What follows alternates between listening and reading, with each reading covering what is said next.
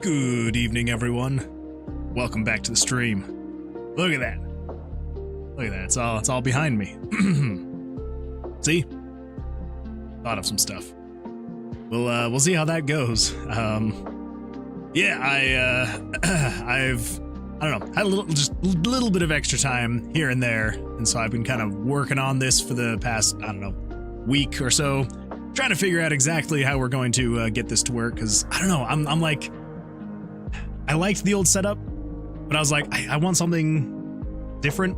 You know, I feel like I need to keep refining what I'm doing, just because, you know, it's all new stuff. It's all new stuff to me, and so trying to get everything working just right, you know, takes a bit to get figured out. But yeah, so finally actually using the green screen as a green screen again. So I mean, it's still not great. You can like see the shadow back there. Like if I move my hand too fast, you can see the green, and well, I've got like.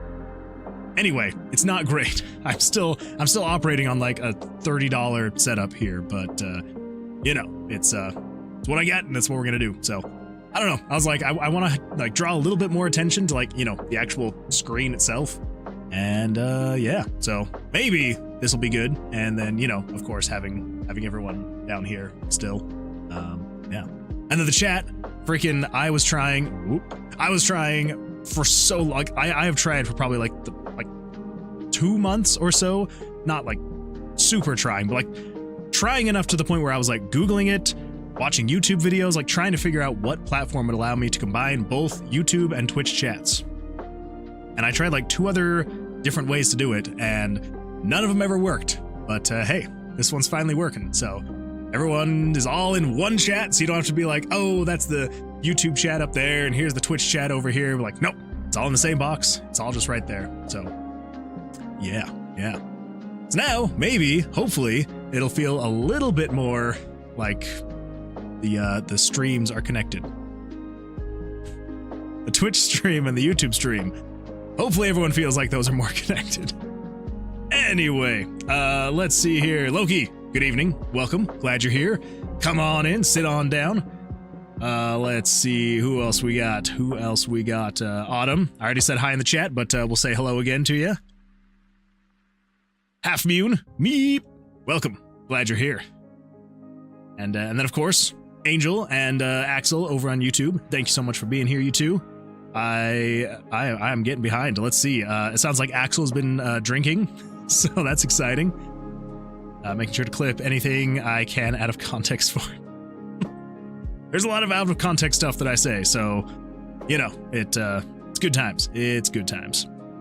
The fonts are a little small, but if I squint hard enough, I can read it. That was one thing that I wasn't quite sure. Yeah, again, the refining will definitely need to come into place here.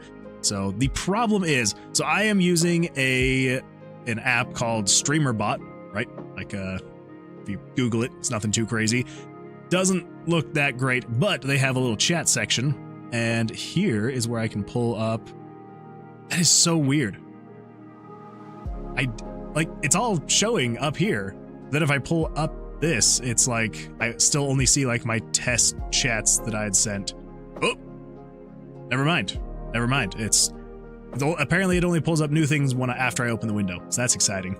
It's a slightly buggy mess, but if I come in here and we come to the overlay, I can do something like, so I can choose the font here. I can't use any custom fonts, so I was literally just like going through one after another trying to find a good font. So I don't know. Maybe there is a better one out there. Maybe Able. Oh, that's gonna be even smaller. So let me do this really quick. Oh, nope, can't do that. Come on, you can do it. There we go. All right, so down here is going to be the font. Let's go until we find a good font. Overpass? No, terrible. Slabo, Assistant, Hind, Techo. Maybe I just need to like increase the font size. I don't know. It's a very difficult thing to get just right, because I'm like, I don't want it so wide that it's taking up way too much of the screen, but I also want it like big enough that people can see, but I didn't want people's messages to disappear too quickly. So maybe we will stick with what I had before, which I believe was Fujala 1. And then maybe we'll just crank this up to like, I don't know, 24? Maybe 24? we'll save that, and then we'll come over here to chats, and we're going to paste that there and hit OK. I don't know. Is that any easier? Any easier to read that? Maybe having the narrow font is the problem.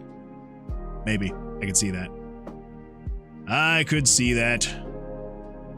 Maybe if we make it slightly wider, it's a little better. Okay. All right. Well, maybe we'll stick with that for now, and we'll see what happens. Yeah, we'll stick with that. We'll stick with the 20-point font. And yeah. Anyway. Well, welcome everyone. Glad you're here. Come on in, sit on down, because we are going to be working on some Grandel stuff. We're going to get some, hopefully, finally, some mini bosses finished, done, and we can move on with our lives. Thank freaking goodness. All right. Just want to make sure. Autumn underscore says, with the thin new font, whenever I switch tabs back here from multitasking and the quality drops, it's much harder to read. Yeah, that's true. If there's ever any quality drop, that font's just going to be completely unreadable. So we'll figure it out. We will figure it out one of these days. I wonder if actually maybe doing something like this could help. What if we set this to 0.3? There's like a slightly darker background behind it. Maybe. We'll see what happens. Again, this is definitely going to take a little bit of, so look at that. My green screen only goes so far. It will take some adjustments and getting used to and all that fun stuff, but we will get there. And yeah, should be a good time. Look, says just working on the offline update for the VPet manager. Nice. Is this like the standalone one that people will just be able to like run on their own? It doesn't have to be being run for like a stream and stuff like that. That'd be cool. Autumn underscore says, I do like the darker background. Okay, good. Yeah, and that was the other thing. I was like, I don't know how dark I want to make the background, because the whole reason why I have the chat window like this is so that it's not obtrusive of things. And so I'm like, well, if I pull up the game and I just want to make sure that it's not hiding stuff too much. It's obviously going to hide the map, so there's not really any way to get around that. But I was also like, I don't know, I guess I could put the chats like below the test play window, so when I'm test playing, you can't see the chats. I don't know. Who knows? We'll get there. We will get there. And maybe we'll completely change the location of the chat. Maybe we'll put in like a smaller chat box. I don't know. I just thought it made the most sense to like put it behind me so that it could take up like the full height of the screen, but not be too terrible. Anyway, all right, here we go. Look says, oh wait, Autumn underscore says, hey Moonman, guess what? What's up? What's going on? What am I guessing? Or should I guess? You got invited to eat some brisket. Chicken butt! Dang it, that was gonna be my second guess. Oh well. Well, now I'm sad for you, because brisket is a really good time. So I'm sorry that it's just chicken butt. Loki says, I was making it its own thing, but I'm now incorporating it into the current one, so it's just a checkbox that is online/offline toggle. Oh, okay. I was making it separate, but now you're incorporating it into the current one, so it's just a checkbox that's online/offline. I like that. The more seamless you can make things, always the better. The less hoops that people have to jump through, the better. So yeah, I like it. Well, I will be excited to see that finished product, that finished updated product. Axel says, I haven't been paying attention. I've been busy playing PVZ1 on my Xbox. What did I miss?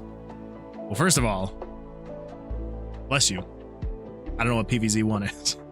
Second of all, I don't think so. We were just kind of talking about the chat, made the text a little bit bigger, so hopefully you can see things a little bit better. I don't know, it's still like difficult to see the freaking oh wait, I discovered this. If I click interact, it's kind of hard to see like this top chat here. See, like you can see a highlight. Yeah, look at that. I can highlight things. Yeah, it's kind of hard to see this top chat, just so I don't know. We'll figure it out. Time will keep on ticking, and I will figure things out, and we will get there, and it's gonna be a good time. So yeah, gonna be great. It's gonna be great. Autumn__ says, you know, I might technically have brisket for lunch tomorrow, but I've never really liked it all that much. You gotta have the right kind of brisket. So when I was growing up in Utah, nobody in Utah knows how to properly barbecue things, right? So in Utah, a barbecue is hot dogs and hamburgers. That is a barbecue. That is what I always knew growing up as a barbecue. And so whenever anyone talked about having a barbecue, it was always, oh, we're gonna go have hot dogs and hamburgers. Maybe every now and then people would like have chicken, but that it was very occasionally. So that was barbecues. And then I went and lived in Texas for 2 years, and then I actually learned what a barbecue is. And I have to say, after living in Texas for 2 years, I have a newfound love for brisket. Like, well-made brisket, if you can find it. It's a little more difficult in Utah, but well-made brisket, oh, so good. It is really good stuff. So if you can find a really good barbecue place, I would highly recommend having some brisket. If you're not a fan, you're not a fan. You know, that's totally fine. I still absolutely love hot dogs and hamburgers and, you know, sausage and stuff like that. But yeah, a really good brisket, super good. Just something weird with the texture for me. All right, well, if it's the texture, then that's totally understandable. I am that way with a lot of other foods. It's the texture that kills me. Like with coconut, I cannot stand coconut. I love coconut flavored things. Like, give me a coconut flavored snow cone, so good. Coconut flavored candy, love it. Coconut itself, can't do it. In the great words of Tallahassee from Zombieland, it's not the taste, it's the consistency. And that's what it is for me. It's the consistency, that texture of the coconut that I just can't do. I just cannot do it. So, oh well. Oh well. Axel says, you don't know Plants vs. Zombies? Okay, I know Plants vs. Zombies. I don't think I've ever heard it referred to as PVZ. Ever. But that's good to know. That is good to know. And that is an absolutely... Wait. PVZ 1. Are you talking about like PVZ Garden Warfare? Because when I think PVZ 1, or in my case, Plants vs. Zombies 1, I think of like the old mobile game. Like the old... strategy, like, you know, drag and drop the things onto the field kind of thing. That's what I think when I think Plants vs. Zombies 1. And I didn't think that was on Xbox. So is it Garden Warfare? Is it like a different one? Axel says, I have a really good brisket recipe. It literally falls apart when you see that is the perfect brisket. If it falls apart when you're like cutting into it, so good. My wife, she found a crock pot, like slow cooker recipe for I'm trying to remember what kind of meat it was. I can't remember now. But we make tacos with it. So good. Such good stuff. I love it.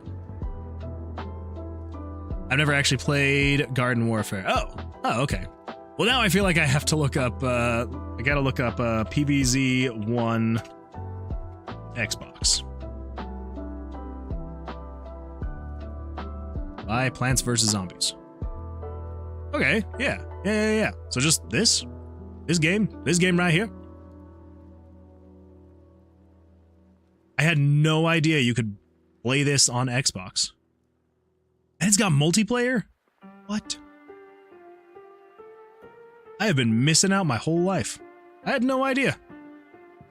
I literally thought this was just mobile game, and that was it. That is a weird looking... I feel like they're all looking in a really weird spot. That guy looks like he's seen some stuff. To be fair, he is literally there just to get eaten by the zombies, so... You know, he has seen some stuff. Anyway, cool. Well, that's good to know. I had no idea that was on Xbox. All right. Well, here we go. And for anyone over on Twitch... Figured I would just throw this out there, especially for you, Loki. I know that you've got a lot of channel points, a lot of mana. There may or may not be some new stuff in there, some new things. maybe some new text-to-speech message redemptions and rewards you can have. So, you know. Actually, I think there's only one new one. There's the text-to-speech. Okay, yeah. Just the text-to-speech. That's the only new one that I was able to add. There are going to be more. But I did also add more, what the frig are they called? Like emojis, emoticons, emotes. That's what they call them on Twitch. There's new emotes. So there should be a couple new ones for anyone who's following. And there's also a couple new ones for, I believe, tier 1 subscribers. So have fun with that. Anyway. All right, cool. Well, let's actually here I will show off all the new ones. Oh no! Oh no! Oh no! Oh no! Oh no! I am so sorry. Hold up! Wait a minute. All right, we're gonna go see a very janky, broken, old scene. So here we go. You ready? You ready for this? Here we go. Look at how broken this old scene is. It's been gutted. Okay, hold up. Don't worry. Autumn__. I will be bringing this back. Twitch alerts. Copy. Let's go back over here. Ooh. And let's put that in there. And let's put this right here. Now, I'm going to replay that for you. Here we go. Autumn_falls_ today says, my favorite is my sprinkler goes like this.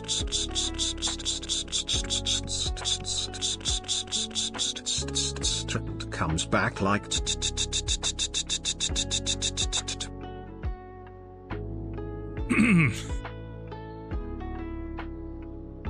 I'm really nervous about what people are going to start saying in this text-to-speech stuff. Very nice. I like it.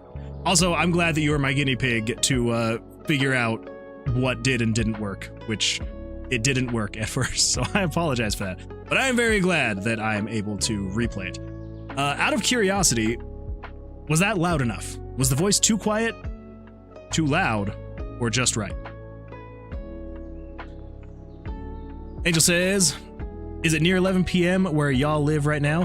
It is almost 9. It is 8:50 p.m. Where I'm at. This is a fantastic edition. Yeah, I did make sure to go through, I believe I set like a 1-hour cooldown. But if that's too long of a cooldown, if you feel like, let me know. I don't know. I just didn't want, you know, some crazy person like, I don't know, maybe someone who's sitting on like 15,000 channel points. Loki. Not naming any names. Not pointing at anyone. Loki. But I didn't want someone to be like, well, let's just go in and have like, you know, 1,000 text-to-speech messages. No, you didn't do anything. You didn't do anything. I'm just saying that there's a new channel point redemption thing, which is a text-to-speech, and I added a cooldown just so that we wouldn't have someone, if they're sitting on tens of thousands of channel points, that they would just come in and just constantly repeat a message over and over and over and over and over again. So I wasn't calling you out, Loki. But anyway, so if the cooldown seems like it's too long, because I think I did set it to be an hour. So if it seems too long, let me know, and we can reduce that. Because yeah, the whole point of it is supposed to be fun, so should be a good time. And Axel says, how much mana is the text-to-speech? It is 500. So I think if I remember right, it was saying on average, most of my Twitch viewers earn about 200-ish per hour. So I was like, even if someone is brand new, joins, then within like 2 hours, you could do a text-to-speech message. So I'm like, I feel like that should be fine. I think it should be fine. Hopefully. We'll see. Angel says the text-to-speech is insane. Perfect. Oh, good. Hopefully one day I can also get something like that working on YouTube as well. I believe that I have to actually like hit my actual like affiliate goal or whatever. Hopefully. We'll see. Because I would absolutely love to do things like that on YouTube as well. And Angel says, I was wondering why the stream is always so late. I'm the weird one. Oh, yeah. Yeah, it's so all right, so I'll answer this question just and then we'll get into it. I promise. We are now almost a half an hour into the stream, and we'll start. I promise. We're just kind of getting all the fun introductions out, and then we will get into the game dev. So for anyone who may be joining who is like, why is there no game dev going on? Here we go. So it is this late because my daughter goes to bed usually around 8, and so just to make sure that my wife doesn't have to put her to bed every single night, I was like, you know what, I can do 8:30 at night is when we start, and yeah. So I know that it kind of sucks for anyone that's in a further ahead time zone, like as obviously for you, Angel. Also, is it Angel? I just want to make sure I'm pronouncing that right, and it's not like Angel. Let me know, because if it's Angel, I can say Angel, but if it's Angel, I'll keep saying Angel. And then also for, you know, Autumn__. I know that Loki's a little bit ahead of my time. Axel's ahead of my time. So, you know. Loki says, wait, you do game dev on this channel? I know. If you were to tune in to, like, you know, the first hour sometimes of some streams, or even, there was actually one that I was going back, because again, you know, I will re-watch my streams at like 2x speed on YouTube, like during work and stuff like that, just like listening to see if I can take little clips for my YouTube shorts. And there's a lot of talking. I do a lot of talking. I was like, holy crap, I did not realize how much talking I do on the streams versus game dev. So if it's too much talking, let me know. I will calm it with the talking. Anyway, Jesse says, hello, Moon Man. Hello, Jesse. Welcome to the stream.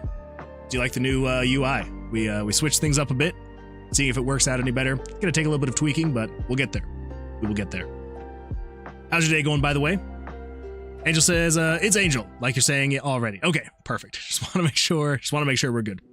With premium, you can watch videos at 4x speed. I don't think I'd even be able to understand. I'm a pretty slow talker, I feel like, most of the time. I don't think I would be able to understand a single thing I was saying if I was playing at 4x speed. Yeah, not a chance. I would not know what was going on. It looks a little awkwardly stretched, but it's fine. Wait, what looks awkwardly stretched? Chat? Screen? The screen? That one back there? The chat. Oh yeah. Yeah, the font that I'm using, so it's a condensed font. So I'm trying to fit as many words as possible per line, and so I was like, what if we do a condensed font? Maybe doing a condensed font is not a good idea. So I will probably look into changing that and seeing what else we can do. So we'll see. This says, my day has been rough. It's been a rough day, but I'm okay.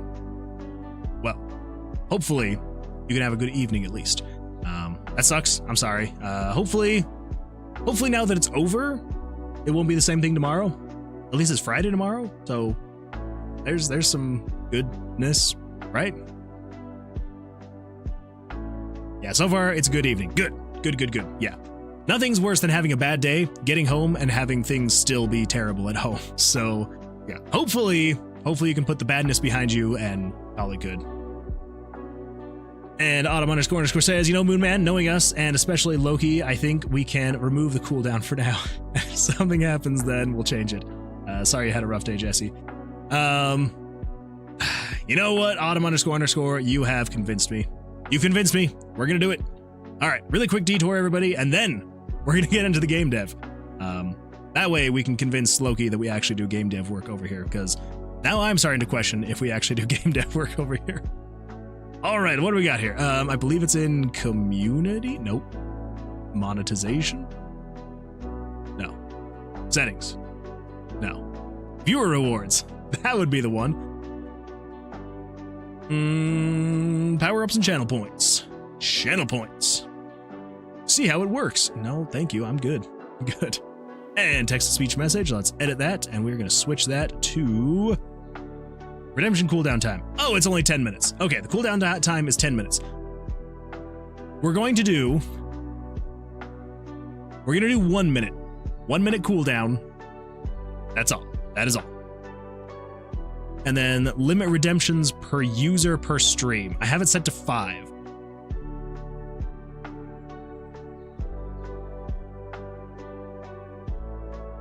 I'm going to trust everybody over on Twitch. I'm trusting you all. I'm removing the limits on the amount of redemptions per user. If it gets to be too much, I'm going to have to put a limit per user. But yes, I feel like a 1 minute cooldown's good. That way we can all enjoy whatever fantastic message people have posted. Also, / give me time to get in here and cool down, add a cooldown if it's getting too much. All right, let's save that. And now we should be good. All right. And Loki says the game dev is a lie. It's true. Does anyone have the B movie script handy? No reason. I don't usually keep it handy, but no,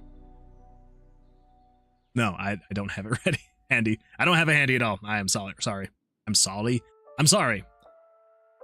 Oh yeah, that's right. I don't think anyone answered the question. Was the all right, Autumn __, you're gonna have the time of your life now. We're going to replay your text-to-speech message. Everyone let me know if this is too loud. Never mind. Autumn _falls_ today says, the lawnmower goes she vavavoom share and rice burners go wow wow wow wow ow ow ow ow ow ow ow ow ow ow ow ow ow ow ow ow. Uh-huh. That they do. Okay. Was that too quiet, just right, or too loud? Let me know. Like on my Twitch alerts, it's like showing as being like right around how loud my voice is. So also, I'm kind of sad that it doesn't actually show the message. I thought it would show the message. Like it just says Autumn __ says, and then I thought it would show the message. Apparently not. I may need to look into that and see what's going on. Anyway, Axel says, quick mead update, by the way, still fermenting, no major changes. It hasn't burst yet, right? Hopefully. But yeast is building at the top. I will need to replace the fruit in a few days, however. Oh, yeah, that's fair enough. That happens. Was that a good example of loudness, Moonman? That was an absolutely fantastic example. I appreciate you redeeming another 500 channel points just to help me out with the audio level. So, thank you. As long as it wasn't too loud or too quiet, we'll keep it where it's at. Jesse says, and hopefully not bad. Wife and dog were sick, so I was up all night, literally. Ugh, that's even worse. I am so sorry. Is your wife feeling any better, though? And your dog? And hopefully you don't get sick. Axel says, I feel sick myself, but that's because I haven't eaten yet and drank way too much. That would do it as well. Also, Jesse says, limiter removal. The raptor fences are down. I know, we gotta be worried. We've worried and cautious because who knows? There's some crazy people over on Twitch who could have way too much fun with that. Axel says, yo, I found you out, Autumn __. I found the Reddit post you found your TTS message from. You've been discovered, Autumn __. You've been found. Now we're gonna know all of your plays. Yeah. This says we need to fix that TTS. It said her name wrong. Oh, it did? Did it just say Autumn? No, I don't remember. It's easier to plagiarize than be original. That is true. And Angel says, time to get some sleep. Have a great night /evening/night, everyone. Angel, I hope you have an absolutely fantastic evening. Go get some rest. Hopefully you have a great rest of your week, and we will see you, hopefully, on the Sunday stream. Good luck. And just says the wife has flu, but is a bit better, and dog is feeling better after puking up the random stuff wrong. That's fair. That is fair. It said Autumn _falls_ today. That's wrong. I mean, from a technical standpoint, that is correct. But as far as a me standpoint, it is just Autumn __. So it did say it wrong, technically. We gotta fix it. We've gotta fix it. It should know better. It should! It's like, come on. All the great advancements we've made in technology, and it can't even get the name right. Oh well. All right. We're gonna get into some game dev stuff now, so buckle up, because it's gonna be fun. It's gonna be an absolute blast. All right. Hey, look at that. Look at my stream elements. That is what you're seeing on the screen right now. all that goodness. All right, let's come over here to Tomb of Versilius.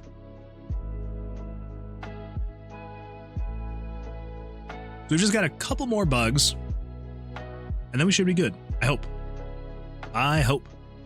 Look, says, oh, I did update the arcade project a bit. Now the windows on the doors leading into the arcade has actual depth. Very nice. I feel like that project's coming along pretty quickly, which is absolutely fantastic, considering it seems like you are working on quite a few projects at once. So I would take my hat off to you if I had one. Could have sworn I had a hat down here. I will just salute you. Salute you. Good job. You're doing great work. All right, here we go. Let's get into some game dev stuff, shall we? So we need to process the enemy soft hand sooner, then add a short wait after new numbers are showing. I think we were almost done with that one. We're gonna see. We're gonna see. And then the bug of it drew player cards but didn't update the total draw value variable when the monster had a blackjack. That is correct. All right, so I have got 2 Tomb of Versilius open, so let's just have 1 open. There we go. Look, says, who said I had a half dozen projects at once? Liars, all of them. It's true. I can't remember where I heard that rumor, but I heard it somewhere, and I was like, that can't be right. Loki is one that I know to do 1 project at a time and not do anything else. 1 project, and that's all. 1 and done, as I always say. I said that once. All right, here we go. On to the bugs. So the first one, which is, let's do this one actually first. So the bug, also the other reason, really quick side tangent, the other reason why I wanted to make the screen a little bit bigger was so it would hopefully be easier to read text on screen. See what's going on a little bit better, maybe. Hopefully we actually accomplish that. Fingers crossed. Okay, moving on now. So, bug, it drew player cards but didn't update the total draw value variable when the monster had a blackjack. That is true. Okay. I also got a freaking hangnail and it is driving me nuts. So where would that be? So here it checks. So it draws the card, does all of that fun stuff. Here's where it actually checks the blackjack. If there is a blackjack, it comes in here, does all this stuff, yada, yada, yada. So it waits for 30 frames. Would we have fixed that though?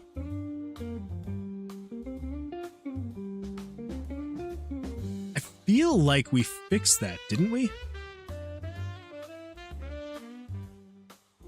I don't know. Let's see. We're going to set you to 1-1, and we're going to set you to 9 and 10.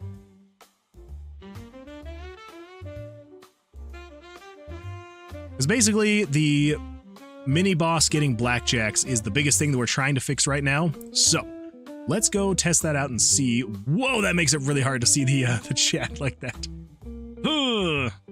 Something else I was thinking we could maybe do is we could potentially have we could maybe have the chat like running along the bottom here instead of that stuff. I don't know. We'll figure it out. We will figure it out. All right, so let's find out where the mini boss is. The mini boss is in room 21. So let's head over to room 21. Oh, come on. Okay, so the mini boss should be in here. There's a high chance they're going to draw blackjack. So let's see what happens. So we get our numbers. They've got a blackjack. Okay, so it's... Oh, okay. Okay.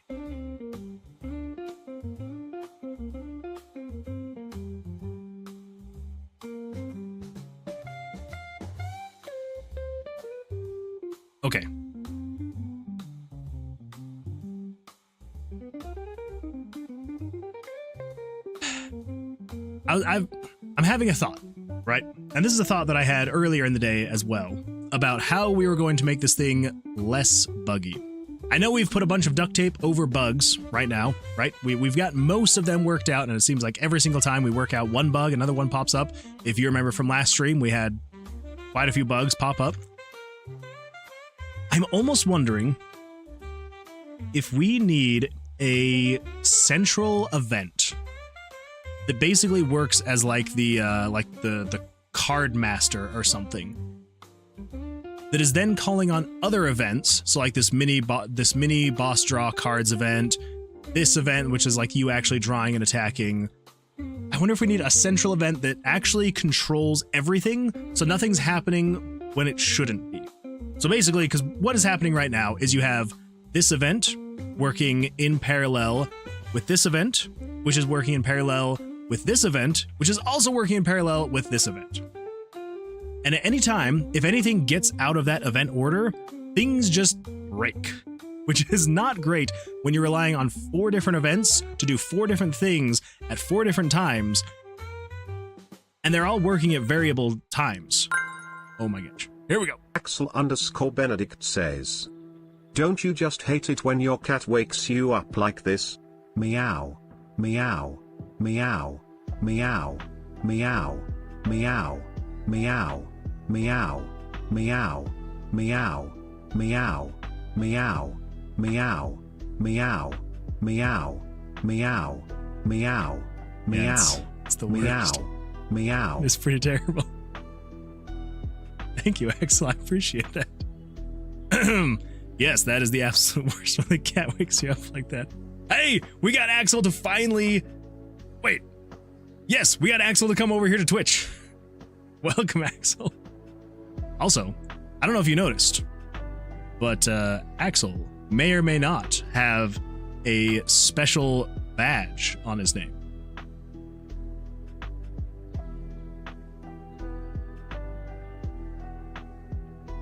Yeah.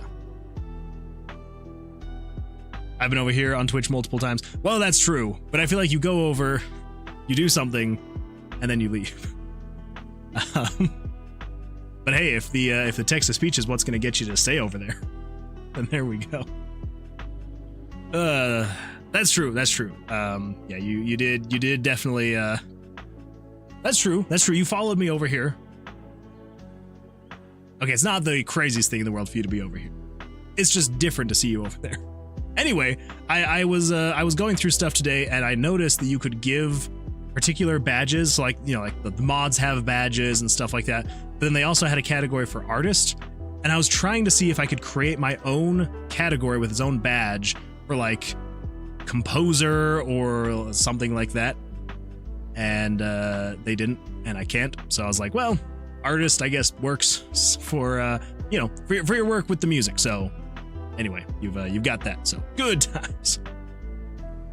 And I couldn't agree more. Autumn__. I definitely hate when that happens. It's terrible.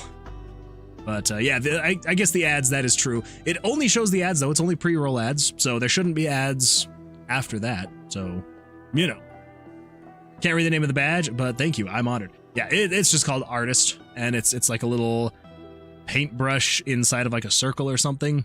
I don't know. It's way too small to actually really see what it actually is, but yeah, good times. Good times. Can I have a special badge, and can it say mod? Maybe. I'll think about it. Well, I have been thinking about it. I'm going to continue thinking about it. And maybe I should put a redemption of like 20,000 channel points, and if you redeem 20,000 channel points, you can just automatically be a mod. No, I definitely will need more mods. I need to look into like what powers a mod actually has before I start handing those out to people. So, yeah. And Axel says, oh, I forgot. Oh, well, I'm here. May as well stay. That's fair. That's fair. Well, either way, whichever platform you prefer, that's the one that'll work. I'm a mod in his Discord. I should be a mod in his chats too. I mean, that is true. That's true. You are a mod in the Discord. We'll see what happens. That's a cat for sure. It really is. It 100%. It 100% is. I've woken up way too many times with our cat just sitting outside the door, meowing, doing crazy stuff. Terrible. Terrible. And it just says you can decide mod powers. Make like mod, mega mod, ultra moon mod, the dark side of the moon mod. Be a good way to go. I know that you can set those up on the Discord server, and I have those set up. I've got like 3 different tiers of mods. I guess I just need to look into the actual roles on Twitch as well. Yeah, the only person that I've added as a mod so far on my Twitch is my wife, and that's because I was like, well, I do kind of trust you, so I was like, I guess I can make her a mod. But yeah, we'll figure it out. We'll get down to the bottom of it, and we will figure it out. It's gonna be a good time. Also, it's really weird to know that like you can see so much more of myself over here. Not me over here, but like my hand up to that point apparently. Kind of trust your way. Yeah, kind of trust my wife. I guess I'll trust her to be a mod. Maybe. Maybe. All right. Okay, so how would that work? If we had like a central event that was controlling the other events.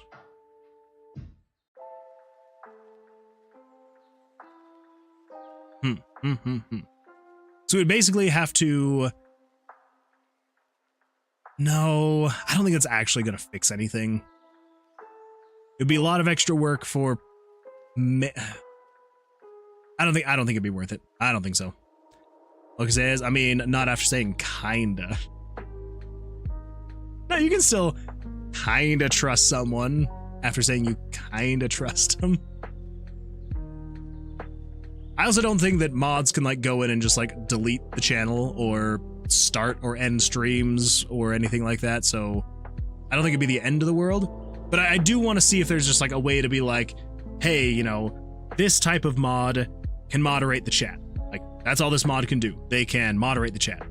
This kind of mod can moderate the chat, and they, you know, have the permissions to add channel point rewards and adjust things and all that fun stuff. So, again, I'm definitely gonna have to check and see, because I'm like 99% sure it's possible, because I know that bigger streamers do stuff like that, where they've got like, you know, they've got, you know, 20 chat mods where they're going through just the chat and moderating that, and they've got other mods that kind of like more run the channel's back end a little bit more. So I don't know. We'll get there. We'll get there. All right, so let's look into this. So the bug itself is not if the player drew cards but didn't... It drew player cards, but it didn't update the total draw value variable when the monster... Not when the monster... After the monster had a blackjack. Yes. But here's what I want to know. And then this is where it's going to get a little difficult. So let's do this. Let's maybe set that to 8. I want to make it less likely to draw a blackjack. New game, here we go, next. So I want to see if it will update the numbers if they do a blackjack and then the next one is not a blackjack. Because then we'll see where the actual broken part is. Which should hopefully be easy to find. So, they have a blackjack, yada yada yada. They don't have a blackjack, and it gives me that. Okay, alright, alright.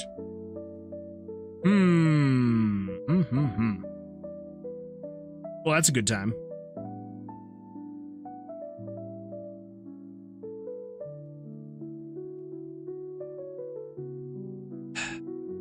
Okay. So if it... So when you have a blackjack twice in a row, it will not update your draw value, even though it draws the cards. So when it draws the cards, goes through all of this.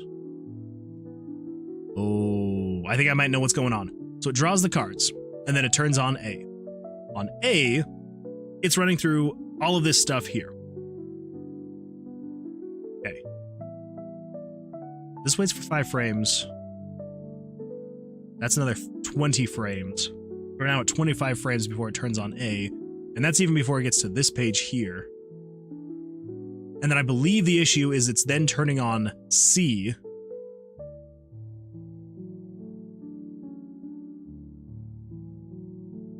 Right? So if we come in, whoop, no. Yes. There we go. If we come in here, we check and see, it is a blackjack. It is turning on 96C.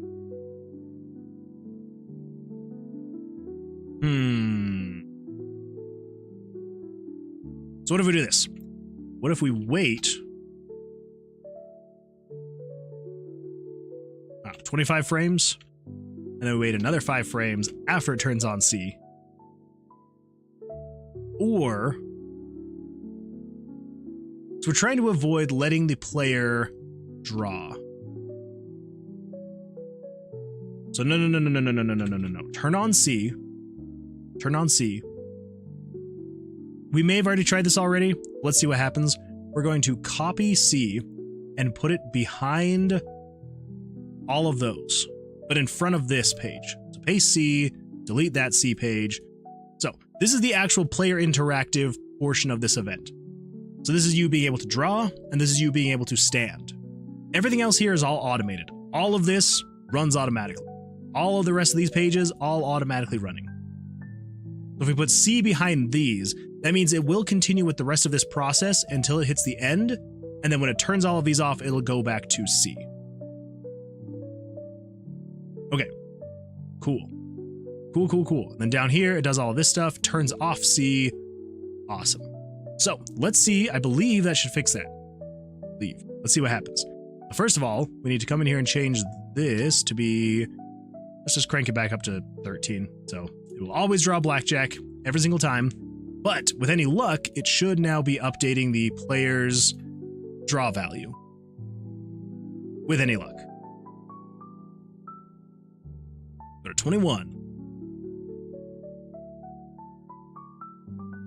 Come on. Come on. Let me get to 21. Okay, here we go. Oh dear.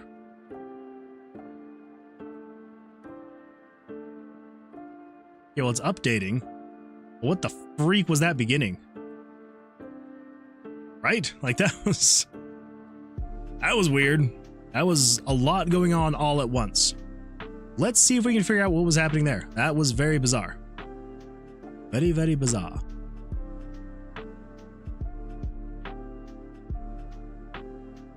Okay, gone.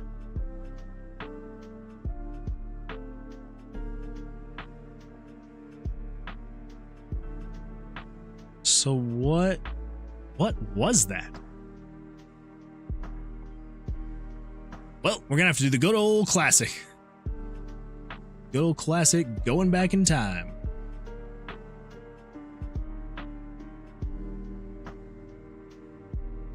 All right, what was happening?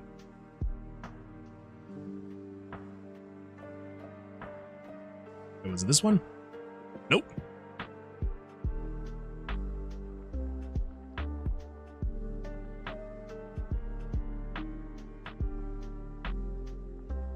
Okay. It draws, and it instantly attacks me.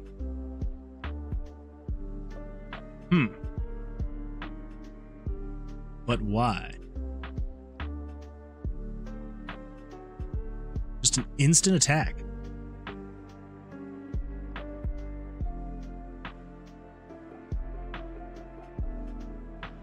And then it does it proper. So how many times did it do it? The first time. And then it did like a weird draw, like double draw there. Okay, let's see what's going on here. First and foremost, though, I am going to change my max HP to be like 50, not 810, 50, just so we have a little bit more overhead for the testing. Just so. Let's go into the tomb. Let's figure this out. Just says, if you want a basically useless mod that you send in like a sledgehammer to ban people, let me know. I'm not afraid to make people mad at me, but I don't have time for regular mod duties. No, you're totally fine. No worries at all. And here's the thing, though. And maybe this is like the wrong way to do it, but I feel like there's not enough that happens in the chat that I would need someone to go through like banning people a ton. But I don't know. Again, like maybe it's wrong of me for me to be like, oh well, there's not anything crazy happening in the chat, so we'll just leave it as is. Because then maybe eventually it's going to get to the point where there is crazy stuff happening in the chat, and then I have no front line of defense. So I don't know. We'll see. We will see. We'll see what happens. Because yeah, right now it's basically just that daily stream boo thing that comes in and they're like, buy viewers. And I'm like, no. No, no, no, no, no, no, no, no, no. Not at all. Okay. I do it for my wife and a few other servers. Oh, okay. Yeah. Yeah, and it's like not that crazy. And again, like that's probably where I would start anyway, is like, you know, say specifically for like, you know, autumn __. I would probably start with, you know, you'd be a mod that could ban people and delete messages. And that would kind of be where we'd start. And then if the need arose for like something more, then we'd look into something more. But yeah. Yep. Anyway, cool. Well. Oh no, Stream Boo Guy is part of the community. It sure seems. I mean, they keep coming back, so maybe they do just really want to be a part of the community. They're just doing their job, but they want to be part of something bigger. I don't know. Autumn __ says, I'd have so much power. It's true, you could technically just go in and just like ban anyone that started trying to chat. It's a lot of power. That is a lot of power. Okay, let's figure this out. So the first thing it does, it draws the cards, sets the values, moves the pictures, yada, yada, yada. Okay.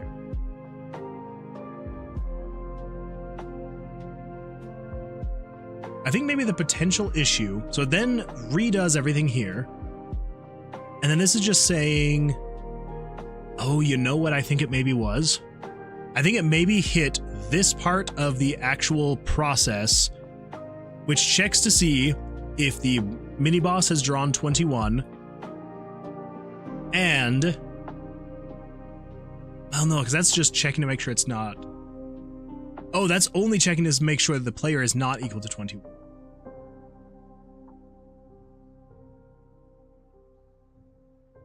Still should have waited. That's what I'm the most confused by, is that it still should have waited. Oh my goodness! Axel has cheered. One bit. Were just cheered.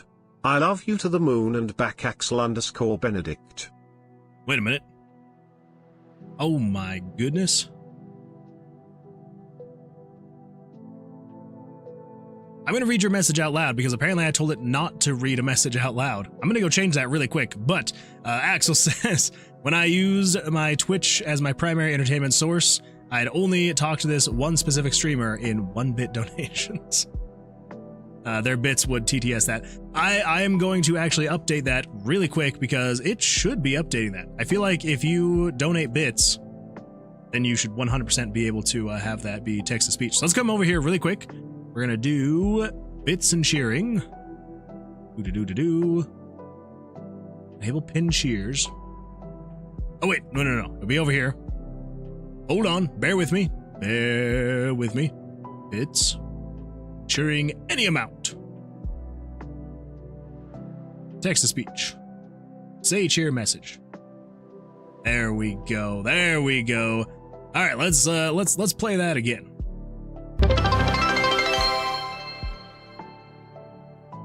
One bits were just cheered. I love you to the moon and back, Axel _ Benedict. Back when I used Twitch as my primary entertainment source, I'd only talk to this one specific streamer in 1-bit donations. There we go. See, it's those kinds of things that I just don't ever know is going to be a problem until it happens, and then I know it's a problem. So, oh no, I have 244 more text-to-speech messages. Lay it on me. That is a good way to go about it, is just doing the 1-bit donation. I like it. All right. Okay.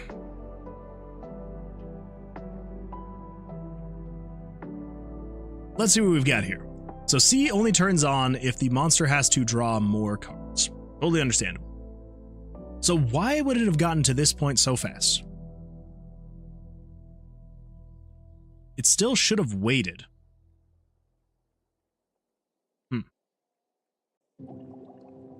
Look, it says, see if you had blurp set up, then we might have some fun. Is blurp the oh my gosh, what's it called? Freaking, oh my gosh. The VPET stuff. My brain was scrambling. Is blurb the VPET stuff. Sound clips.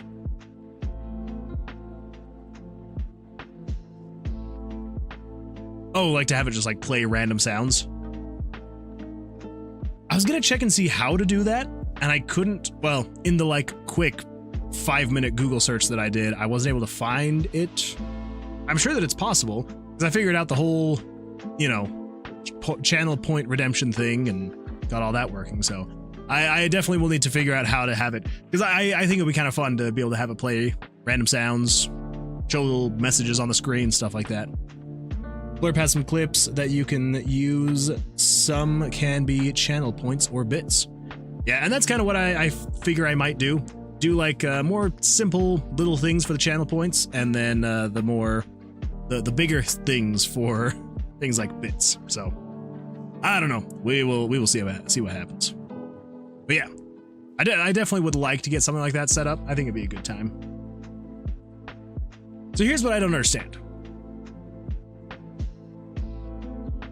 Oh, well, no. See, it has to be, it's checking if variable 82 plus 501. So 82 is the monster total card draw value, and then 501, which is the mini boss card 1 value. So it's basically saying, hey, is card 1 and card 2 equal to 21? And is variable 35, which is the player's draw value, so 35 card total value, and is that not equal to 21? So long as the player doesn't have a blackjack, and so long as the monster has a blackjack, then it goes in here to blackjack. Does all this stuff. Great. Absolutely fantastic. If not, then just do all of that, turn on B. So if B is on, it should go to this page. So why would that have attacked? I don't understand it.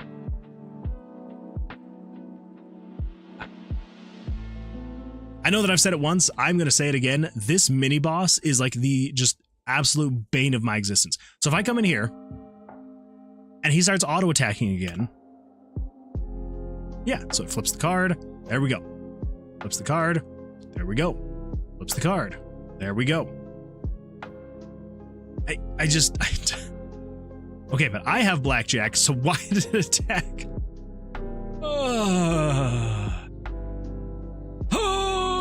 Okay.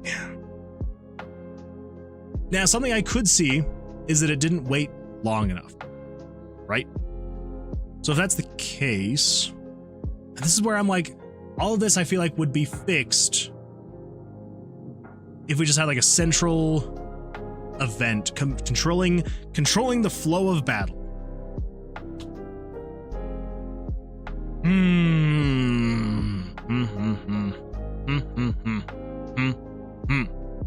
Look, says you can also set up your own if using sound alerts, and that's kind of what it's what I was seeing that you could do, is like setting up your own alerts for things like that. So just having it play random sounds and all that fun stuff.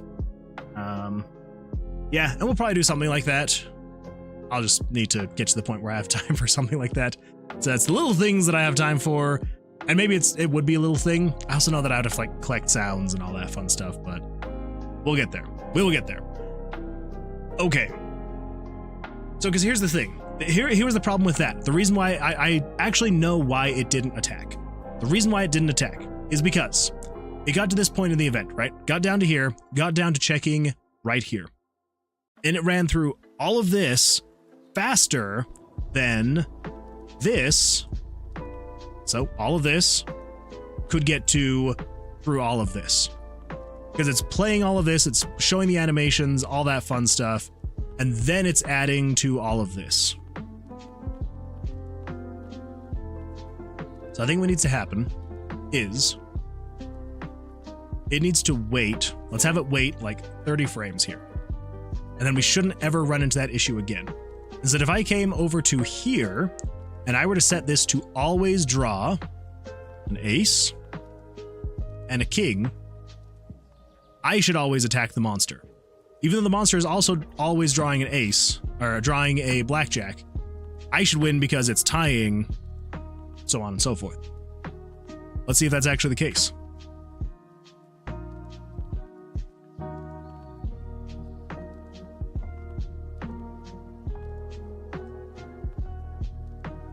There we go.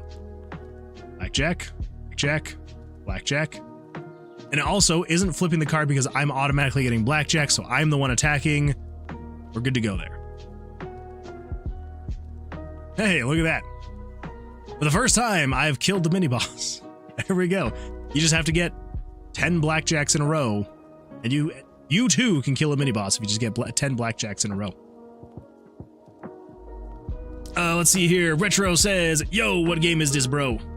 This is a game we're making about blackjack and dungeon crawling and roguelite and /roguelike stuff. So yeah, it's coming along. It is definitely a work in progress, so hopefully it's not too janky looking, but yeah, hopefully that it's not in a great state right now to show off, unfortunately.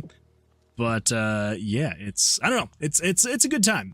Anyway, yeah, so it's a dungeon crawling roguelike, and you fight monsters with blackjack. Oh my goodness, Axel. One bits were just cheered. I love you to the moon and back, Axel_Benedict. You finally beat your own game, congratulations. Thank you. I appreciate that, Axel. I did finally beat my own game. It just took me cheating so that I got 10 blackjacks in a row. Oh, well. It happens, though. Just says, I think if you get 10 blackjacks in a row, the casino kicks you out. Yeah, that's true. Should I keep a counter? So if anyone just ever accidentally gets like 10 blackjacks in a row, it just kicks you out of the tomb. And they're just like, no more. Like, you don't get to play anymore. Oh my gosh, come on.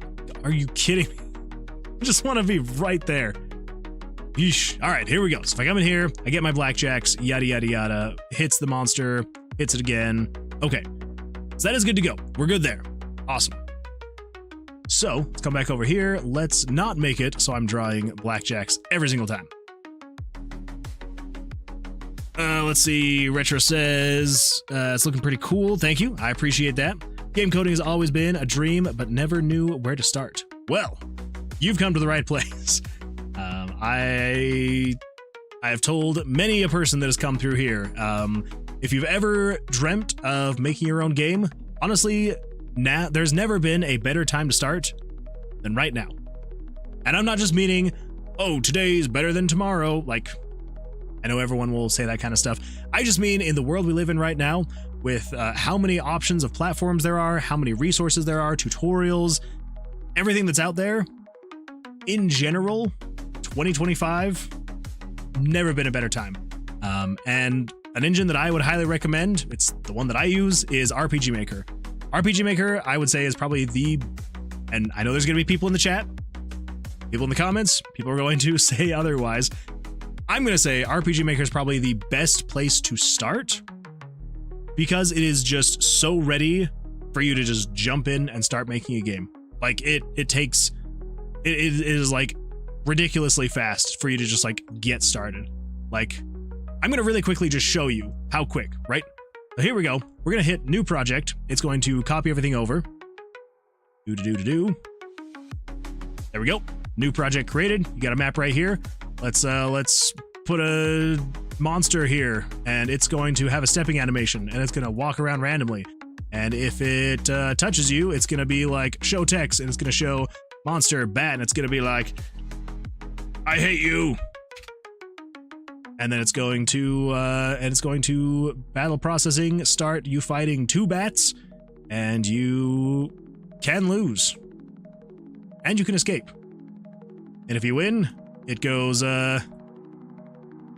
monster, you have bested me.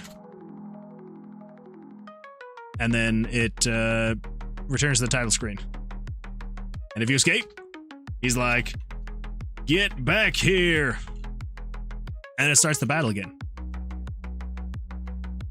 Or we'll just have nothing happen. And if you lose, not only we're not going to return to the title screen, we're going to give you game over. There we go. And then we're gonna hit play. And there we go. We can walk around, we're doing stuff, we're running, yada yada yada, and we got a freaking bat that if we touch it, it's like, I hate you, and you get into a battle, and oh no, a bat emerged, and you can be like, oh my gosh, it just crashed my Alright, here we go. We're just gonna turn that up. So at least there's some audio. This freaking media player crashed. Be like, fight! And you're like, kill the bats. And the bats just start killing you, and everything's going crazy, and oh my gosh. Anyway.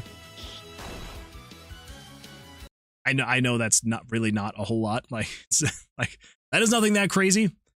But the fact that in, like, what was that? Like, a minute and a half, you can create a brand new project, just create an event, have it start talking to you and moving around the map. Like, I know there are other engines out there that can do that. 100% there are. I'm not saying that no other engine can, but I am just saying, like, you know, it's pretty good stuff, and you can very quickly just get started. And yeah, so I would personally highly recommend using RPG Maker. It often goes on sale for very cheap, and yeah, it's not bad at all.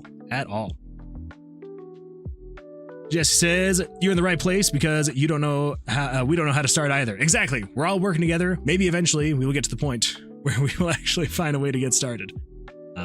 Anyway, yeah, so RPG Maker MV is one that I'm using. There is a newer version called MZ. It looks basically the exact same as this. It just has, like, you know, some bigger upgrades, some smaller upgrades. And yeah, but it often goes on sale on Steam. Like, if you just keep an eye out during, like, summer sales, winter sales, things like that, you can often find it on sale for like 80% off. So Retro says, thank you, I'll definitely check it out. And can we make special skills? Yeah, and the great thing about RPG Maker is that even though everything just, like, comes out of the box ready to go, like, they come, like, with pre-made actors, classes, skills, items, weapons, armor, like, they have an entire database just, like, ready to go. But all of this you can, like, swap out, you can change, you can get rid of, you can import your own custom stuff. It, you know, if you ever get deep enough into it, it's got a whole plugin manager where you can find custom JavaScript plugins to change things. Because, like, as you can see, like, this is what RPG Maker games look like, right? They're top-down, classic style looking RPGs.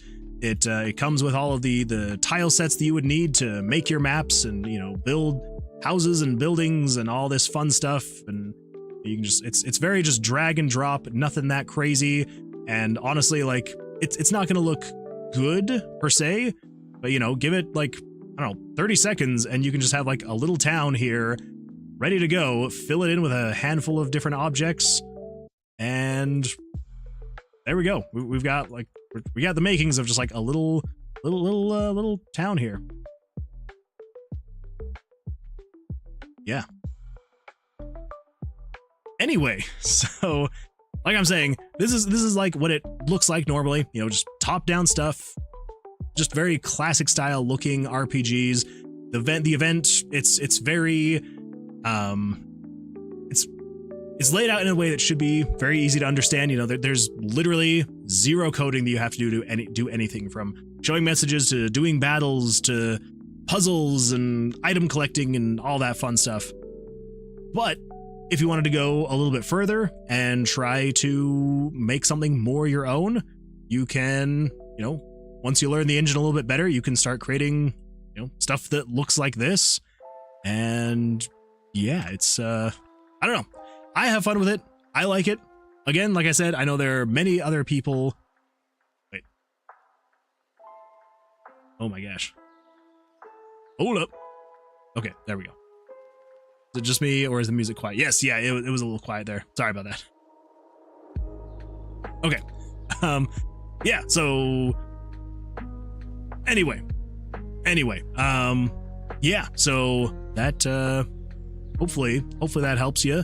That's what I would highly recommend. Again, like I said, there's plenty of other engines out there that you could learn that work almost the same as RPG Maker. That, you know, they don't have the entire marketplace of easy visual coding, visual scripting, stuff like that. There's one, what's it called? Expedition 33. There's one called, I think it's a JRPG. All right, what is it called? JRPG Studio? What it's called? SRPG Studio. Nope, that's just the backgrounds. SRPG Studio. So this one functions very closely the same way. You know, it's all visual scripting, nothing that crazy. It comes prepackaged with all the assets you would need. You know, pre-made dialogue, ready to go, battle system that works slightly different than how RPG Maker works. So anyway, yeah, great resources out there. Would highly recommend using something like that, especially if you're just trying to get your feet wet and figure out, you know, what you want to do. Anyway, I will end my long rant there. Retro says, thanks, man. See, will definitely subscribe. Oh, thank you. I appreciate that. Very much so. Thank you. Axel says, yeah, no, the game looks amazing. The game's looking amazing. Thank you. Thank you. Jesse says, I like that I found out about that, like, after I build a strategy game from scratch in C++. Yeah. Yeah, there's definitely easier ways to do that nowadays. But hey, now you can actually say that you built a game. A strategy game, no less, in C++. So it's impressive. Not many people can say that. All right. So where were we? Drawing player cards. That's right. That's right.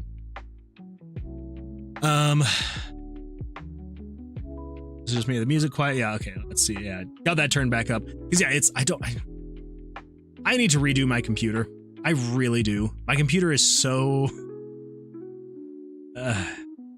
I committed the ultimate sin when I bought my computer. So this is the first time I've ever bought a pre-built computer. I've always just built my computers. I've always thought it was fun. Get it for cheaper, all that fun stuff. This time I was like, you know what?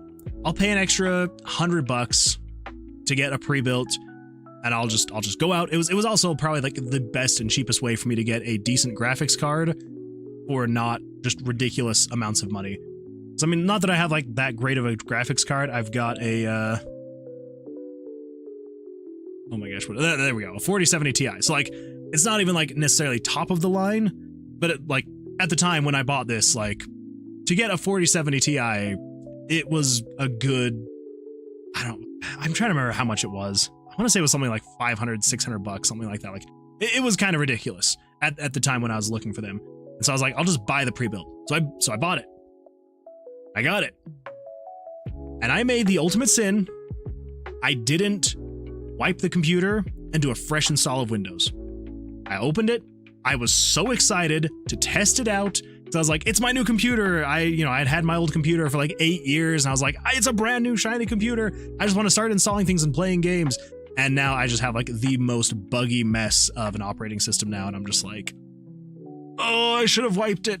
I should have wiped it. So now I need to wipe it, but I'm like, it takes a long time. For anyone that has ever set up a computer from scratch, it takes a while because you gotta back up all your stuff. You gotta reinstall everything. You gotta set everything, all the settings back to where you had them. So I just haven't done it yet. And so my computer's a buggy mess. Anyway, hey, there we go. There's the scriptural woodcutters for best viewers on streamboo.com. I know you can't see it on the chat up there, but we've got our likely ban evader. Get out of here. I'll come back next time because we love having you here. All right. And Axel says, my nephew made a game in Scratch. Scratch is also a great way to start as well. It is mostly geared toward like younger people, but if it's where you want to start and where you're going to learn, like there's nothing wrong with using Scratch to get started. Not at all. Look says, time for Linux. I have thought about dual booting. I have thought about installing a, I'm trying to decide on what distro I would go with though. And that's my biggest thing. Because anytime I talk to any kind of Linux person, they're all very opinionated on what is the correct distro to use. And so I'm just like, I don't know. Maybe one of these days. I know that if I would just use like Ubuntu, it would be fine. But I don't know. We'll see. Just says, it's okay. I like doing it the hard way. I feel like I'm the same way. Trying to make things like this in RPG Maker. You and I, we are very alike in many ways. So, the actual drawing of the cards and them not actually adding. I think we fixed that with the wait time here. Pretty sure. Pretty sure. I adjusted this, right? Nope, I did not. 1 through 13 and 1 through 13. There we go. There we go. Autumn underscore says, I should sleep now. Night Moon Man, thank you so much for being here. I appreciate it. Go get some rest. Hopefully have a great night. And we will see you, hopefully, on the Sunday stream. Hopefully. Good luck out there. Yeah. And you're totally fine. You do not have to apologize. I know that now is not the most ideal time for a lot of people, so totally fine. Yeah, no worries at all. All right, let's pull this up and let's take a look and see what happens. Look says, I'm using Pop OS on my main rig, but I have used Manjaro, Mint, and Garuda. The only one out of those three that I've ever used is Mint. I really liked Mint. I felt like it was very clean. Not enough to actually use it, like, full time, but I did think it was pretty clean. There was one, and I'm trying to remember, I think it may have been called, like, Jelly OS or something like that. But I remember, and this was like, probably 20 years ago now at this point, but I remember I just absolutely loved it, because as you would, like, move the window around, it would, like, wobble around. I just thought it was, like, the coolest thing back when I was, you know, like, early teenage kid. My cousin was showing it to me, and I'm just like, this is so much fun. It was so cool. You know, comparing that to, like, Windows XP, I was like, this is just so much fun. I love it. I highly doubt that it's around anymore.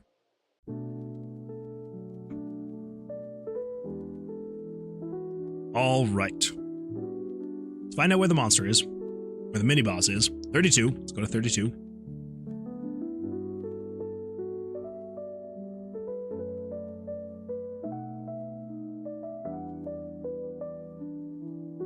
What is with that double draw?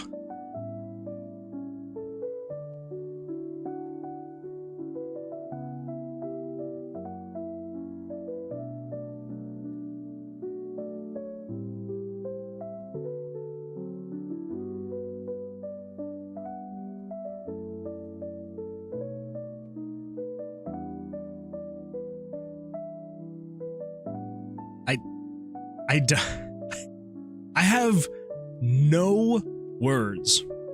No words at all.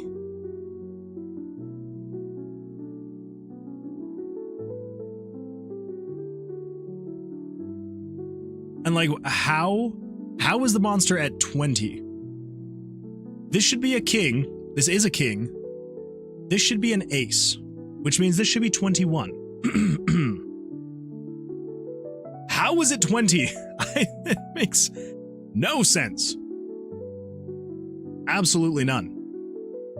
Like, it baffles the mind.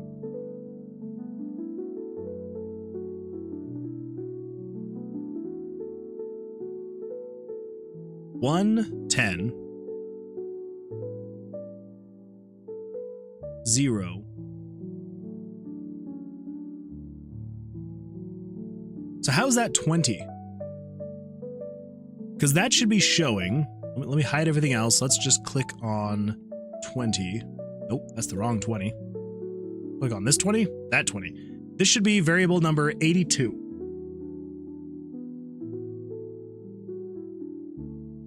So how did 82 become 20? 82 is indeed 20. All right. Realizing the numbers are kind of difficult to see because they're like behind the chat. But they're there, I promise. So 82 is 20. But it shouldn't be equal to 20. Because 82 should be based off of hard 1 value, which is a 1, hard 2 value, 10. 0, 1. Okay, even regardless of any of that, it seems like it's getting back to this page. So it's doing cards drawn +1, cards drawn +1, which would put you here. And then something somewhere is resetting the monster cards drawn.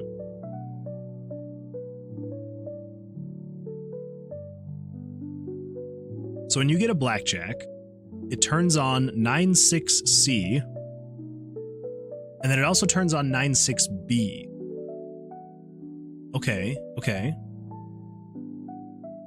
So then if 9-6B is on, which is this page, goes through all of this, jumps to bust, waits for 20 frames, goes through all of this, gets rid of the cards. So what if we say, and this is just out of curiosity, let's grab that. We're just gonna say conditional branch if game self switches dot value 96B is false. Will that actually work? Because 81 is monster cards drawn. But over here, if B is on, it runs through all of this stuff, gets rid of the player cards, and then erases the mini-boss cards, resets all those variables. So basically we just want to say, hey, if it is still running through this event list, this event process, do not start drawing more cards for that yet. I don't know. Maybe that'll work. Maybe. We'll see. We'll see what happens. Who freaking knows at this point? Who freaking knows? 41.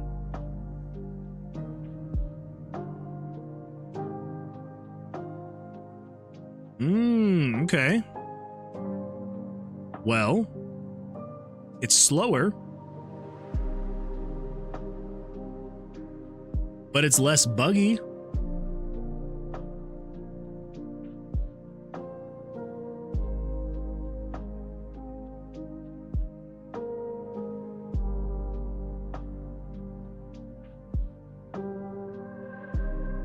Okay. Well, that's on the bright side. It's not so buggy, so that's freaking good. So here's the question, though. Is there ever a time that I could just start drawing more cards? There is.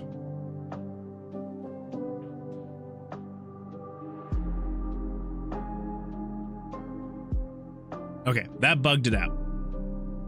Cool, good to know.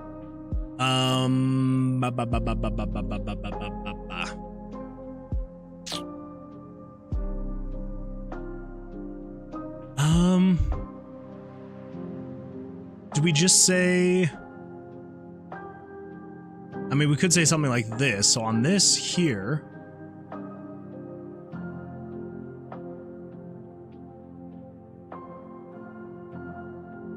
we could do another. We could just say conditional branch if 15A is false, then you can do this stuff. Is that going to select everything? Yes. Cut that, put that there. So that way you can only draw if the monsters cards aren't actively being drawn.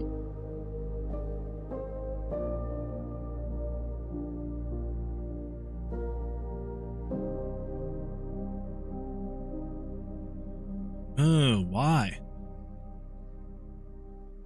Wait, is it event 15? Yeah, 15. So 15 is false.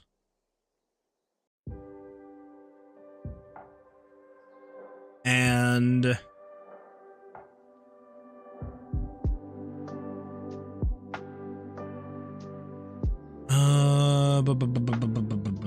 what would be another thing we could add here?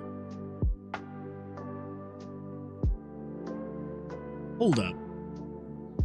915A is false.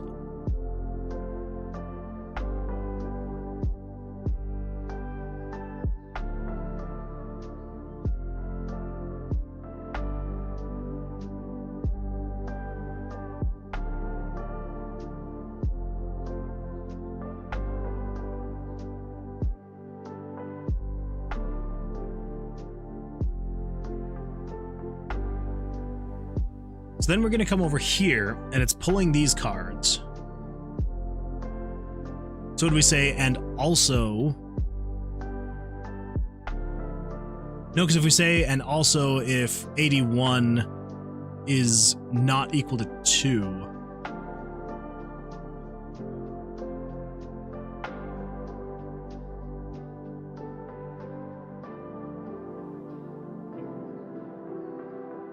Trying to think of what kind of conditions we could put here to make this more functional. We could do... I don't know. I don't know. I'm stumped here. We want you to be able to draw the cards, even if the monster has 2 cards drawn.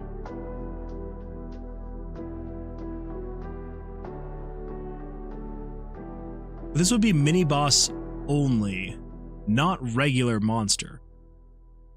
So we could say, and if 81 is not equal to 2,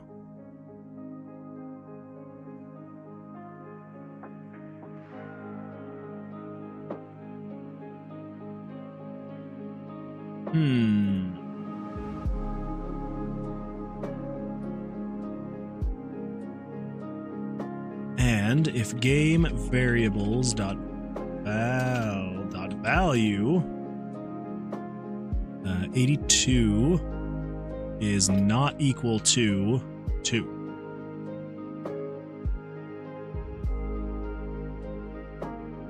Yeah. We may need to add another condition there, but I think that should keep us from being able to draw on the mini-boss. Yeah. Actually. No, because there's that 30 frame window. Okay, 38. Let's go to 38. So, draws. We draw, it draws, it attacks. I can still draw there, though. Then that gets all bugged out when I'm doing this stuff. Okay.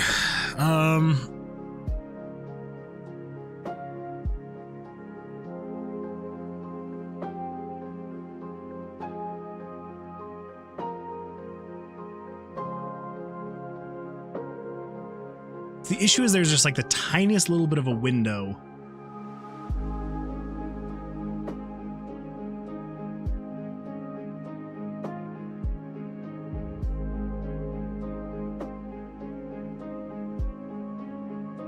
So if A is false, does that mean so if A is true? Yeah, okay. All right. So if A is false, then you can do this stuff. But A is true here, so it shouldn't allow you to be drawing anything. And then when it switches to this page, variable 81. Oh, that's where I messed up. I said variable 82 is not equal to 2. It's all good. That's JavaScript for you. Oops. No, that's incompetent developers for you. That's all that is. Come on. Let me get up to 40.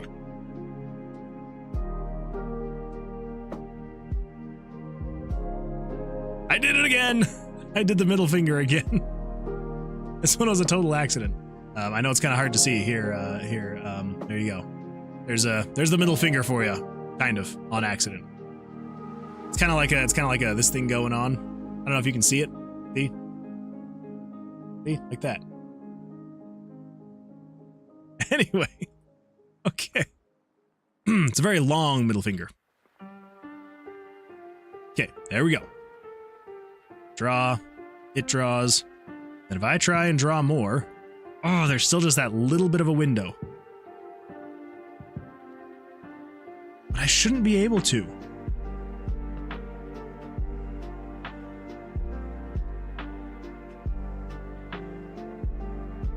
Okay, let's find out why that's not being turned on in the first place. It should be turning on A anyway.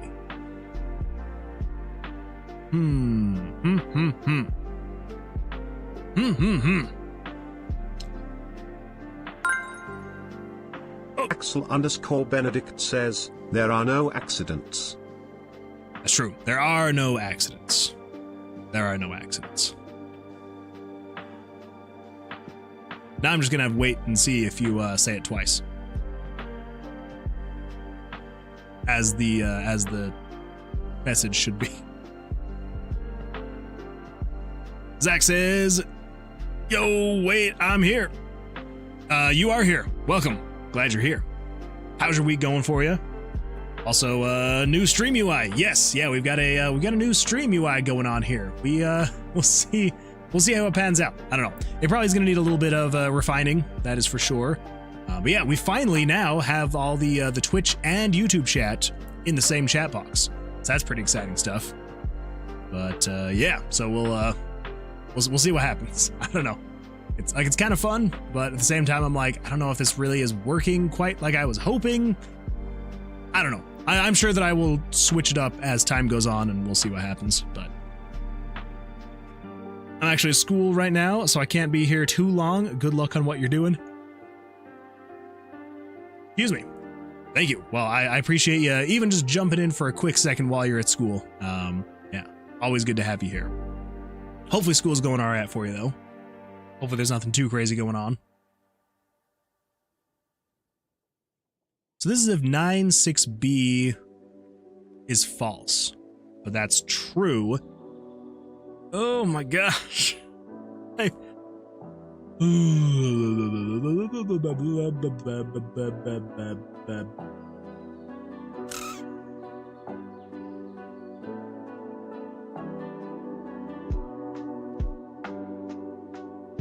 Okay.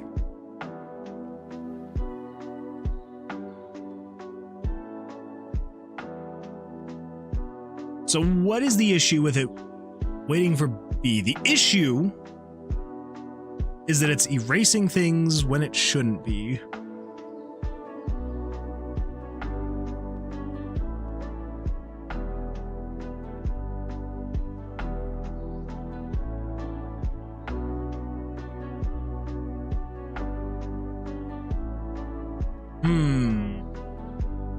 All right, wait. Over here. Yes, this should already not be doing anything because game self switches dot value 9(15)a false and 81 is not equal to 2. So when this page is on, which I guess what is actually turning on that page? Let's see if we can remember what is turning on that page. So we come down over here, yada yada yada, come in here.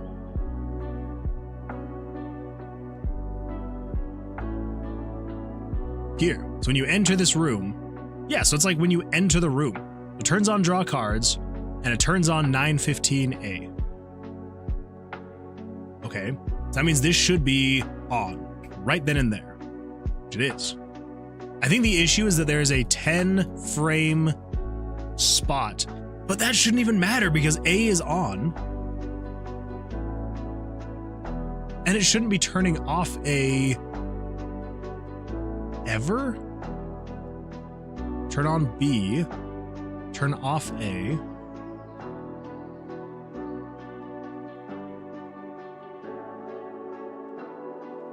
So is A just never...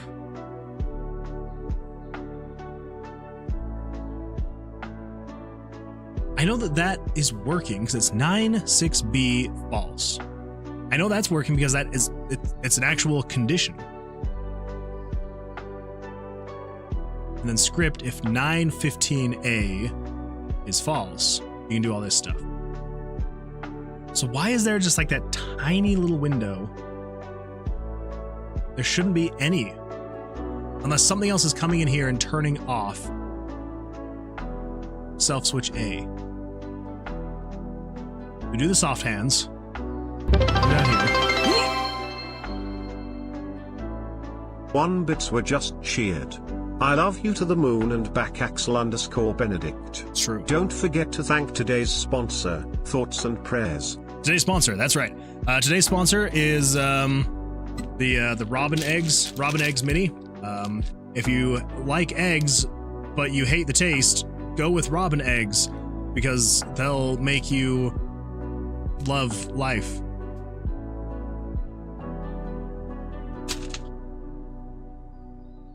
Yep. Also, Axel. Axel is a sponsor today. We've got a whole, what do we got here? A whole 3 bits cheered? Not bad. Not bad. Actually, no joke though. The robin eggs, probably the best freaking thing about Easter season. I love these things so much. They're so good. So good. Anyway, yeah. Good times. All right.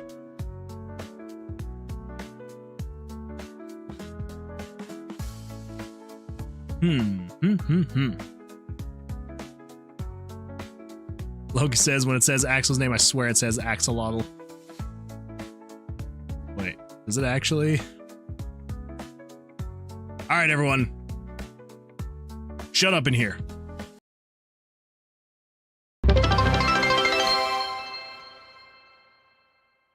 One bits were just cheered.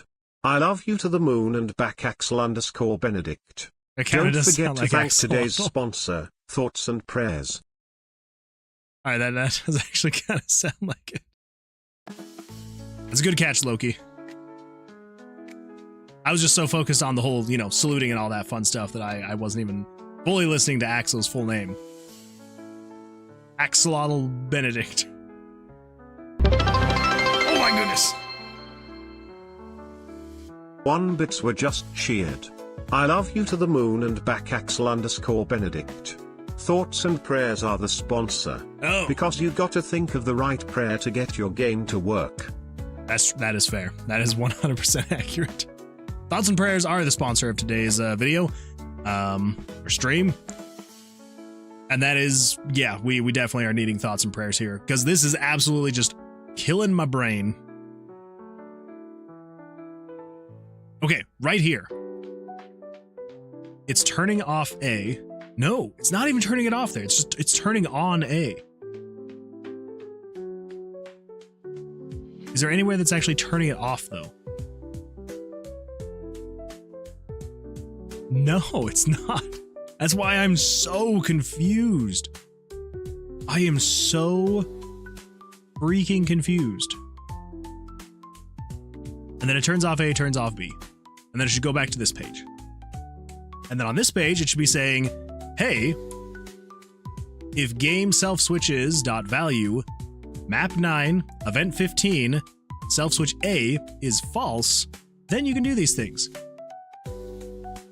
But it shouldn't be false. It never should be false.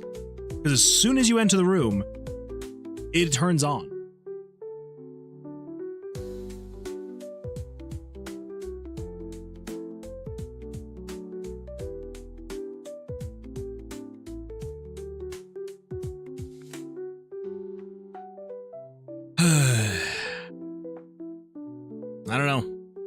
I don't know. Loki says, well, the kiddo has a few axolotl plushes, and every night I put on their head and say, axolotl, hastolotl. I like that. That is super cute, actually.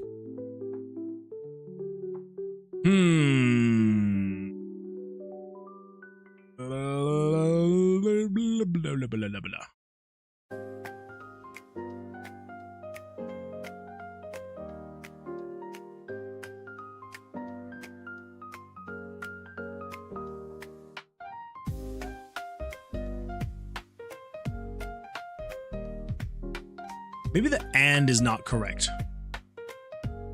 We don't want and. We want or. If that is false, or if 81 is not equal to 2.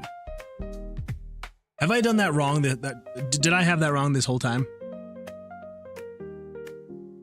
I believe that was the actual issue. I don't want to count my chickens before they hatch, but I'm like 99% sure that was the actual issue. Dang it! It wasn't. Why? Why? Oh, blah, blah, blah, blah, blah.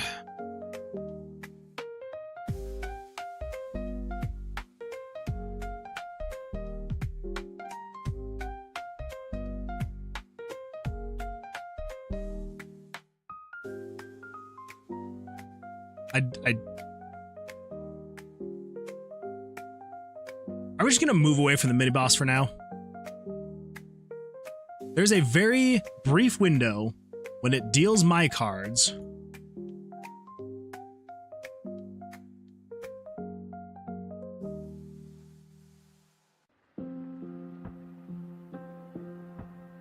None of this should be affecting any of this at all. When we get to here, we go through this. Waits for 20 frames. This is if you bust. It honestly shouldn't be doing any of these. If Monster Blackjack is on, jump to Monster Blackjack. Monster Blackjack. Monster Blackjack, turn off. Draw damage, running total equals 0. Player damaged.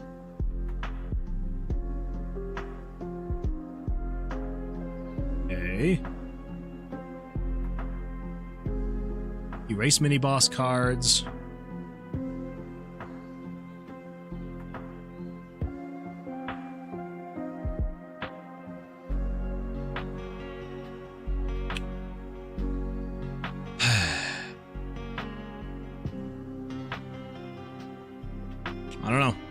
I don't know. Axel says, I forget who it is, but there was this Twitch streamer who would ban raiders for promotion in chat. What? That's crazy. Freaking people. I don't understand people like that. Just like, wait, you got raided and they like try to promote themselves and it's like, okay. Looks like the bar already tells you the full score with the card face down. I know that it shows it pretty quickly when it actually flips the card. So it should show, so over on this side, it should show whatever the front card is. So 10, and then it flips and it should show 20. Yeah, so 10 for that card and then 21 when it flips. Yes, that part should be working right. It's this tiny little window of it dealing my cards and then letting me draw one more card that's the problem. And I just don't... Oh, they claimed rating was self-promotion. Oh. Wow, that's even worse. Because, like, I was imagining someone would come into their stream, like, someone would raid their stream, and then, like, after they had raided, and, like, they're like, hey, how's it going? You know, yada, yada, yada. Then they would start being like, oh, hey, yeah, like, I just came over from my stream where we're doing this thing over there, and yada, yada, yada. And if you ever wanted to come over and check it out, and then he would ban them then. If that's the case, oh! 1 bits were just cheered. I love you to the moon and back Axel_Benedict. Your mini boss is a blackjack master. How many blackjacks in a row is this? Too many. This is gonna be 25 blackjacks in a row. So, you know, it's a lot. It's a lot. Yeah, it's, yeah, so I was thinking like you were meaning that that someone would come in, raid them, and then start talking about their own channel, and then he would ban them then. But if it was as soon as they raided, he'd be like, all right, get out of here. Like, no more it's like, holy crap. Like, it's a raid, not self-promotion. Like, everybody does it, buddy. Also, I'm just now realizing, let me pull this up really quick. Overlay. I want to see.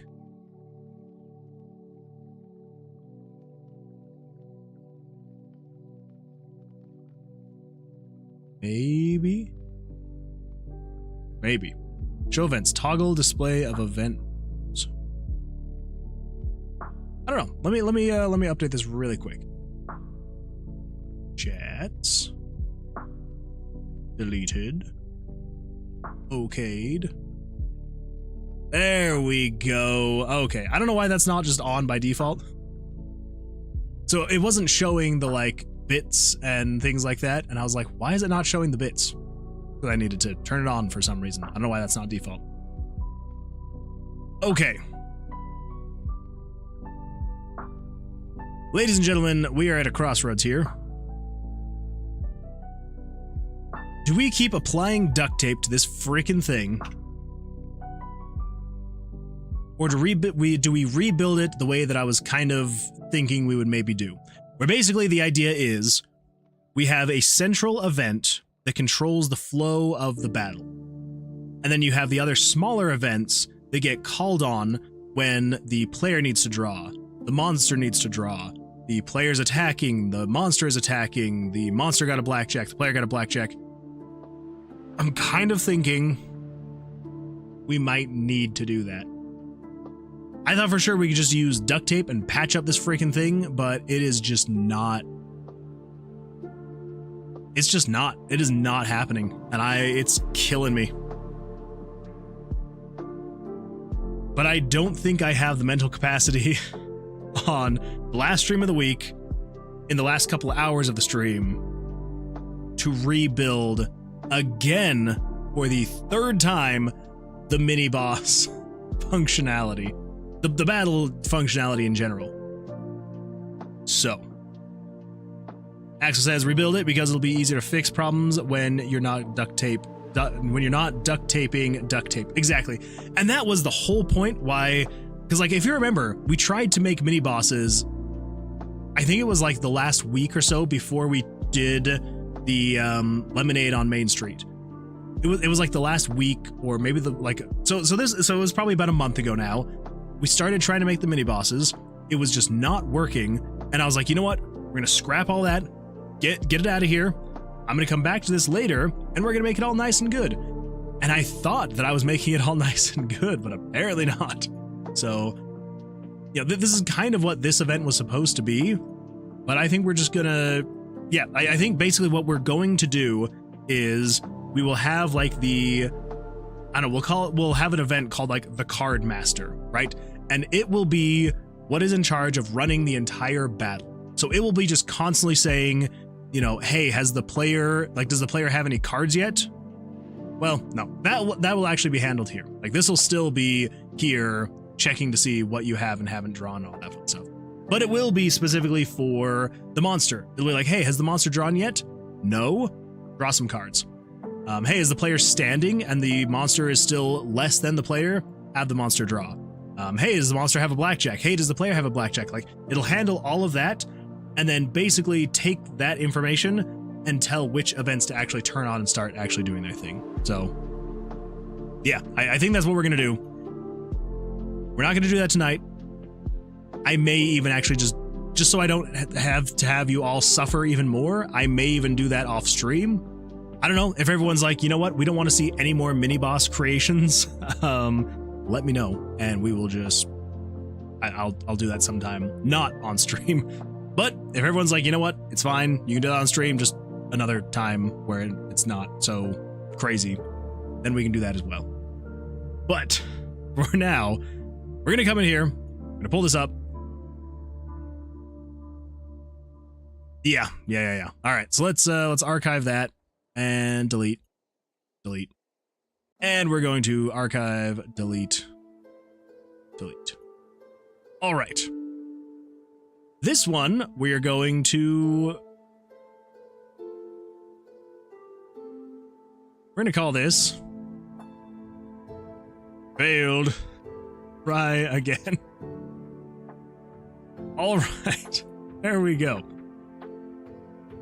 Because we can say that we technically finished by canceling the whole thing. Yeah. All right. Ooh, here we go. All right. Well, again, I'm going to do that a different stream / maybe off stream. We'll see what happens. In my head, it seemingly makes more sense to do something like that. So we'll see what happens. That means for now, let's just get rid of the mini boss for now. Let us just go through and turn that off. We're going to come in here, common events, RTG spawn, set exit spawn.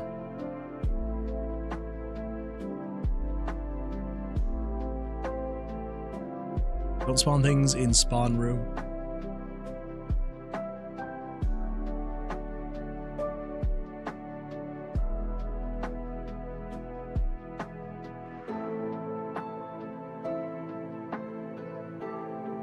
I don't remember where we have that all spawning.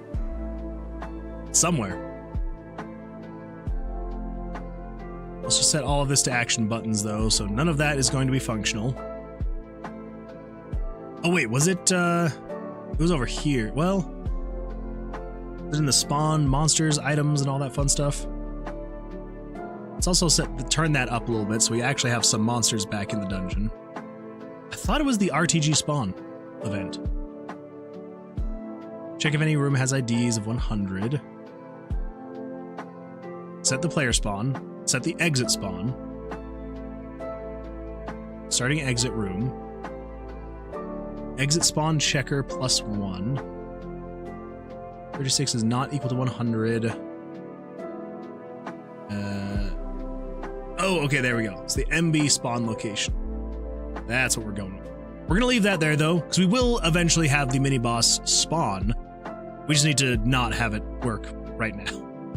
Axel says Lemonade was fun, but ruined your flow. It kind of did, honestly. Like, it really took my brain out of this, and I'm just like, okay, we need to get focused again, and maybe we need to do something that I know can actually make us some progress, which is not the mini-boss. Not the mini-boss. We're going to move into something else that's actually going to, you know, feel better.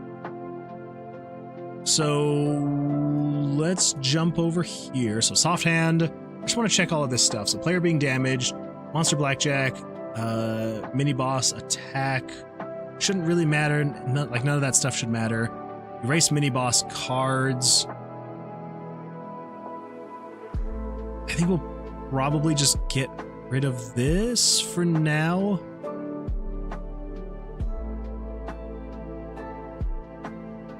I want to see how broken regular combat is right now. It shouldn't be broken at all, but let's see. I'm also now realizing I should probably turn up the monster spawns if we're going to actually be testing out combat. Yeah, I definitely need to turn up the monster spawns. Okay, we're turning up the monster spawns. Spawn monsters, set this between -3 and 3. New game, here we go. Yes, next. Let's go. Okay, 27. I should be able to stand. Should do all of this stuff just fine. Oh, geez. I am like 99% sure there's something weird and buggy in the code where when the monster gets a blackjack, I swear every time they get a blackjack, I get a blackjack the next round. And that should not be the case. There's like no way that would be the case. It's just been so common. Like, I'm all for saying like, yeah, with randomization. What the? Oh my gosh. Like, everything is so broken now because of this stupid freaking mini boss. The battle was working. The battle system was working. And now it's a buggy mess. Oh, the humanities. Okay. We're going through, we're deleting any reference to mini-boss. So monster card total value is greater than the card total value. Jump to label mini-boss attack. Well, get rid of that. Monster blackjack is on. Jump to monster blackjack. Okay, well, we're going to keep that because monsters can still get blackjack. Mini-boss attack. Erase mini-boss cards. All of this, that should be related to the mini-boss then, so let's get rid of that.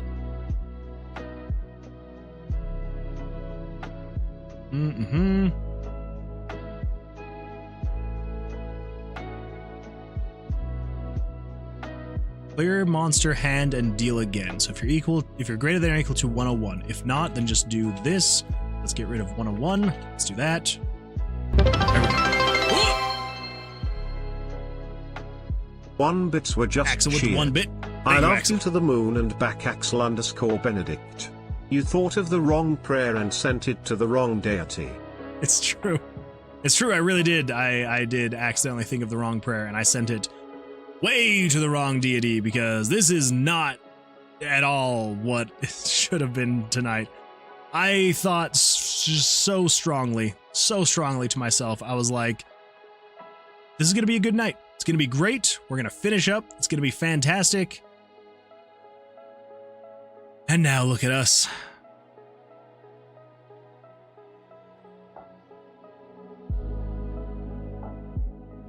Ooh, yeah, that's what I'm talking about.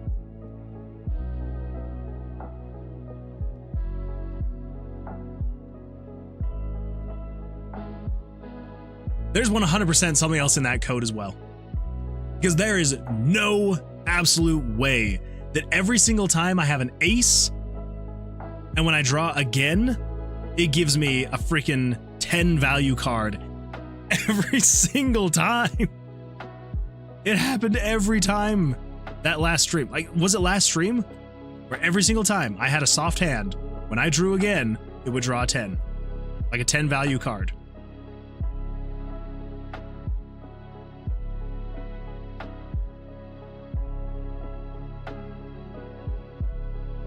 Okay.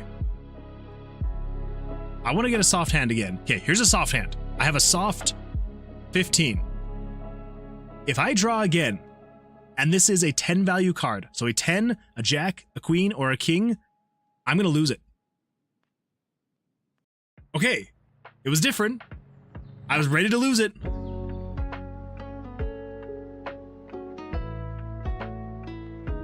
If this is a 10 value card. 5 bits were just cheered. I love you to the moon and back Axel_Benedict. At least we still have crippling gambling addiction simulator. That's true. At least we do still have that. I'm telling you, it is freaking... Okay, you know what? Let's go in here. Let's deep dive this code, because there's something fishy going on here. Something. Would this be considered a softer hand? Maybe. Something's going on here. And I want to know what the freak it is. Because here's the thing, right? Okay, so right here, this is the actual card draws. So if you have 0 cards, it draws card 1. It chooses a random number between 1 and 13, so that is an ace through a king. Okay? And then, since you have to have 2 cards, it then just automatically draws your second card, so card number 2. And it will give you a random number between 1 and 13. Then it moves on, does all of its stuff. Right? So basically, so it turns on A, and the card draws are now equal to 2. So A and 2 goes to this. It'll go through, it'll check everything here, it'll check all the card values and all that fun stuff, seeing if you have a blackjack. If you don't have a blackjack, if you don't have 21 on that first hand, it will then take you over to here. And this will then check all the cards. So it checks card value 1, 2, 3, so on and so forth. It basically is saying, hey, is card 1 an ace? If it is, set it to a 1, subtract the total card value by 10, and then jump back up to start. Which it then checks again. It says, hey, is the player's hand greater than 21? If it is, go back through and check for the soft hand and all that fun stuff.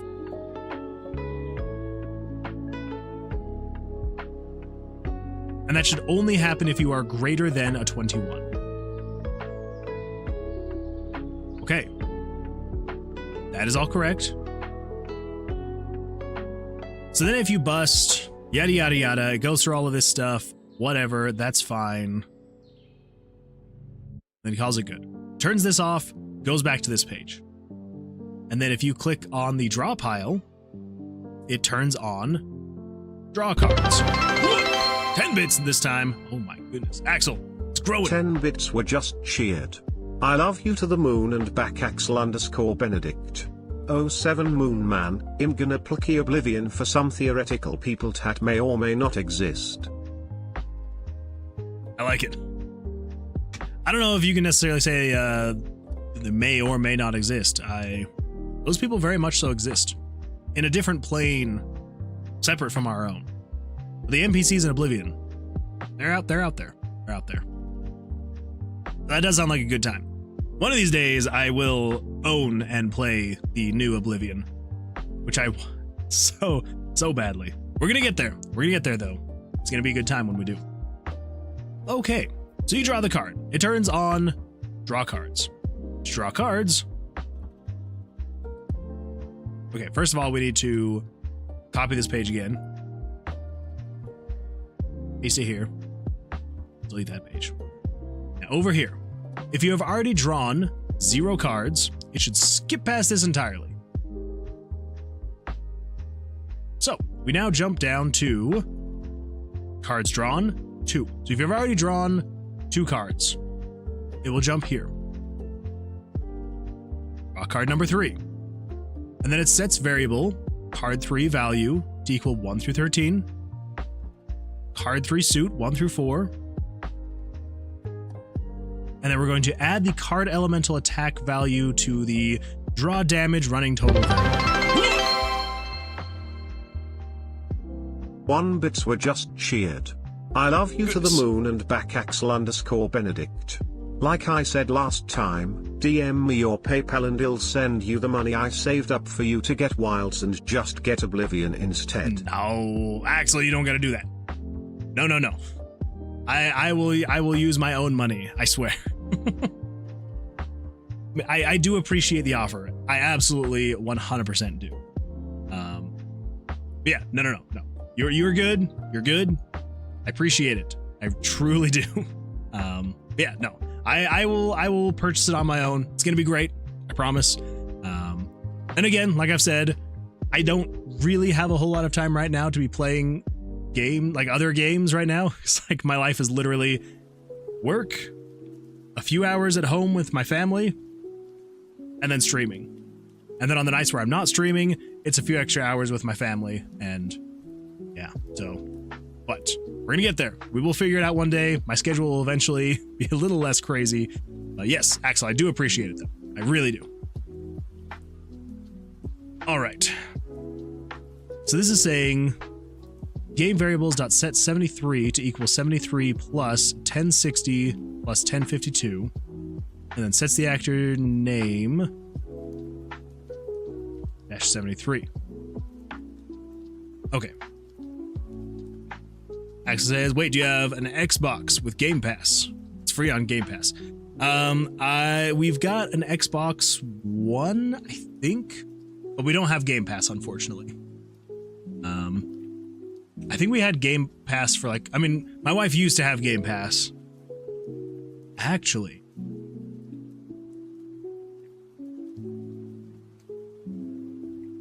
I'm thinking here now. You've actually got my wheels turning. I got a free month of Game Pass when I bought my computer, and I never redeemed it.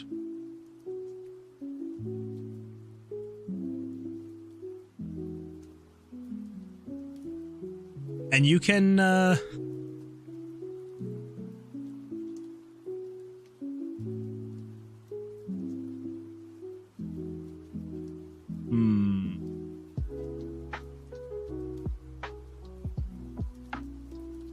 Oblivion Remastered.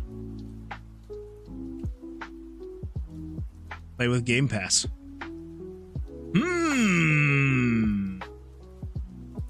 Axel, you may have actually, you may have solved it. I may be able to play for free for 1 month if I redeem my Game Pass. Well. I might have to do that, actually.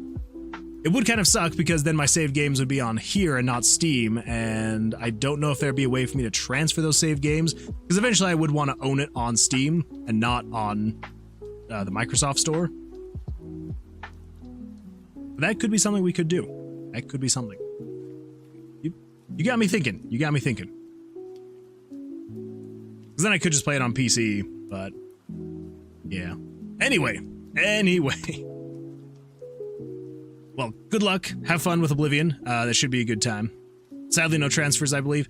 Yeah, I don't know if they would necessarily save the game data in a different way, but I feel like there would be something that would just keep me I don't think I'd be able to just easily copy the saves folder, paste it into Steam, and just have it work. So yeah, that would be the only sad thing, is that if I had it for a month, I would probably want to dedicate a lot of time to having it for a month. and then I would be very sad because I would then lose it after that month. And once I got it on Steam, it would be even more gone. So, and Axel says, anyway, I'm gonna go. Salute and have a good day, or have a day. Thank you, Axel. I appreciate it. I will keep having a day, at least for the next hour and 22 minutes until it is a new day, and we'll see if I can have that day as well. But good luck. Thank you for being here. Hopefully you can get some good rest, and we'll see you hopefully on Sunday. All right. So then after that, what is 83? So then it's setting 83. Let me check here. 83 is total player turn damage. Okay. So now it's 83 is being set to 83 plus 1060 plus 1052 times 64. And card draws plus 1. So nowhere in here is it doing anything to affect the card 3 value. And so I am just so... All right, here's what we're gonna do. We're gonna set card 3 to be equal to 2 every single time. We're also going to set card 1 to be equal to 1 every single time. And the next card really shouldn't matter. But just to be on the safe side, we'll set it to be equal to 6 every time. So I will have a 17 every single time when I draw. And then the next card should be a 2. So let's go find a monster. Here we go. I have an ace and a 6, which is a 17. I have a soft 17. So when I draw this, it should be a 2.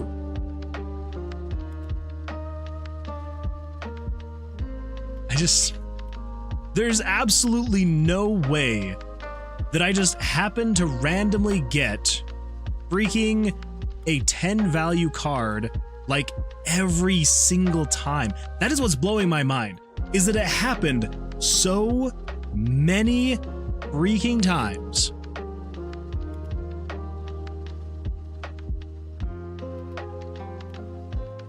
But watch this. All right. If I can do this, if I can set this to be between 1 and 13, set it back to normal. If I can set this back to normal and it doesn't give me a card valued at 10, so a 10, Jack, Queen, or King. If I can do that and it doesn't do this, we will leave this behind. This will be old news and we'll leave it behind. All right, it's old news. We will leave it behind. That's all I'm going to say about that. That's what we've got. That is what the cards have dealt. And then it will say 1 through 13, 1 through 13, 1 through 13, 4, 5, 6. They're all set correctly. So, yeah, maybe just the seeming randomness was just off the charts. Maybe. Okay. Have we fixed the combat? Is the combat back to where it should be? I believe so. Draw the cards.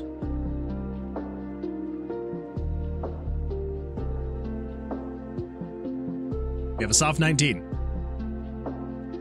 Okay, all right. Making sure. I don't think we're gonna be able to beat the 20. Oh, nope. Wait a minute. Oh dear. All right, so it's not completely fixed. This is still not doing its thing. Okay, so if the player busts, it was that thing right there. Okay, so player being damaged. This gets rid of the cards. Okay. Yep.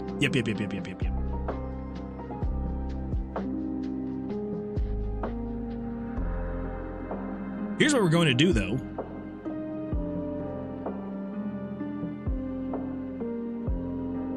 Yeah, actually, we could do this. Okay, so to animate the cards as well for the monster, let's do this. We need this to... This is starting at 38. So 38, 39. Easy enough. So over here, say player being damaged. Starting here, we're going to say 38, 39. So this is moving to 518 and 804. Let me pull up. There it is, Tomb of Versilius.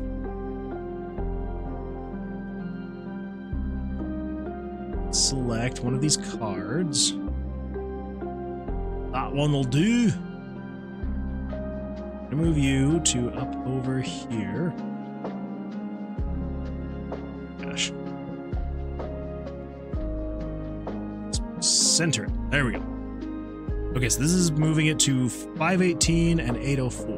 518, 804. 518.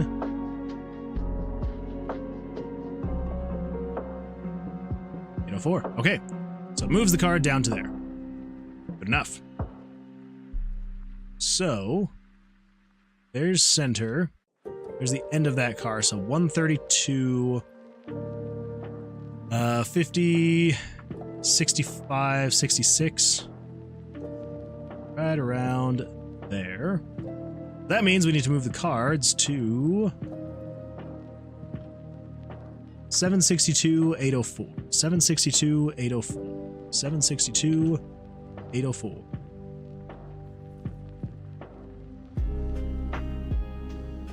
$762, $804. It's 38. 38 would be the first card. Okay, so you need to be card 39. And then you are card 38. Yes. Okay. So now when does it reset all the players' stuff? So it moves the cards. Here it is. Play monster hand and deal again. Turn on monster. Okay, so that's gone. 34 through 35. What is 34 and 35? 34 and 35 is cards drawn, card total value. Okay, so we would need this for the monster itself, which I believe would be 82. So monster cards drawn and monster total card value. So 81 and 82. So set 81 and 82, set those to 0.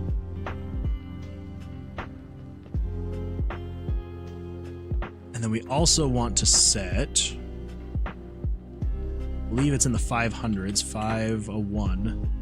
That's mini boss. But is it utilizing mini boss for these? Set 501. Okay, yes. Yeah, okay. So then we just need to say over here, dooby-dooby-doo. You just need to be 501 through 522. 501 through 522. 501 through 522. Set you to 0. There we go. Fantastic. Nico says, hello. Hello, Nico. Welcome. Glad you're here. Look at that. You did show up. So proud of you. All right. So let's come in here. We're going to check and see. Let's find a monster. Go. So freaking. All right. So, well, we're testing to see what happens when I bust. This should clear the monster's hand.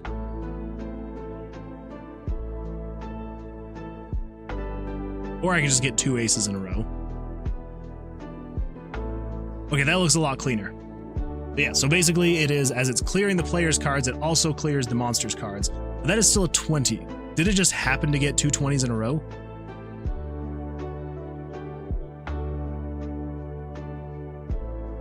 Okay, yeah, this monster is just drawing crazy high. Ooh, 21 though. Okay. So now we basically just need to take this functionality down here.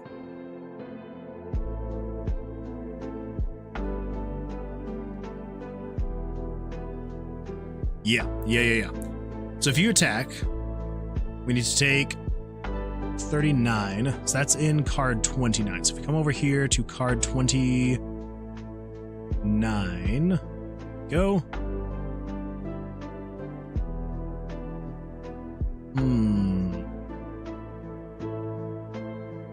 Picture easing quad out. Then it moves the picture. Okay, so this moves it up and then it moves it out. So yes, I'd put it right there. So 39. We also need to say 39. Set you to quad out. Sweet. And same thing. Wait, okay, so if dead monster is off.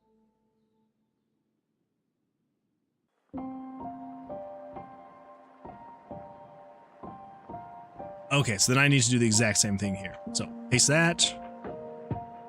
Copy that, paste that. Okay, yes. So down here we do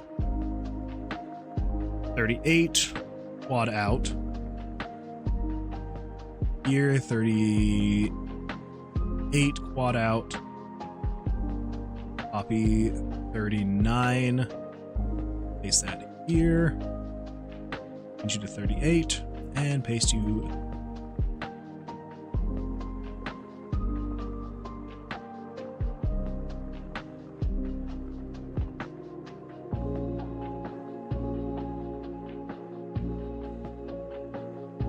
That's not right. I'm just now realizing that is not correct at all. Okay. I was hoping it would actually line up perfectly like it was, but it does not.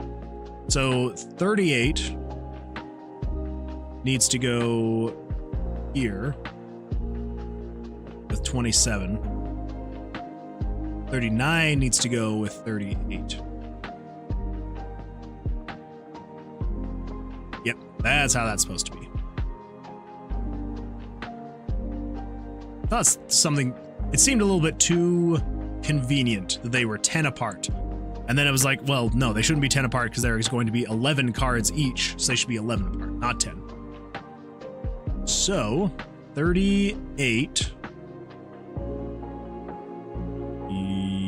Yes. Yes. Okay. 38 quad out. We need to put 38 on the 27. So put that there. That there. 38. Copy that. Put that there.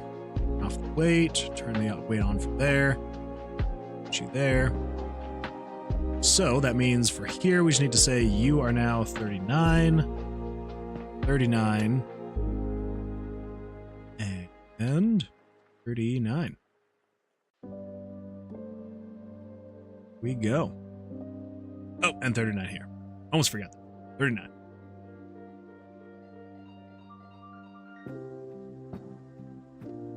Oh yeah, okay. I was just checking right here.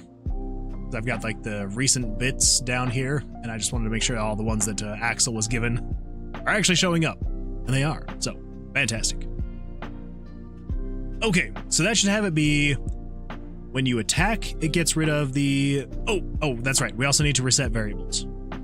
Down here, we need to grab these two variables. Come over here. When you finish the attack, wherever it's resetting all of this stuff.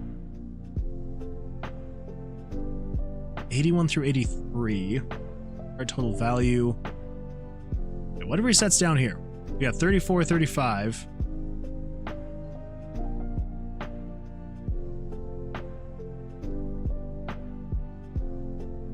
Where is 34 and 35 getting reset?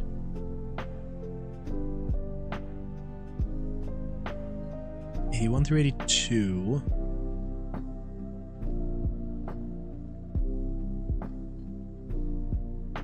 Okay, so that's already being taken care of there.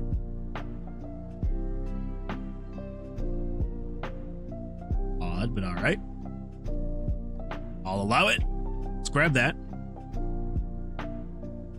Blackjack auto. Okay. Picture easing. Hit on monster, cards drawn -1, cards drawn -1. That just goes through all this for all the different cards. 3, 2, 1. And on 1, he 1 through 83, set it to 0. Wait, what is 83? 83 is total player turn damage. Okay. Card total value equals 0.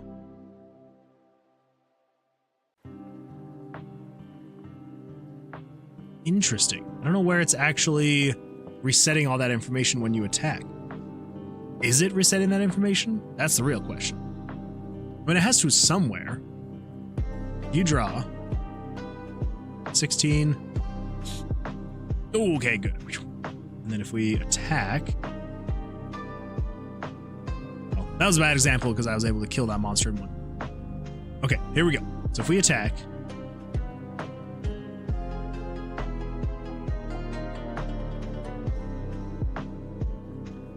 then if we bust, okay, bust again.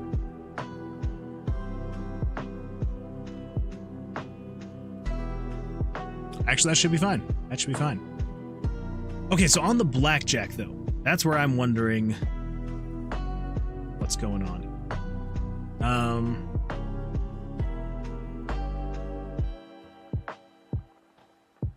Come to blackjack auto attack. Blackjack auto. Oh.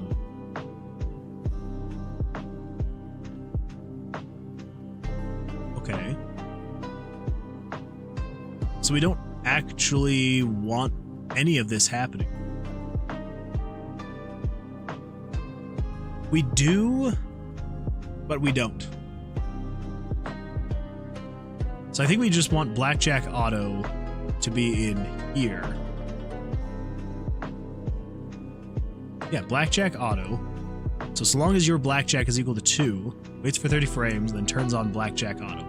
Blackjack Auto down here, and then if MB Bust is on. So let's get rid of that. Yeah.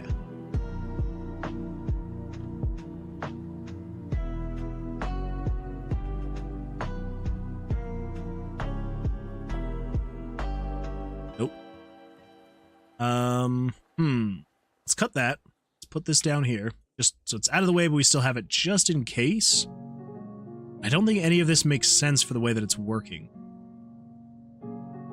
So MB Blackjack Auto, we should just be able to get rid of that loop. Put you there, get rid of the loop. Come in here. Put you. Go. Okay. So this is specifically if I get a blackjack. So I need to, well, I need to give myself a blackjack. So let's come in here. We're going to say you are equal to 1 and you are going to be equal to 13. So an ace and a king. Let's see what happens. New game.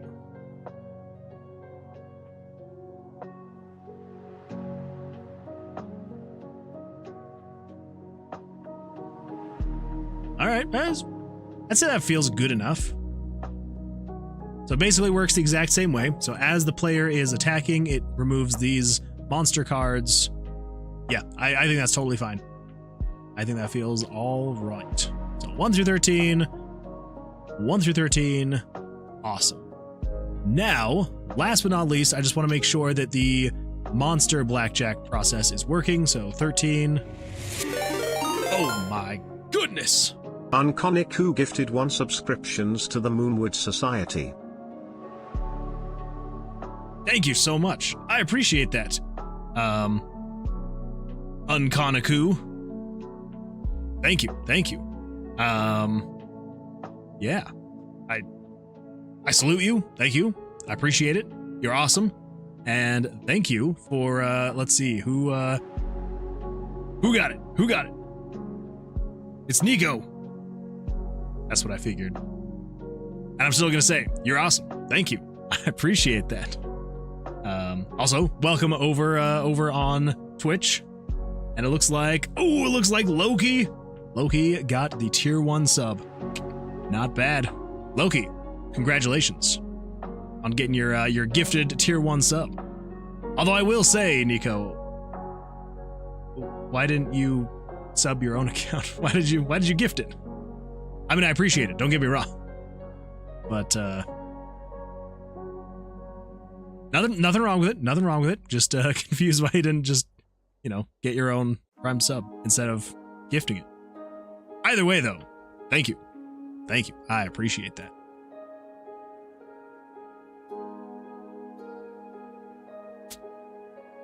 And look at you. Look at you coming in here, gifting subs.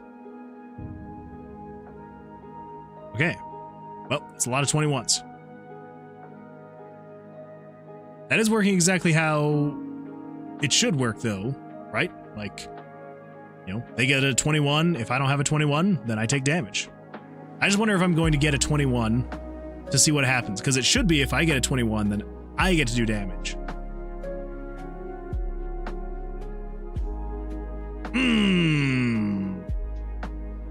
Y'all saw it. Y'all saw it. I had a 21 and nope.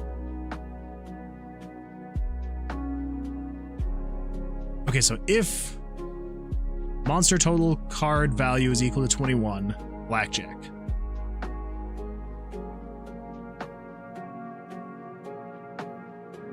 Let's see, Unkoniku says, dude, I don't know how it works. I thought I was donating.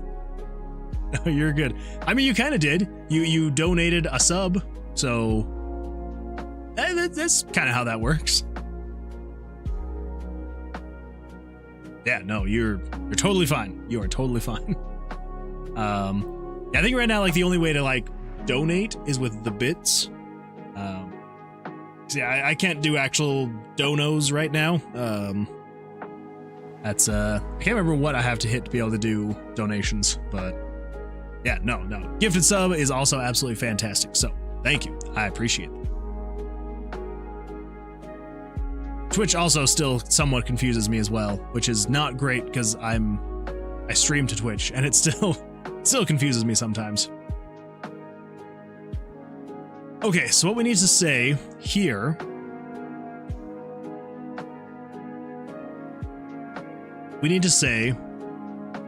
if oh my goodness, we gotta stretch. All right, everyone, ready for a good old stretch? Here we go. Oh my gosh. I forgot that you can actually still see my face from down here. All right. Oh, that feels so good. Oh, I need to stretch more often. And let's stretch back into the green screen. Oh. Don't look behind my green screen. That's my private green screen back there. Thank you for the stretch. I appreciate that. See, look at that. You're learning how the channel points work and everything. Not bad. Not bad. Although, never mind. I'm not gonna say anything. I'm not gonna say anything. Wait. You did 2 stretches. Oh, crap. All right. Let's go for a second time. I can always go for a second stretch. Here we go. Oh, yeah. Oh. And the other way. Oh, man. Don't get old. The fact that stretching hurts sometimes. Oh. Oh, man. Ugh. Whew. There we go. That's creepy looking. Did I just do headless gaming? Headless game design? Be a good time.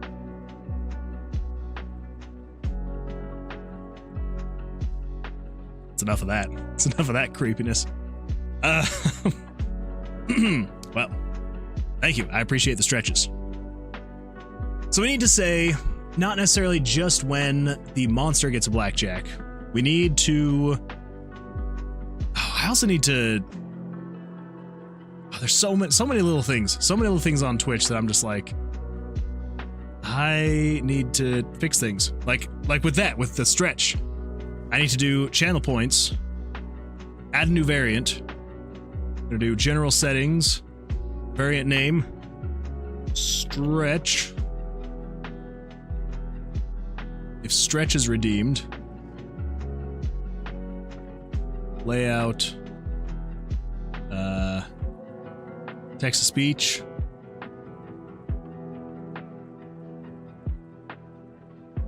Yeah.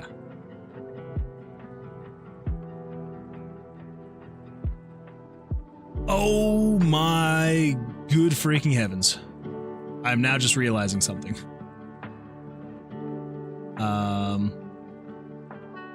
Okay. Yeah.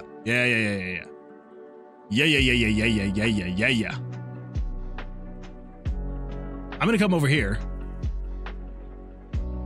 Because I am now realizing, on the... Oh, no, it's not that. Wait, it is this. It should be this. Custom point redemption. No, it's not that. Wait a minute. Was it under bits? No, it's channel points. Yeah, the stretch. Channel point redemption.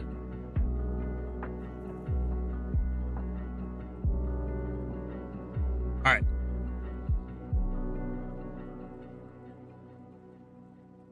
I used to have a channel point alert.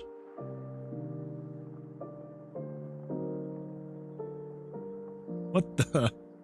Oh my goodness. Thanks for the follow, Unconiku. Thank you so much for the follow. I appreciate that. Yeah, I used to have, it's like, all right, let me come back over here. So on the, let's scroll down on like the text-to-speech message. If I replay this. Axel_Benedict says, there are no accidents. So it's still there. What the crap? Alerts. Oh my gosh. That would do it. Edit alerts. All right, let me show you what I did on accident. That was my bad. So over here, you got your Twitch alerts, right? All of my alerts are in this alerts box 1. I was supposed to edit the alert here. I accidentally did create alert box, which created this whole new alert box here. Edit alerts. Let's come down here to channel points. There we go, the text to speech. This is what I want to fix. I just realized that if I come over here to not layout, text to speech, there is a show redemption message. There we go. Save changes. And now, come over here, and we do a little something like this. And we redeem this again. Axel_Benedict says, there are no accidents. It actually shows the message now. Very small, but it actually shows it now. All right, well, we'll get that fixed up eventually, but for now, should be good to go. Should be good. Okay, so back to what I was doing. I'm also just realizing now, that was maybe a little bit loud. Usually I have it the volume at 30 on the music, and I had it at 40, so I apologize if that was a little bit too loud. All right, so let us check here. So we don't want this to turn on every single time the monster total card value equals 21. We want this to turn on if 82 is equal to 21. So if game variables value, if 82 is equal to 21. And we also want to make sure that if the player's hand is equal to 21, and the player, then nothing happens here, and the player wins. So that, and if game variables dot value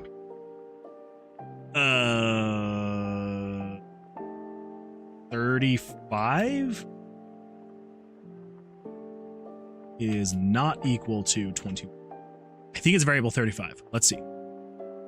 35 card total value. Oh, I was right. I was right. Okay, so long as the monster has drawn a 21 and so long as the player has not drawn a 21, then we do monster blackjack, wait for 30 frames, turn on monster blackjack, yada yada yada. Okay, there we go. Now let's test that. Let us come in here really quick. I just want to get a little bit more common for the player to draw blackjacks. I'm gonna do, I don't know, 6 through 10. So there should be a few times when the player draws and they don't have blackjack, and then a couple times when the player draws and they will have blackjack, and I should damage the monster on those ones. Let's see. But the monster is always drawing blackjack, so the monster wins. Again, why? Because I have blackjack. Oh, that's 19. 19. 21. I have blackjack. I should not be being attacked. I should be the one doing the attacking.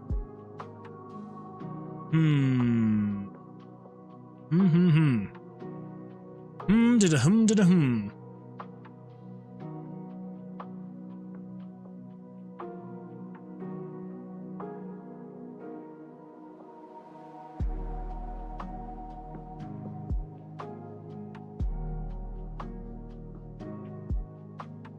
Is it just not waiting long enough?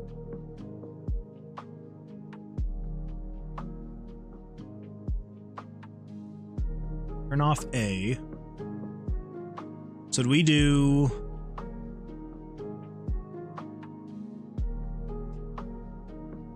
Do we have a second check in here? So it checks, waits for 30 frames, and then it checks again. Additional branch.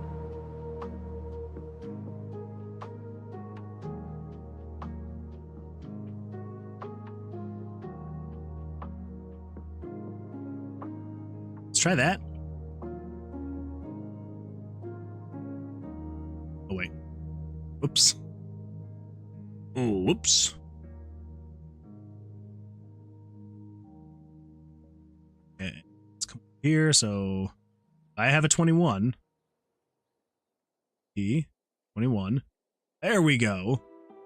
Okay, so the issue was it just wasn't waiting long. That's all that was. Simple enough. Simple enough. So yeah, so all it is I just have to add that. Cool.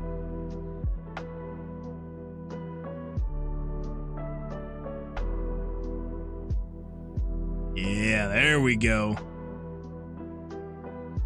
All right, I think we got the battles back to how they should be. Awesome. Let's come in here. Let's fix this guy's draws to be 1 through 13. Let's fix your draws to be 1 through 13.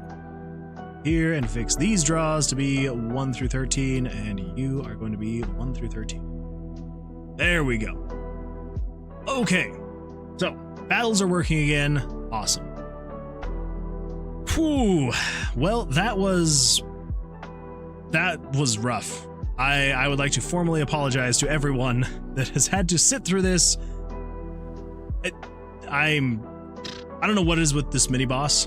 The mini boss mechanic has just been destroying me, and I don't know why.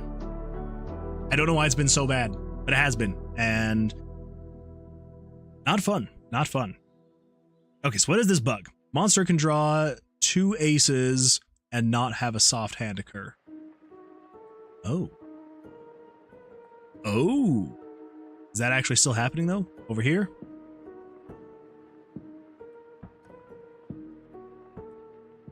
Yes, it would be. All right, so we need to check for the soft hand. So let's come over here. Let's grab this stuff here. This stuff here. Here, we come over to the monster. So it does card 1, card 2. Yada, yada. And we're going to say, come in here to the, oh my good freaking heavens. That is way more than I was wanting to have. Yeah, we don't need all that. We do not need all that. So so this is start. check to see, so if card total value, but that's not what we want 82 monster total card value. Yes. If monster total card value is greater than 21. So if the monster drew 2 aces and they are equal to 22, then here's what we're gonna do. Say not 37, we're gonna come down here to 501. Say if 501 is equal to 11,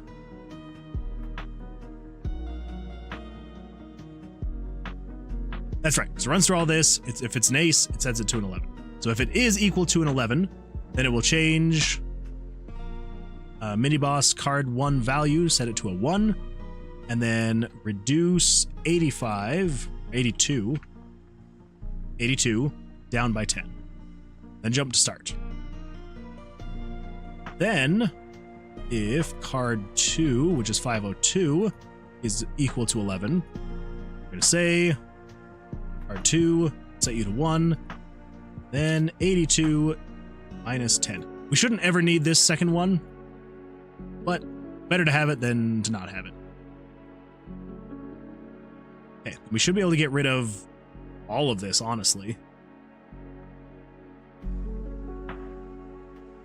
Because the monster cannot ever bust, because the monster only draws 2 cards. So if the monster is drawing 2 cards, even if it just happens to be 2 aces,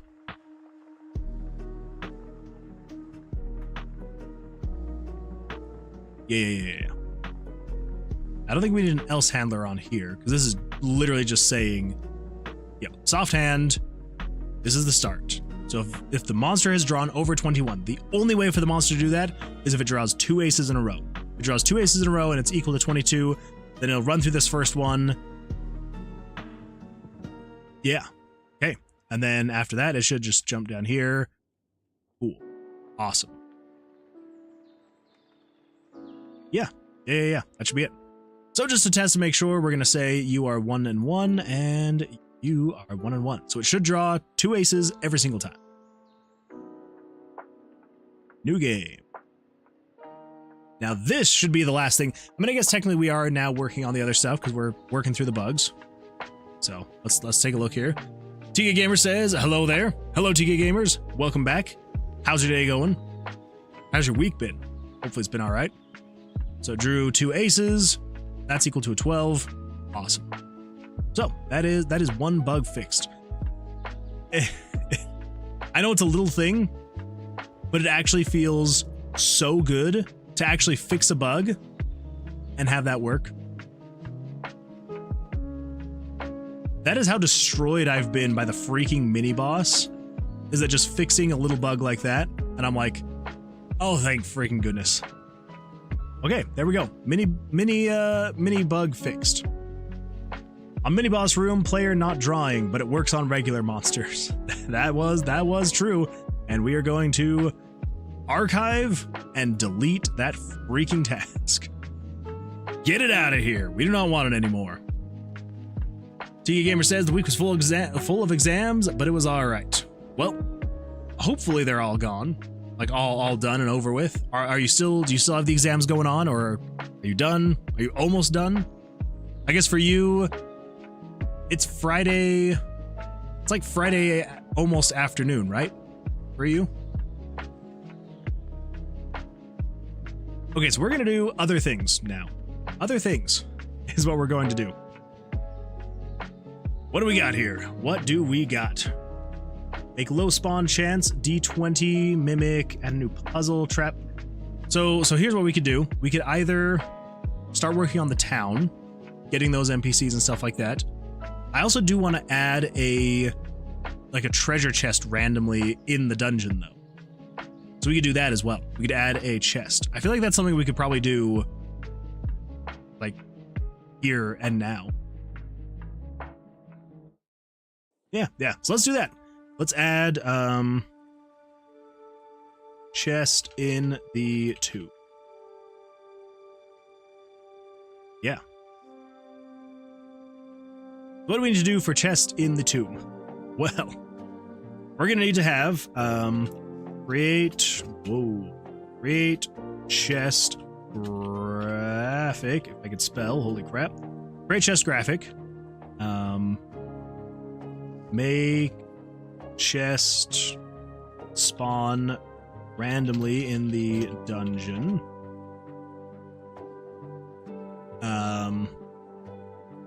Add opening mechanics.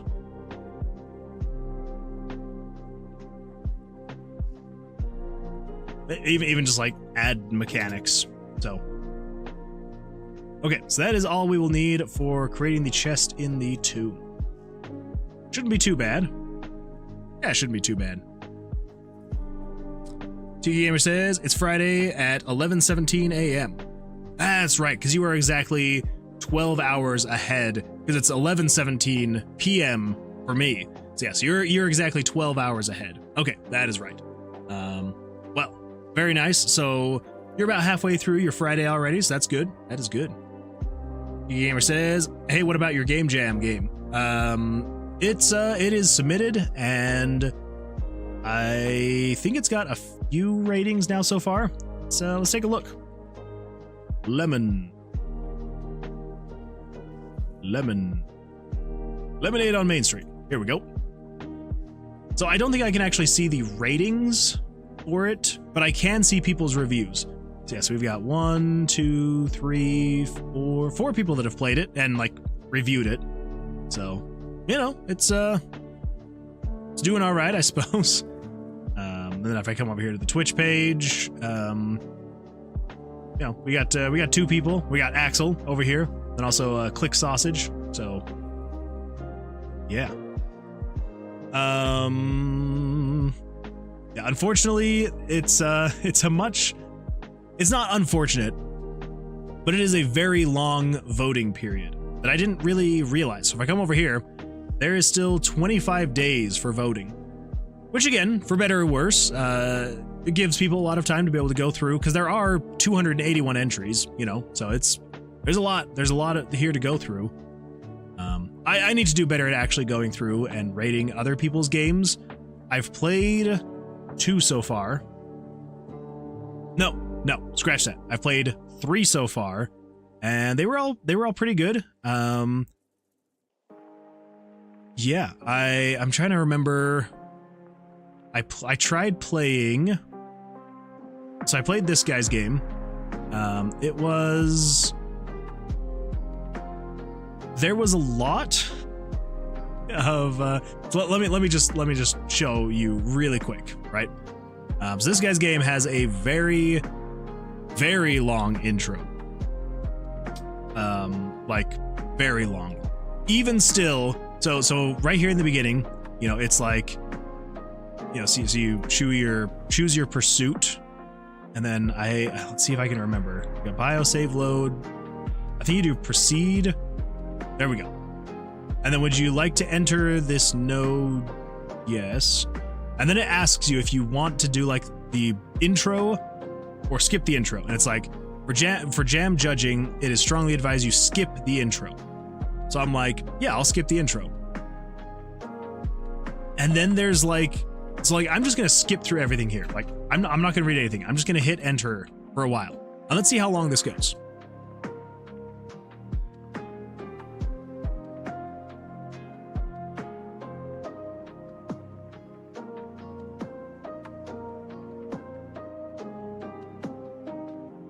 Still going.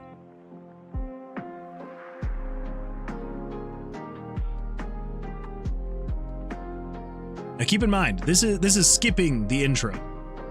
This is apparently if you skip what the actual intro is. And so I'm kind of like, okay, so I wasn't actually reading any of this. So when I got to the actual game, because I was like, this is just taking so long.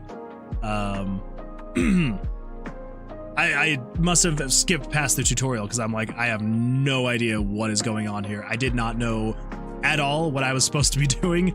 And so, yeah, so I wasn't able to really play the game super well, because I was just like, I have absolutely no idea what's going on. But again, keep in mind, we are now at over a minute into this. And this is literally me skipping every single message. Like, every single message I am skipping, not reading any of this, and we are now over a minute in. So we'll choose a save file.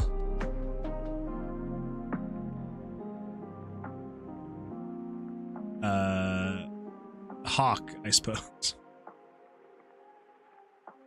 Okay, here we go. And then I skipped past this because I was like hitting enter so much, and so like I already know, and it's like, oh, okay, so you know how to play, cool. So anyway, I know it's some kind of like math game because it's like, you know, you've got 6, but then I was like, I don't actually know. So I'm like, okay, 6 is like things divisible or like multiplied. So if it's like 6 times 6, or that's where I'm like, I have no idea. So 12, 3, and my options are 7, 0, 0, 1, 7.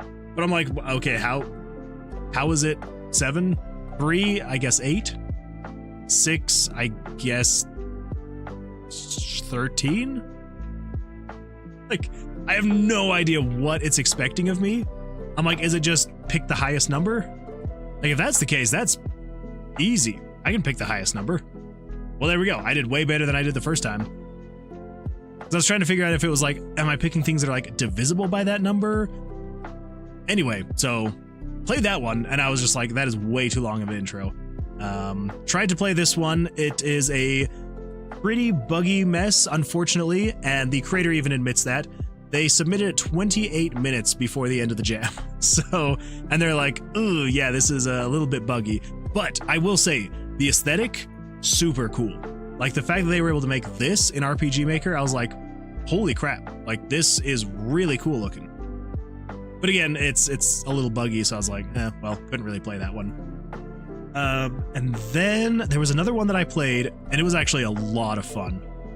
I could actually probably see myself playing it on stream because it was a really good time. You were a goblin running through and collecting treasure, and you were having like dodge obstacles. It was like a puzzle timing game. It wasn't that one. It was like a not like a puzzle like platformer by any means. But you were like, you know, dodging obstacles and monsters and stuff like that. I wish I could find it. I think it was around my game, and so maybe it's in here somewhere. But maybe not. Maybe not. This one was, I did play this one. This one was basically just Minesweeper, so that was kind of cool. You could make that with RPG Maker.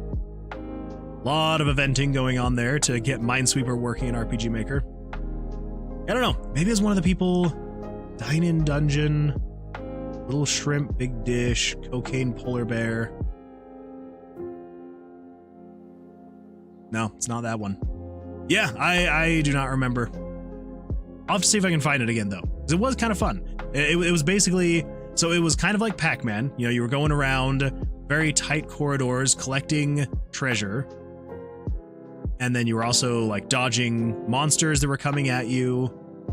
Anyway, so I know that was a very long answer to your question, which was, you know, just, hey, what about your Game Jam game? Anyway, so yeah, all of that to say, the Game Jam voting is going on for the next month, so it's going to be a little bit until I actually know what happens. I will say, and I will shout all these games out, like there are some really good ones in here that people clearly spent a lot of time working on. So, some of them I am kind of like, did you actually start this at the beginning of the Game Jam, or did you have a lot of this already? Because some of these that I was looking at, I'm like, there is no way you created all of that in a month.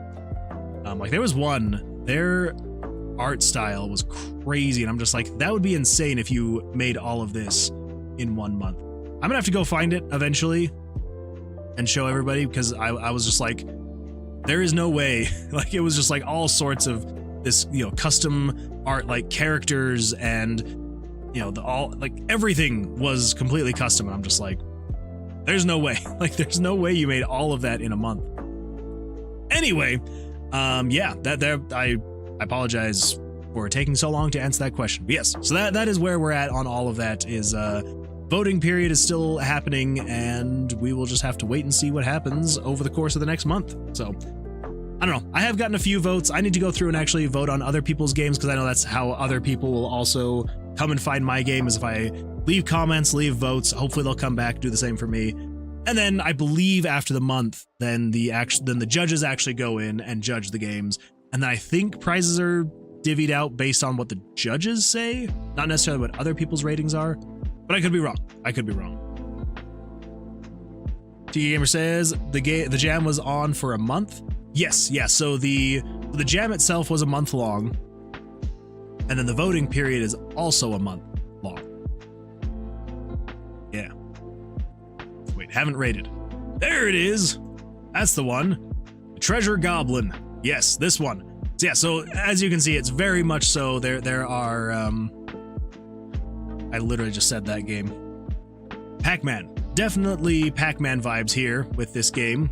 Yeah, you're running around these tight corridors, collecting coins, avoiding these obstacles. Like the flames are like moving around. These little traps are like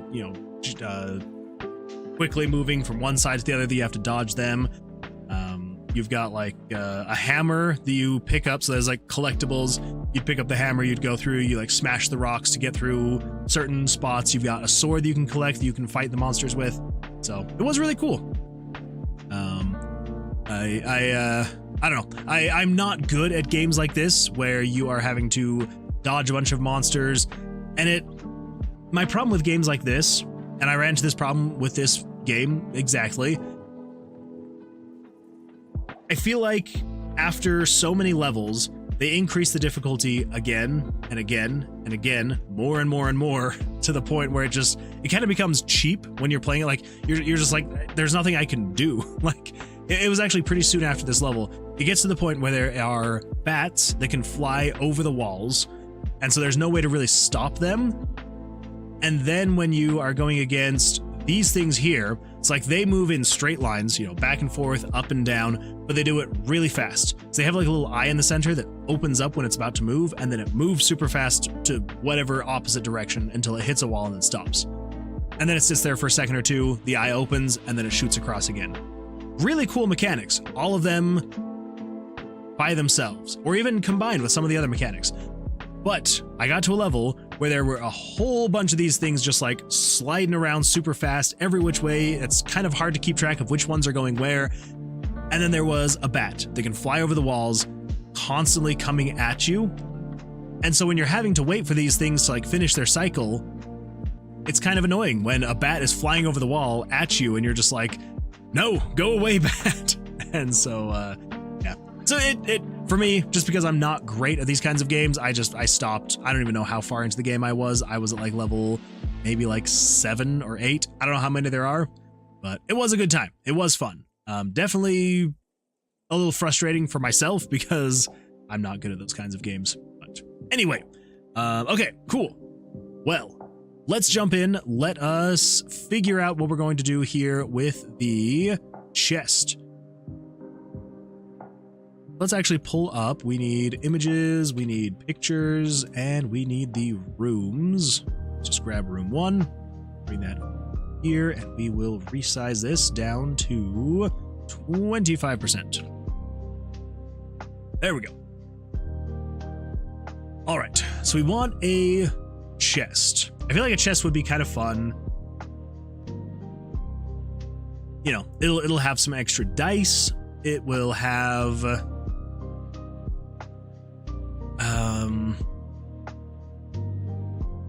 I don't know. Is a chest worth it? We don't actually have, so here's the thing with the chest. I was kind of thinking with the chest, it could have gold, right? So it would have gold that you could collect. It would have extra dice that you could collect. But other than that, I'm just like, is it worth having a full-on chest? I just don't know. Actually, maybe we actually just do... Maybe we start working on the town outside of the dungeon. Do some out-of-dungeon stuff. Actually, yeah, we might actually just do that. All right, false alarm. Actually, we do need to do the transitions. So the transition animations, those are still, I think, pretty buggy. So if we come in here, your new game, save file, yada, yada, yada. So if I move, yes, it plays the transition animation below that. Okay, so we do need to update that. So what do we need to do? We need to come in here. We need to find the height of this, which is going to be... Height is 348. Open up transition 1. Nope. Over here. Over here. Oh, gosh.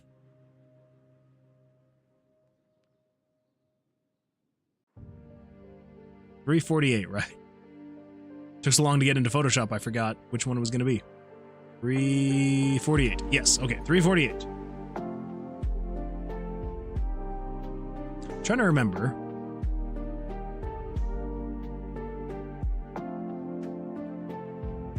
Transition 5. Okay, so I do take into account these bottom sections here. Okay, so how far would I need to move it up for 348? 440. 440 minus 348. So I need to reduce this by 92. Easy enough. So I think what we can do is just, if we come over here, we do 92, and we delete that. This is not going to be as easy as I was thinking it was going to be. Crap.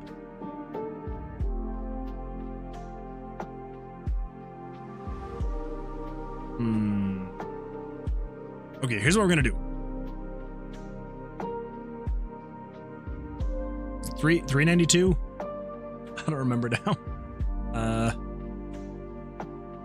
348? 348. Okay, yes. We're going to do canvas size 348. There we go. Okay. And then we would save that.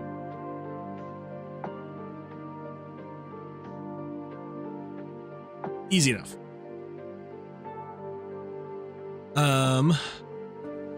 Loki says, I'm slowly getting the offline version updated and looking how it should. Nice. Yeah, it's a slow process. Slowly but surely. And hopefully you've had a little bit more luck tonight than I have. It's not been great. Not been great. Also, Loki, I don't know if you were here for this when this happened, but let me play this again.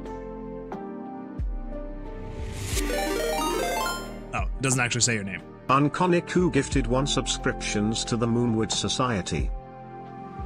Anyway, you were gifted a tier 1 sub, so you are now on that list of tier 1 subscribers. So, congratulations, welcome.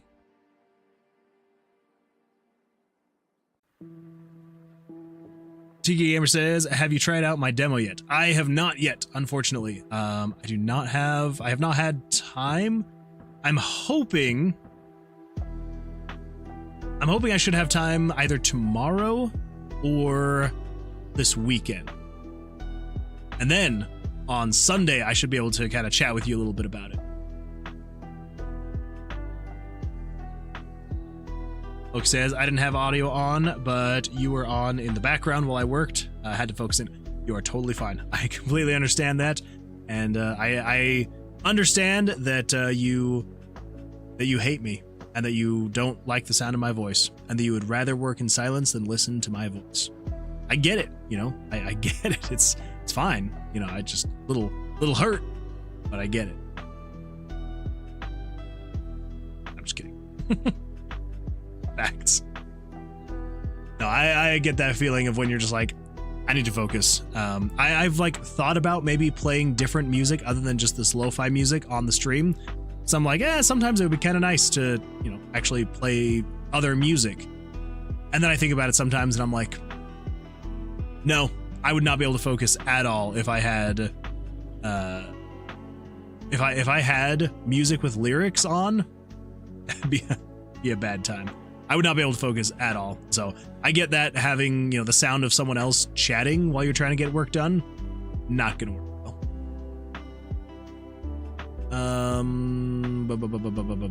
340. Okay, so here's where I need to actually check and make sure that if we do this, so 8 by 4, delete. 8 by 4, delete. Here, same thing, but I believe we should be good here. 8 by 8, okay. Save that. Let's get these, get the rest of the transitions saved up and done. Tiki Gamer says, whenever I am here and whenever you have time, just say so and I will share a link. So I actually still have your itch page pulled up. So like I have it, like I am, every single time I turn on my computer, I pull it up and it's right here. And I'm like, I need to actually play it. And then I always end up getting busy with other things. So again, like I said, it's going to happen. It's definitely going to happen. I'm definitely going to play it. It's just a matter of, you know, actually playing it. But I am going to play it, and then I will let you know what I find.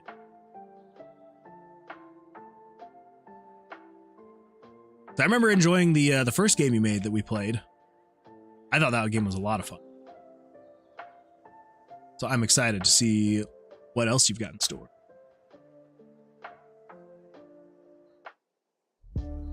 Man, updating these transition graphics is so much fun. Just absolute blast. Okay, so this is 8 by 8, and then we minus that by 4. Delete. 8, subtract that by 4.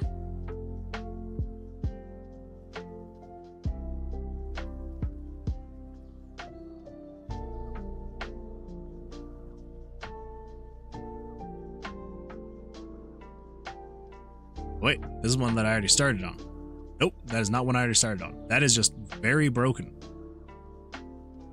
I don't know how or when that happened, but I guess it's a good thing we're fixing it. 348.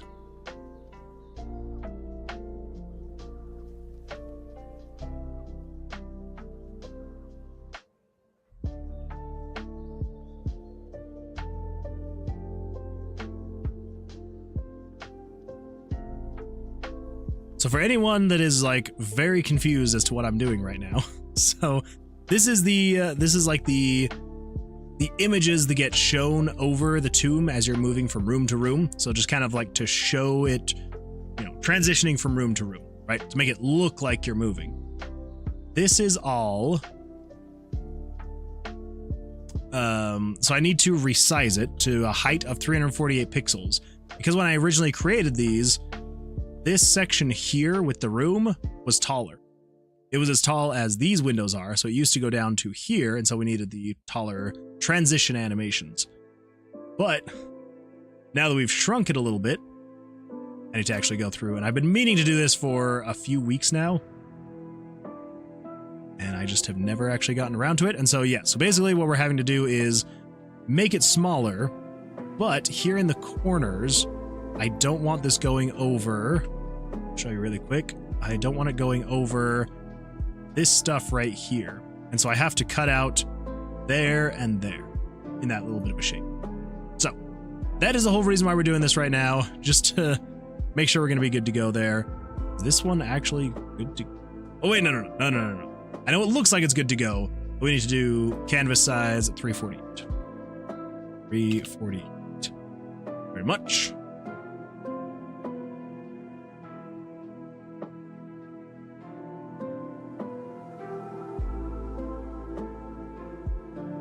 Wrong direction. It's definitely getting to be that time of night.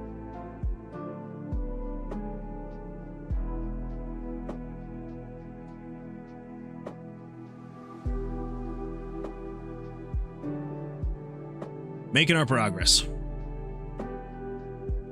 Control says, can't you just layer it behind that section? Unfortunately not. So the way that I have the image layers working in the game is all of these borders are all showing like the lowest possible layer. And then I have the room. So these graphics right here are showing a layer above that. So yeah, so you've got the oh my gosh, I literally just said what they were. The borders, like, yeah, so the window borders I have on this layer. and then I have the room itself on this layer. And if I were to put the transition animation below where the borders are, it would then show below the room as well. So it's needed to show on top of the room, but it would have to show below these borders. Then the borders need to be below the room. So it's all just kind of a weird layering mess, unfortunately. So I do like that thought though. And I did for a second when you said that, I was like, wait, am I doing this the difficult way this whole time? But then it's like, no, it's unfortunately with the layering, yeah, I do have to do it this way.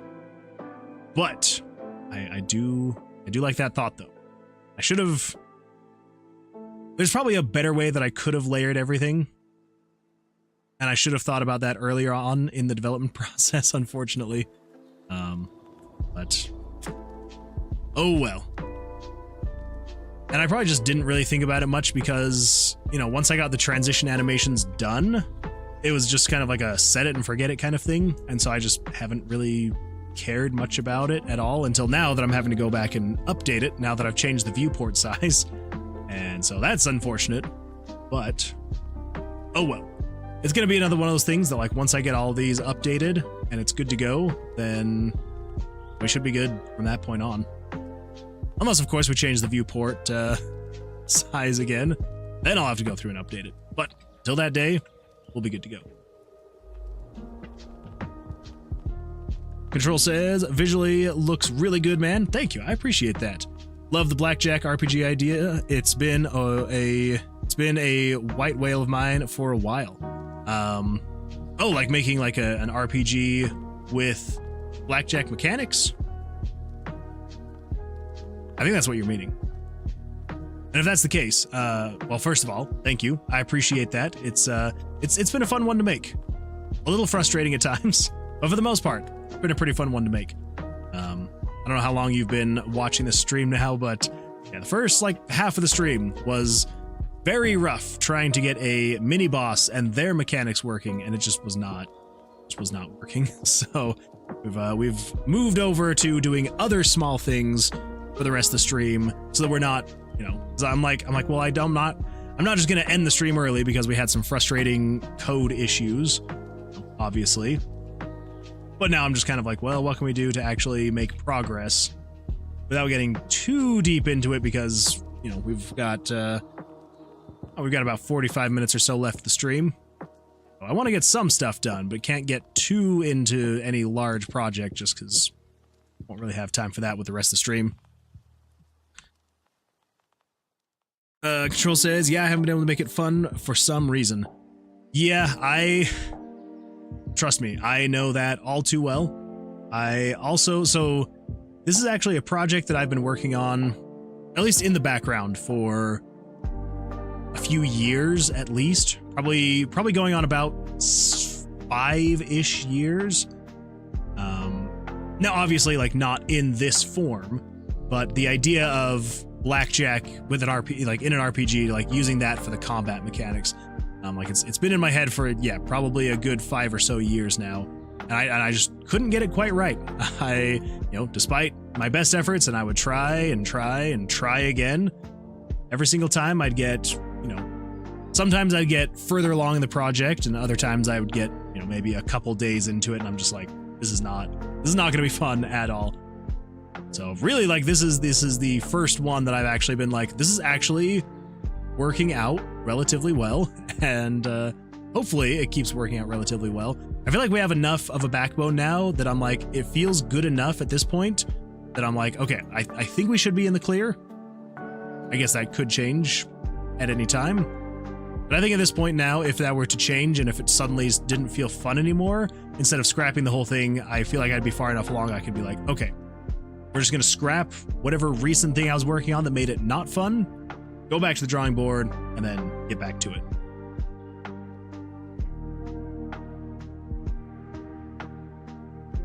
Let's see, it's such a good idea on paper. I've heard other devs say it's cursed. Yeah, it's, I mean, there are some aspects of it that are a bit cursed, that is for sure.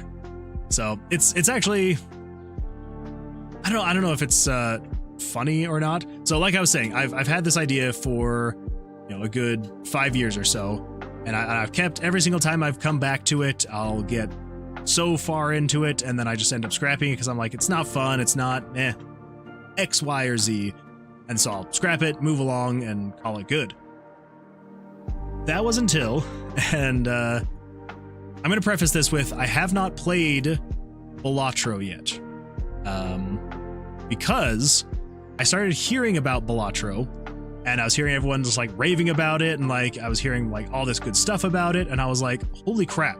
Like, if someone can make a very simple game with really fun mechanics about Blackjack, like I knew so little about Balatro when I first started hearing about it that I thought it was like a pixel style RPG, like actual like RPG based on Blackjack.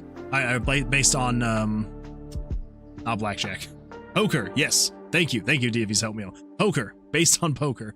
Again, like I said, I haven't played it, and so I was getting that mixed up. Anyway, so I started hearing about that, and instantly, because at the time I had probably tried, I don't know, 7, 8 times in making this game. Originally, my idea was it was going to be based around a black mage named Jack, Black Mage Jack, and that was like the idea that I had, and I couldn't get it to work quite right. So I had scrapped it time and time and time again. I'm just like, you know what? I can't get it to work. I'll never be able to get it to work. I'm just going to leave it there. Screw it. And I had abandoned it for probably going on a good almost year at that point. And then I started hearing about Balatro, and I was like, okay, if someone else can do it with poker, I can make my project with Blackjack. Like, yeah, it's gonna suck, but like, I can do it, absolutely. And so I started working on a project, and it tanked. Like, I just could not get it right. And I'm just like, what is with this freaking project? And so I shelved it again, and then a few months later, I got laid off from my job. And I was like, okay, I need something to occupy my time. So I was like, I'm gonna do, game dev stuff again. Should be a good time. And so I started working on a different project that was way different from what this is. Like, as soon as I finish this last one, I will show you what the original project used to look like. Like, it looks nothing like what is currently in here right now. Just get this last one really quick. Also, DV's Oatmeal, welcome. Glad you're here. How was work for you? Hopefully it was a decent day for you. Troll says, I haven't played it either, but yeah. Thing with poker hands is players have so much more choice agency. That is true, and I am running into that a little bit here, and I'm trying to find good ways around it. Haven't quite found it yet, but I don't know. When I'm test playing, it's fun enough. Everyone else that's, in here watching, it seems like everyone... I guess no one else has played it yet, but everyone that is like chimed in about it has said that it looks fun, so hopefully it actually will be. But anyway, so yeah, so this is like, general concept idea of what I've got. And then let me just pull this up really quick. So if I to open cloud documents and let me search for, let's see, that's the new concept. Tomb of Basilius. Here we go. Okay, so this is the original. Yeah, so this was 1 year ago now today. Holy crap. Yeah, so this was the original idea that I had for a game that I was going to call Tomb of Basilius. And the idea of it was going to have a randomly generated map that you would be navigating through. But then the idea was you would use dice as your stats and your weapons. So, you'd have a D6 be your health. A D6 is your defense.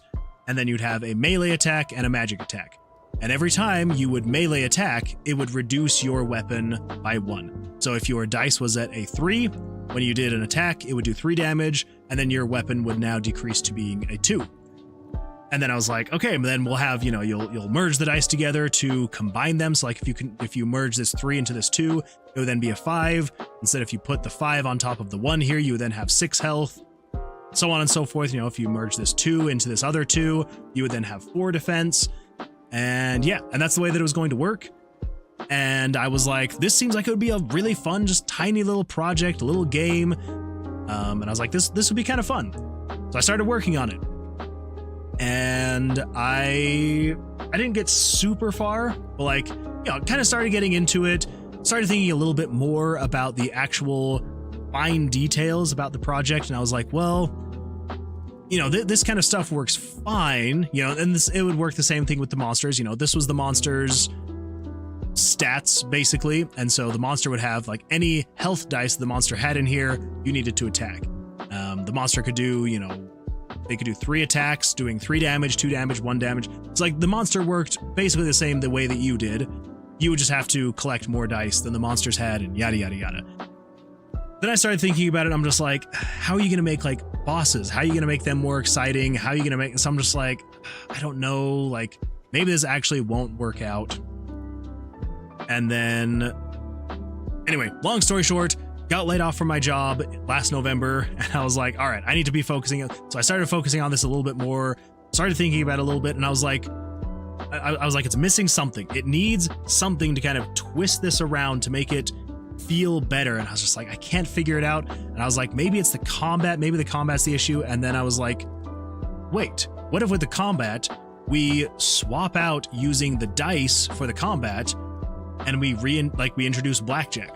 Blackjack is the Blackjack is the combat, and then the stats themselves are you still use the dice for those stats.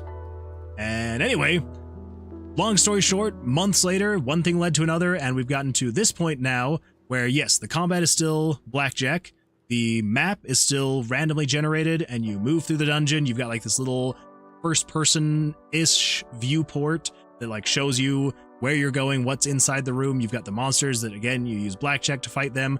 You're still using the dice. They're not as directly linked to your stats, but you can merge the dice together. So like if I come in here and I open this up, and I can kind of show you roughly what we've got. Yeah, so you walk around the dungeon. You've got the monsters that you can fight. The D20s obviously still play a pretty critical role in the game. But yeah, so you've got the dice that you'll collect throughout the dungeon. You put them in your inventory, and then as you collect dice, I'm just gonna run for this monster again.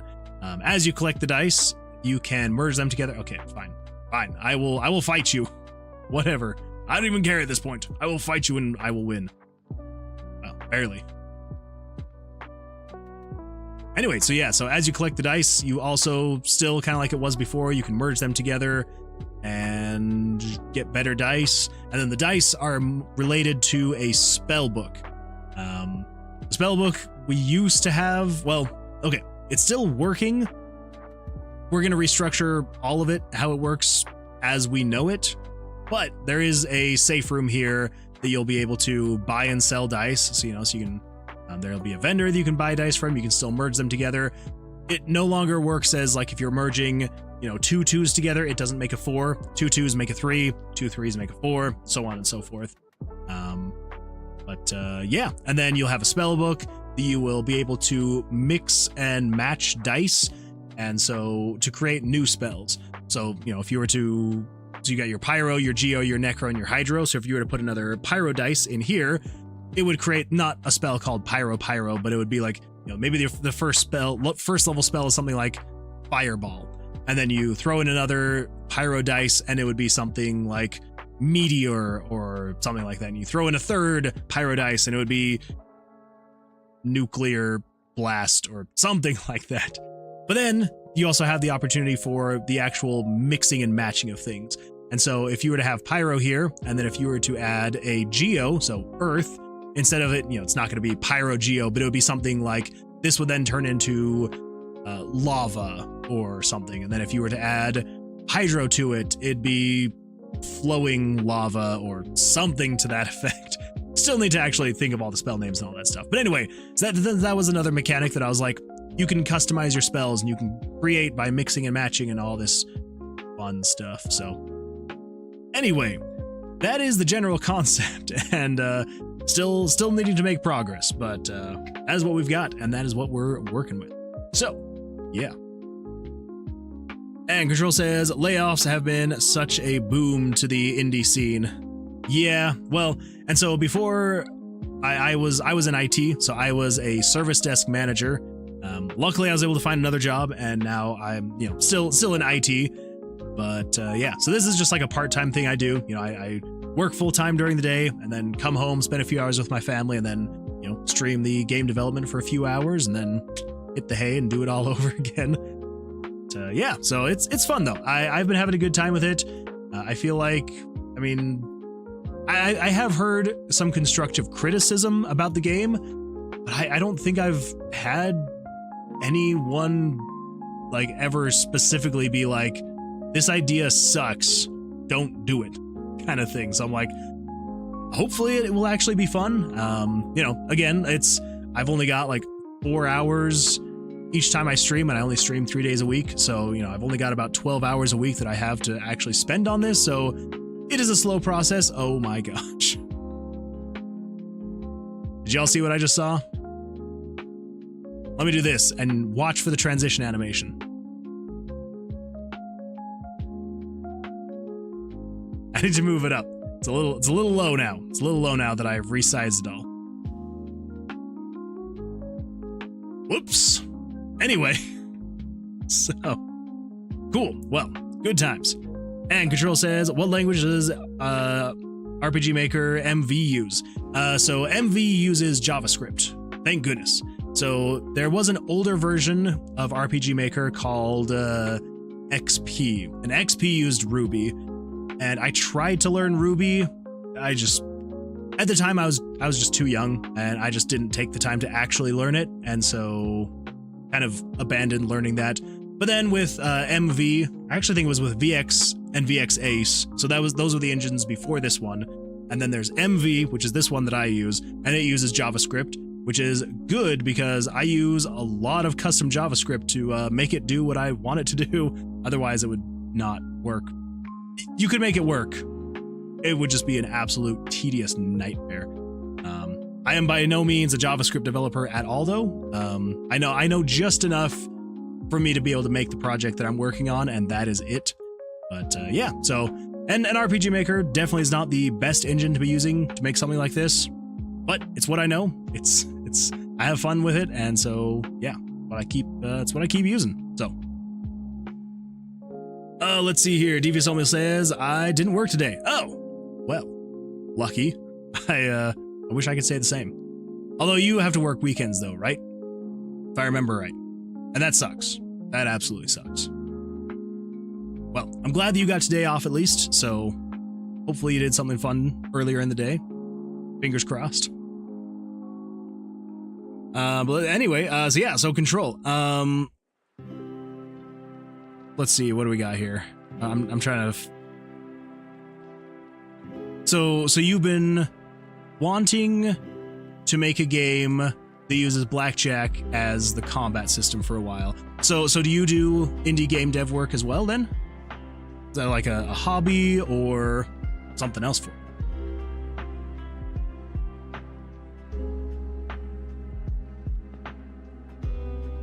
It's been a hobby since I was a teen. Very nice. Yeah, it's sounds like you and I are in the pretty same sized boat. So yeah, it's been just like a hobby of mine as well for since I was basically 10, 11, somewhere around there is when I got like my first glimpse into RPG Maker, and I was like, I can actually make a game and I don't have to know coding. Like, this is great. So have finished very little, but it's a good time. I enjoy it. I feel like it's a good way for me to just like get my creativity out there, while the rest of my life is tedium. Aside from my family. I love my family, love my wife, love my daughter. They're absolutely fantastic. But you understand the grind. But so you're a carpenter by trade though. That is really cool.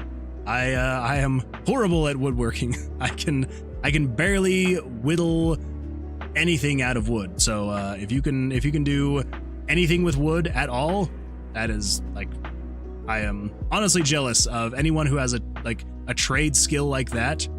Like, that is absolutely fantastic. I love it. And Control says, I use Godot these days, but I used Maker XP back in the day. Yeah, XP was a good one. I feel like that was a really fun engine to use. Technically started on the PS1 RPG Maker. Okay. I never used that one, but it ended up being more popular than I realized, because, yeah, I never had it on the PlayStation.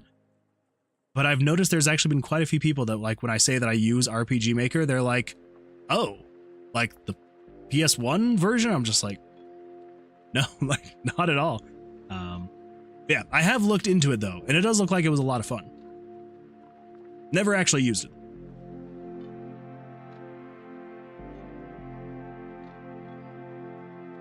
Okay, so the transition is taking place right here.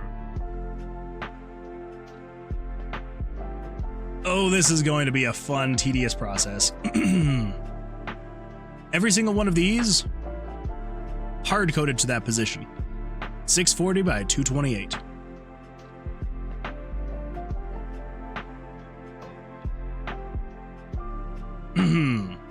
All right, well, I think we're going to update that, and we'll probably call that good for the evening. So, Control says, I rented it every weekend as a kid. Oh, the good old days. The good old days, renting video games. Love it. And Jesse says, I got to run, Moon Man. Been a fun stream. Thank you for being here, Jesse. I appreciate it. Good luck. Hopefully you have a better day tomorrow. Fingers crossed. Hopefully your wife and your dog start feeling even better as time goes on. And yeah, take care. We'll hopefully see you on the Sunday stream. All right, so we got to get the new X and Y positions. So let's grab, I guess, transition 17. Come over here. Figure out exactly where that needs to go. Should be right around right there. And that needs to be centered here. So we're looking at 640 by 182. 182. All right, cool. And now let's go through that fun, tedious process we all know and love, which is updating Y positions annually. An absolute blast.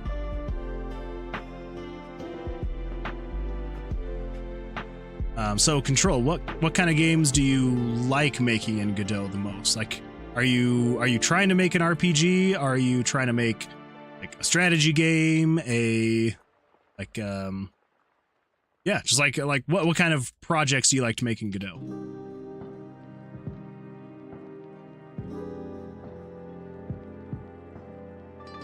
Go through all of this. That's all the loading of the level. Here is where it actually removes the transition. Not too horrible. It just is a little bit of a time-consuming process, just going through updating every single one. I knew it was going to be like this when I did this. I guess I just thought to myself, there's no way I'm going to adjust the layout of the dungeon. I was like, the UI feels great. This is exactly how it's going to be for now and forever. That was not the case.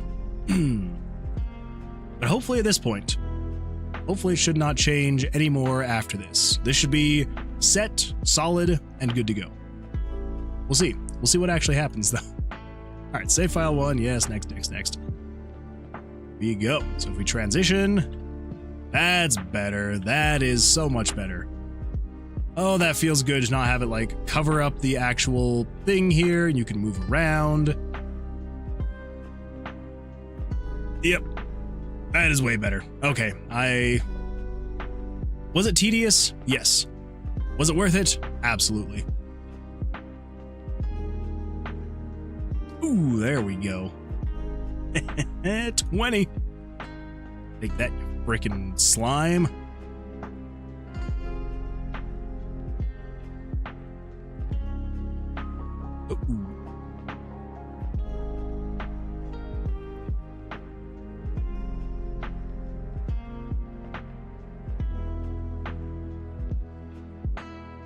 Ooh, that was a lucky draw. I thought for sure I was gonna bust. Yeah. Oh man, I've just had some really good draws. Control, I think you are good luck with my draws. I need you here more often. I thought it was gonna bug out there for a second. It paused. It paused for a little bit, and I was like, What's gonna happen? Why is it pausing? It shouldn't be pausing here. Okay, cool. All right, so we've got fix, transition, animation sizes. Go, that is good to go. I think the only other thing that I want to see if I can get to fix is fix dice drops when killing monsters. Because I don't think I've seen a single dice drop, and we need to figure out why, because it should still be turned on. Like, you should, so if you come over here, monster animation. Control says I haven't landed on a long-term project. Lately, I've been playing around with 3D. Very nice. That is one thing that I'm kind of jealous with RPG Maker not being able to do 3D. So, trying to put together a prototype for a Link to the Past like with a gun arm character. Ooh, that'd be a good time. I'd play that. More recently than what I've been jamming through. There's 3D mods for Maker. That is true. I do actually have a... So for MV, there is a plugin that does make things 3D looking. It's almost kind of like how the original Doom was. So if you understand how that engine worked, it was basically, it took a 2D plane and it would then create the walls, the ceiling and stuff like that, just based off of just raw numbers. So basically they would assign values to walls, floors, and all that fun stuff. And basically be like, okay, if this part here is equal to this value, it is a wall, make it tall. If it's equal to this value, this is a staircase, have it go up and stuff like that. Oh my goodness. Thanks for the follow, Tom. Thank you so much for the follow. I appreciate it. And we've hit our follower goal, 80 out of 80. Thank you. I appreciate that. Well, welcome. Welcome to the Moonwood Club. I should probably update some of the messaging there. Anyway, welcome to the Moonwood Club. I appreciate you being here, and hopefully it's hopefully I can be worth the follow. So, yeah. So the way that Doom worked, it was basically just was taking the 2D plane, converting it to 3D. And there are plugins for RPG Maker like that, and they're kind of cool. So, actually, now I wonder. Pretty sure. I don't know where it would be in here though. I don't have too many. Let's see. Really quickly. Fonts. This one.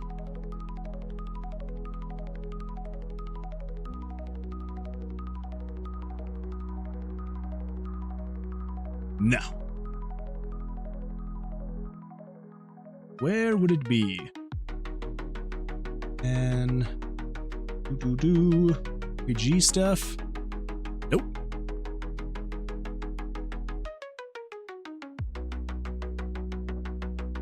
Novel choices, voice pack, layer graphics.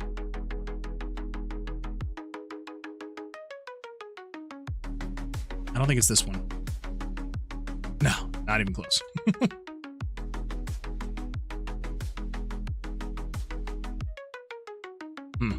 Well, I must have it saved somewhere else. But yeah, because Control, I know what you're talking about, the like 7-point perspective. There is that, but there is actually a full-on plugin that will make it like actually 3D. And I don't know where. Maybe, yeah, I'd have to find it some other time. But yes, so it actually can add like a first-person perspective and all this fun different stuff. So yeah, there are options for stuff like that, and there is a new entry in the RPG Maker series. It's called RPG Maker Unite. It's kind of a buggy mess right now. Installation process is a nightmare. I spend about an hour long watching tutorials just to install the program because it is so not intuitive, which I know that they can only have so much control over because basically their new engine is like a plugin almost for Unity. It's like it puts it on a 3D platform so you can make 3D games with it, which is great.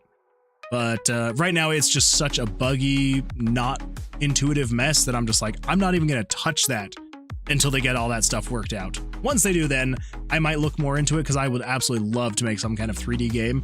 I love the idea of making a game that has like the same aesthetic and style as like PS1 games, Nintendo 64 games. Like, I really love that style where it's like the super low poly, low resolution textures, but like, I don't know, I feel like there's just like so much you can convey with that kind of stuff. So I don't know, I would absolutely love to make something like that one day. With my current RPG Maker stuff, not really gonna happen, but maybe eventually, maybe one day. Cameron Reap says, hello. Hello, Cameron. How's it going? Welcome. Glad you're here. They're making a new Godot-based maker. Is it Godot or is the Unity one? So they do have a Unity one. That'd be kind of cool if they're doing it in Godot as well. I think they low-key abandoned Unite, but I could be wrong about that. It does really seem like they abandoned it.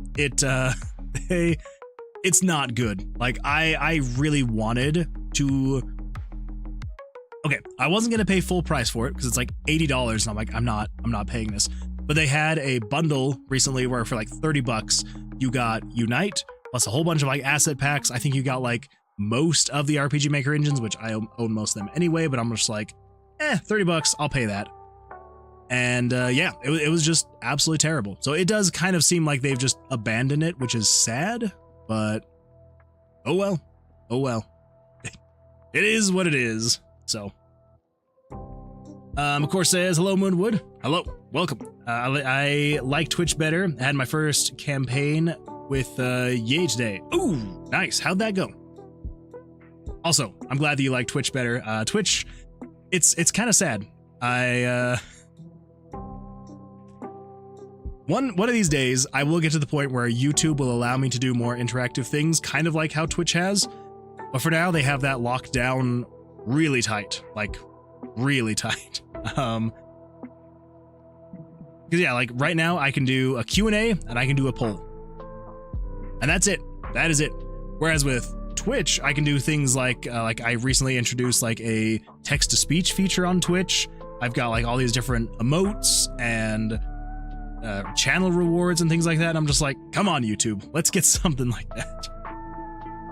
And also, McCore says, good, the DM is nice. Good. Yeah, it's always a good time when the DM is actually, well, one, a good DM. You need a good DM, but then two, if the DM is actually nice, that is also leaps and bounds better as well. It's called Action Game Maker. Oh, okay. Yeah. Action Game Maker. I think I actually already have that. Maybe. Action. Nope. Maybe I have it on Epic. I think I have it somewhere. But yeah, Action Game Maker is another one that they strayed too far from the like tried and true methods, which is like this, you know, MV. Basically every single RPG Maker up until Action Game Maker and Unite all kind of had like the same look, the same vibe, the same feel to it. You know, like if I were to come in here, so if I open up Steam again, and if I come to RPG Maker, like I've got RPG Maker 2000, like we can go way back, way back. And if we launch this and you open this up, does it look different? Yes, a bit. But you still have that same general vibe, right? Like you've got over here on the left side where you've got your whole tile set. You've got your secondary tile set. The event editor, if you open this up, like if we do that, and then I come over here to this one, like it looks so similar. Like 25 years ago or more. Freaking how old? Does it say? Okay, yeah, 2000. I couldn't remember if it like came out in like 99, but yeah, so 2000. 25 years ago. And you go back and forth. It is so similar still, for better or worse. Oh my goodness, McCore. First of all, his world is involved and he built me into the lore as well. That is really fun. I love it when DMs will actually build you into the lore. Also, you walked 11 miles today, which is absolutely crazy. But you know what's even crazier? I'm about to do a stretch, which I swear I turned that on. All right, for everyone over on YouTube, one of the channel points is a stretch. So I'm going to do a stretch really quick because my core has redeemed a stretch. So if you feel so inclined, stretch with me. Time for a stretch. How's it going? And the other way. Oh, gosh. Stretching feels so great. And yet it hurts so much as an old person. Don't get old. And to the back. And we disappear behind the green screen. And we come back as a headless person.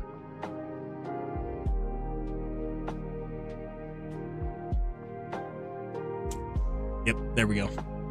All right. Anyway, yeah. So the differences between, like, I know that MV isn't it isn't current. Like MV came out like 8 years ago now or something like that.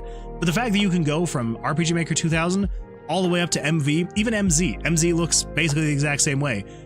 And like you open this up and it all just is all laid out so similarly. It's great. Like.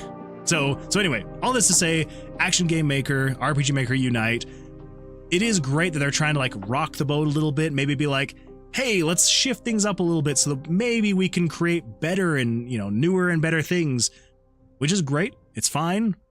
But I think they shook the boat just a little bit too much and just made it a little bit too difficult for people to get in. So I don't know. That's my own 2 cents. You know, RPG Maker is definitely supposed to be more of like an entry level software, and so to then kind of raise that bar a little bit too much, I think it kind of makes it a little bit difficult for newer people or people who are just like, I just want a simple, clean experience. I want to make my game and call it good.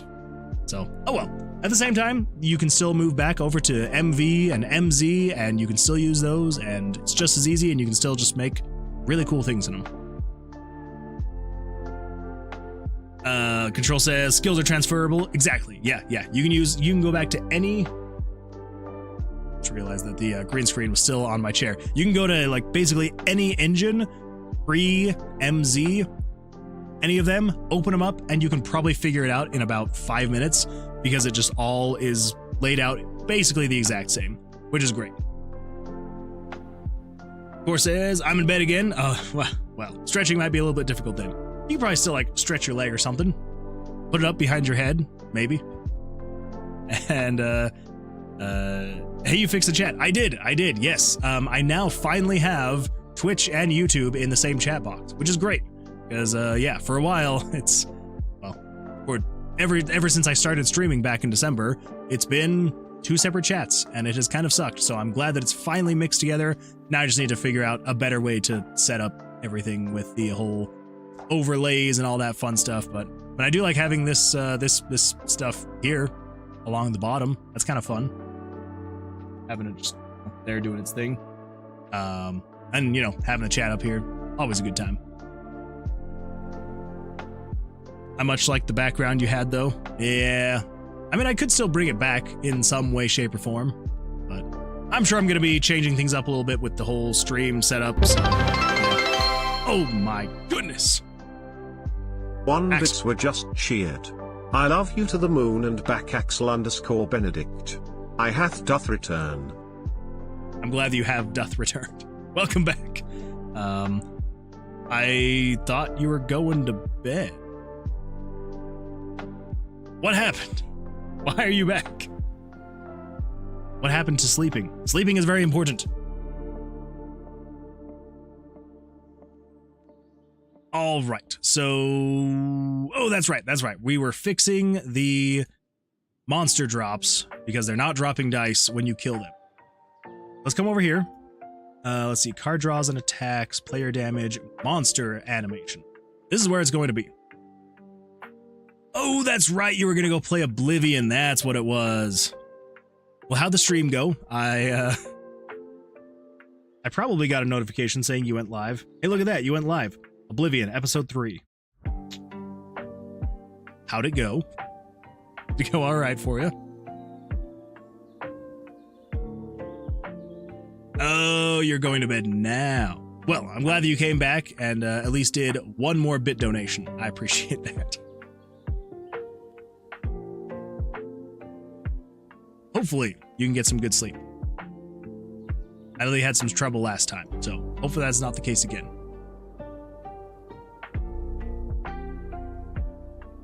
All right.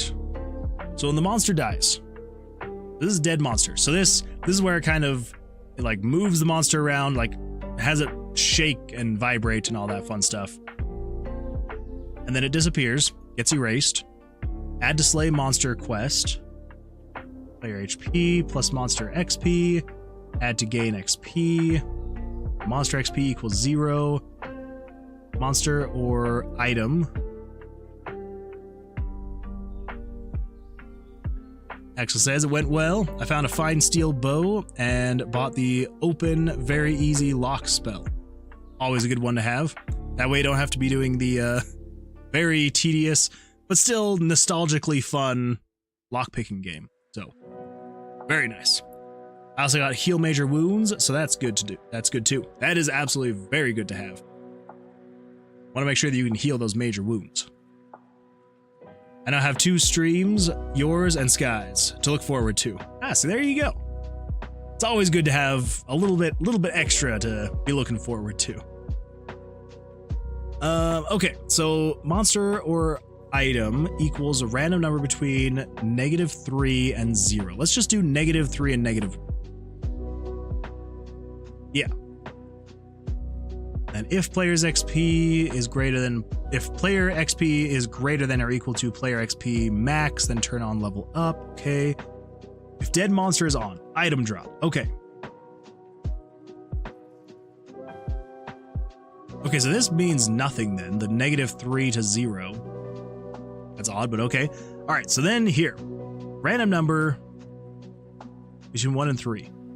If random number equals 1, then we're going to say current room item is going to be equal to a random number between 1 and 4. 95. Instead, if 95 is equal to 1, set current room item 1 to equal 1, a random number between 1 and 2. Layer 26. Oh, is that the problem? I think that might be the problem. I think it's just a layering issue. POV is 23 through 27. Art area map. So room. Dice 1, dice 2. 26 and 27. No, that should work then. Yeah. So that is just showing image layer 26, dice 1, dash, plus 95. 95 is the current room item 1.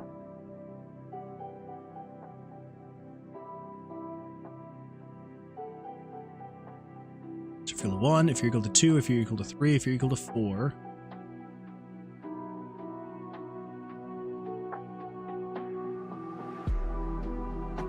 So random number 1 is equal to a random number between 1 and 3. Let's just set it to 1. And then if 911 is equal to 1, do this. Oh my goodness. Thank you, Patom, for the Prime sub. Patom, thank you so much for the Prime sub. I appreciate that. Thank you. You are too kind. Thank you, thank you, thank you. I always am like I get very worried when people subscribe, because I'm like, what am I doing that's actually good enough to make someone want to actually subscribe? So I'm like, okay, whatever I'm doing, I need to keep doing that because it's obviously a good thing. So thank you, Patom. I appreciate that. Man, a follow and a sub, like all in under an hour. Not bad. Let's see here. McCore says, also need to get into more of Tanu Condon's streams. Don't know who that is, but I'm going to agree. You should. 100%. Heal major wounds heals for 25 HP as opposed to heal minor wounds at 8. That is a massive jump. With a max HP of 95, that's over a fourth of my HP for 60 magicka. Yeah, that's not bad at all. Not at all. And then Axel says, I can gift anonymously to myself. You should do it. You should gift yourself an anonymous sub. And then thank that kind anonymous person. Alright, so let's go find a monster. There we go. We've got a monster. Let's see if we can actually fight. Nope, okay. We busted. There we go. Ooh, a 20? Of course. There we go.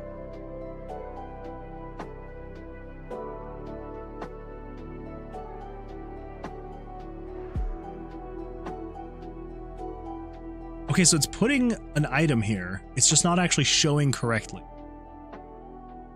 And why is that? I don't know. That is very peculiar. I don't know why it's not showing correctly. Of course, says Tanuki Dan is a really wholesome. Wait. Well,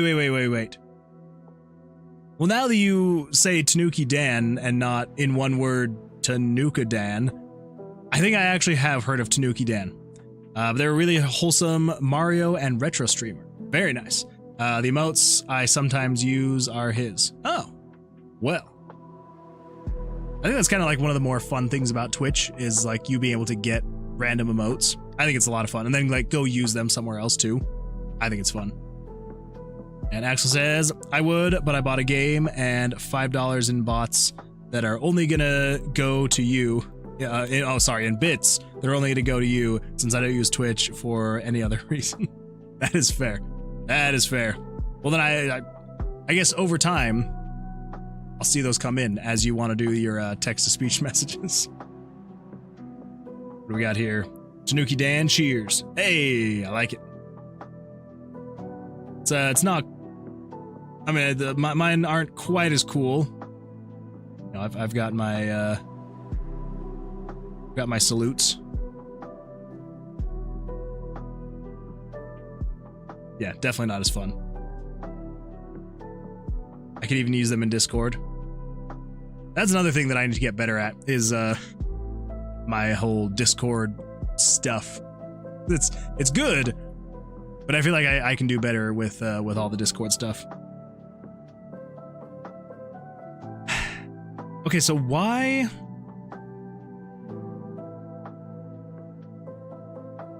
Why? That's my question.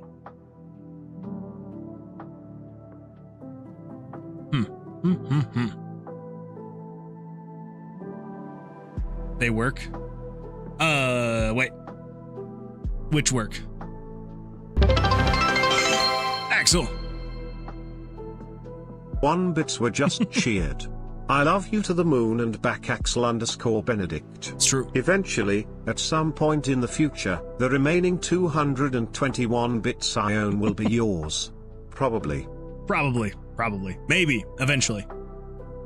Oh my freaking goodness. I'm erasing picture number 26 here. Yeah, that would do it. Why was I erasing picture number 26? That was like the only way to see the dice drop. I am so smart. SMRT smart. Look at that. I got a dice drop. Oh my gosh. I don't even know with myself sometimes. I do not even know with myself. I've also noticed the health bar seems very broken. Like the amount of damage you're going to do. That one should also be a really quick fix as well. So I'm just gonna check on this really quick. Let's unfull screen this so you can kind of see what's going on. Oh wait, that was the primary display. There we go. I got rid of that, so that's not good. Bring that back. There we go. Now you can see what's going on. Now you can kind of see what's going on. So let's hide everything that we're not showing. This is an image gauge. Which image gauge is it? 4 out of 4, 2 out of 4? What if we change you to left? Change you to right. 2 out of 50, 1 out of 50. Okay, so that's my health bar stuff. Oh, okay, all right. So the 4 out of 4. So this one right here, this is the actual health bar, yeah?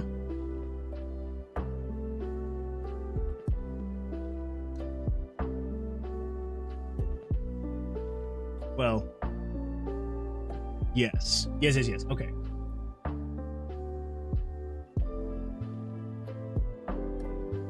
So yeah, so 4 out of 4 is health bar, 2 out of 4 is the cover for the health bar.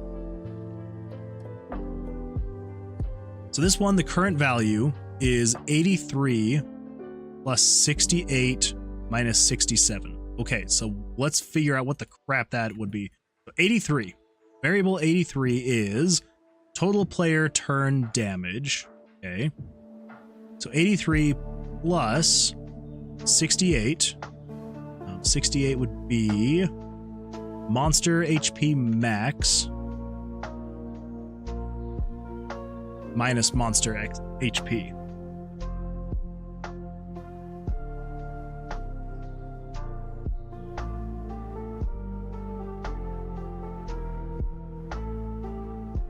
So what value is variable 83? 83 is currently equal to 2. So this should be 2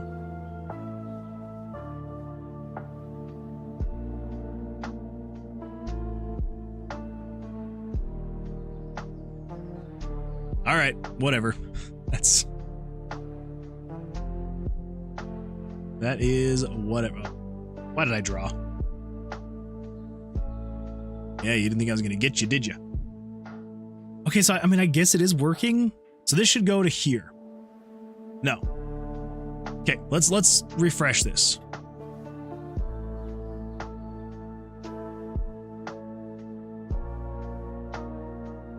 Oh, McCour says, okay, your emotes work, don't need to be fancy. Okay, that's what you're meaning by they work. I was a little confused by what you meant by that, but that makes more sense. So, yes, thank you. I appreciate that. Yeah, I don't know. Every now and then when I have time, or energy, I will try and make a couple emotes, and they're kind of fun. I don't know. Maybe one day they'll be a little bit more professional and fancy, but for now I'm like, I'll just do silly, simple little things and we'll call it good. Let's see here. Control says, did you do all the assets? Yes and no. So everything except for the player character. So I did not do the player characters. They were from an asset pack that I bought that it was something like 1,000 fantasy characters in one pack, and it was like $10, and I'm like, that is a crazy good deal. Like, I'm 100% going to get that. So I bought it, and then when I actually got it, I started taking a look at some of the assets, and I'm like, something just feels off. Like, the details were not consistent. Sometimes, sometimes they'd have like a little bit more detail to the face. Other times they would have like no face at all. And I was just like, okay, yeah, something definitely very weird is going on. Oh my goodness, Axel. Bits were just cheered. I love you to the moon and back, Axel_Benedict. I did the math for how many D1s you need for one D20. The equation to get the number is 2 caret 20 to 1 equals 2 to the power of 19 equals 524,288. It's true. You would definitely need a lot of D1s to eventually merge into a D20. It's kind of crazy actually how many you would need to get there. Which is why we're kind of switching things up a little bit. But it is a lot. It is a lot of D20s you would need. Anyway, so long story short, yeah, I came to the realization that the pack is made up entirely of AI generated pixel art, and so I was like, I don't have anything personally against pixel art. I don't have anything against pixel art. It's great stuff. I don't have anything against AI art per se. The only time that I start having a problem with AI art is when someone if they try to pass it off as their own, like they created it themselves. It's like, no, you didn't. Like, sure, like some of them you could obviously tell like they went through with like a fine-tooth comb and like tried to fix things up a little bit. So anyway, so these are basically just placeholders for now. Yeah, so as far as like the whole UI, all of this stuff, I did make myself. And then, yeah, so all of this, like the room itself, made all of that, all the different decorations, like the different colored bricks, that's not difficult. Like the torches, the vines, all of that stuff. Now the monsters, that's where it's kind of, again, gets a little bit because these were from a different asset pack that I had purchased years ago. And then I went in and I recolored them so they're the correct color scheme. I animated them, so like normally it would just be a static image, so like I added the movement to the different slimes, which is why right now all there is slimes, is because I have only animated the slimes. So one day I'll have more monsters, but for now, yes, so everything else I did animate myself, or created myself. So yes, the animated torches, all the room graphics, the cards, everything else was created by me. And then the monsters were edited and animated by me. And then, yeah, and then the character models will eventually get replaced, potentially with ones that I make. I may also like hire someone to create some of the pixel art as well. Someone who actually can do pixel art, because I'm great at fooling people into thinking I can do the pixel art, but I don't know. I would not consider myself a pixel artist at all. It's like I can do very basic things, which is why I'm going with this very basic aesthetic, is because I'm just like, I can do basic stuff. I can make a plain gray room with like a weird perspective to it. I can create very basic looking D20s, and yeah, that's about the tall and short of my pixel art skills. What's the aspect ratio for the rooms? Somewhere around 16:9. It should be standard widescreen. Yeah, 16:9. It should be the aspect ratio for them. Tried to keep it as close to, because the game itself is running in 1280 by 720 resolution. So again, 16:9. And then I believe this POV window is that just shrunk down, so it should be somewhere right around there. I actually haven't checked to see, because I did update this recently, and so it might not actually be the 16:9. I actually kind of want to check that now, just to see. And oh my goodness, Lazarla, welcome back. I feel like it's been so long. How's it going? Welcome back. Oh my goodness. 1 bits were just cheered. I love you to the moon and back, Axel_Benedict. I want a mana refund. No refunds. All sales are final. No mana refunds. Yeah, no refunds. Sales are final. Very interesting chat overlay placement. Yeah, it's we recently redid the entire UI for the stream, and so still trying to figure out exactly what's going to be best, what's going to work well. And who knows? I may just kind of go back to the old overlay that we used to have. It's not, I can't just go back to it right now though, because this is what we've got. This is what the old one looked like.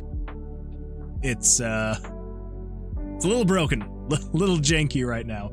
So we're gonna stick with what we've got right here. But anyway, yeah, welcome back. I feel like it's been so long. How's life going for you? Hopefully it's going well. Hopefully you're, I know that the last time we kind of chatted was you had your friend over and hadn't really heard anything past that. Also, Axel, if you're talking about the stretch refund, no refunds because we're about to stretch. Everyone ready? Lazula980 says, it has been 2 weeks. It has been 2 weeks, which is a very long time in as far as streaming goes, because I mean, I'm used to seeing all of these all of you fantastic people each day, and so when it goes a couple weeks without me seeing a particular person, it's kind of weird, kind of throws me off. It's like, I don't know, it's I'm glad that you are back at least. So but your friend is still there. Oh, well, that is a way longer visit than I thought. It is just a visit, right? So was she like visiting from a long ways away, or I don't know. Anyway, we're gonna do a stretch now so that Axel doesn't call the cops on me and be like, give me back my channel points.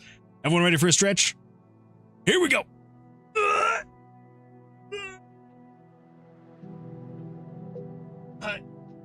And the other way. Oh, I need to stretch more. Oh, I need to get a standing desk in here so I can not be sitting for hours on end. Anyway, here we go. And behind the green screen. Oh, but we're not going to cut my head off this time. I've already done that joke too many times today. Whew.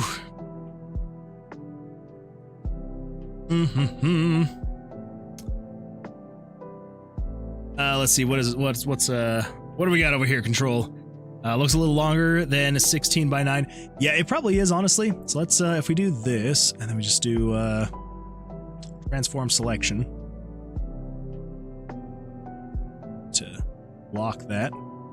So this would be 16 by 9, roughly here. Okay, yeah. So that would be 16 by 9 right there.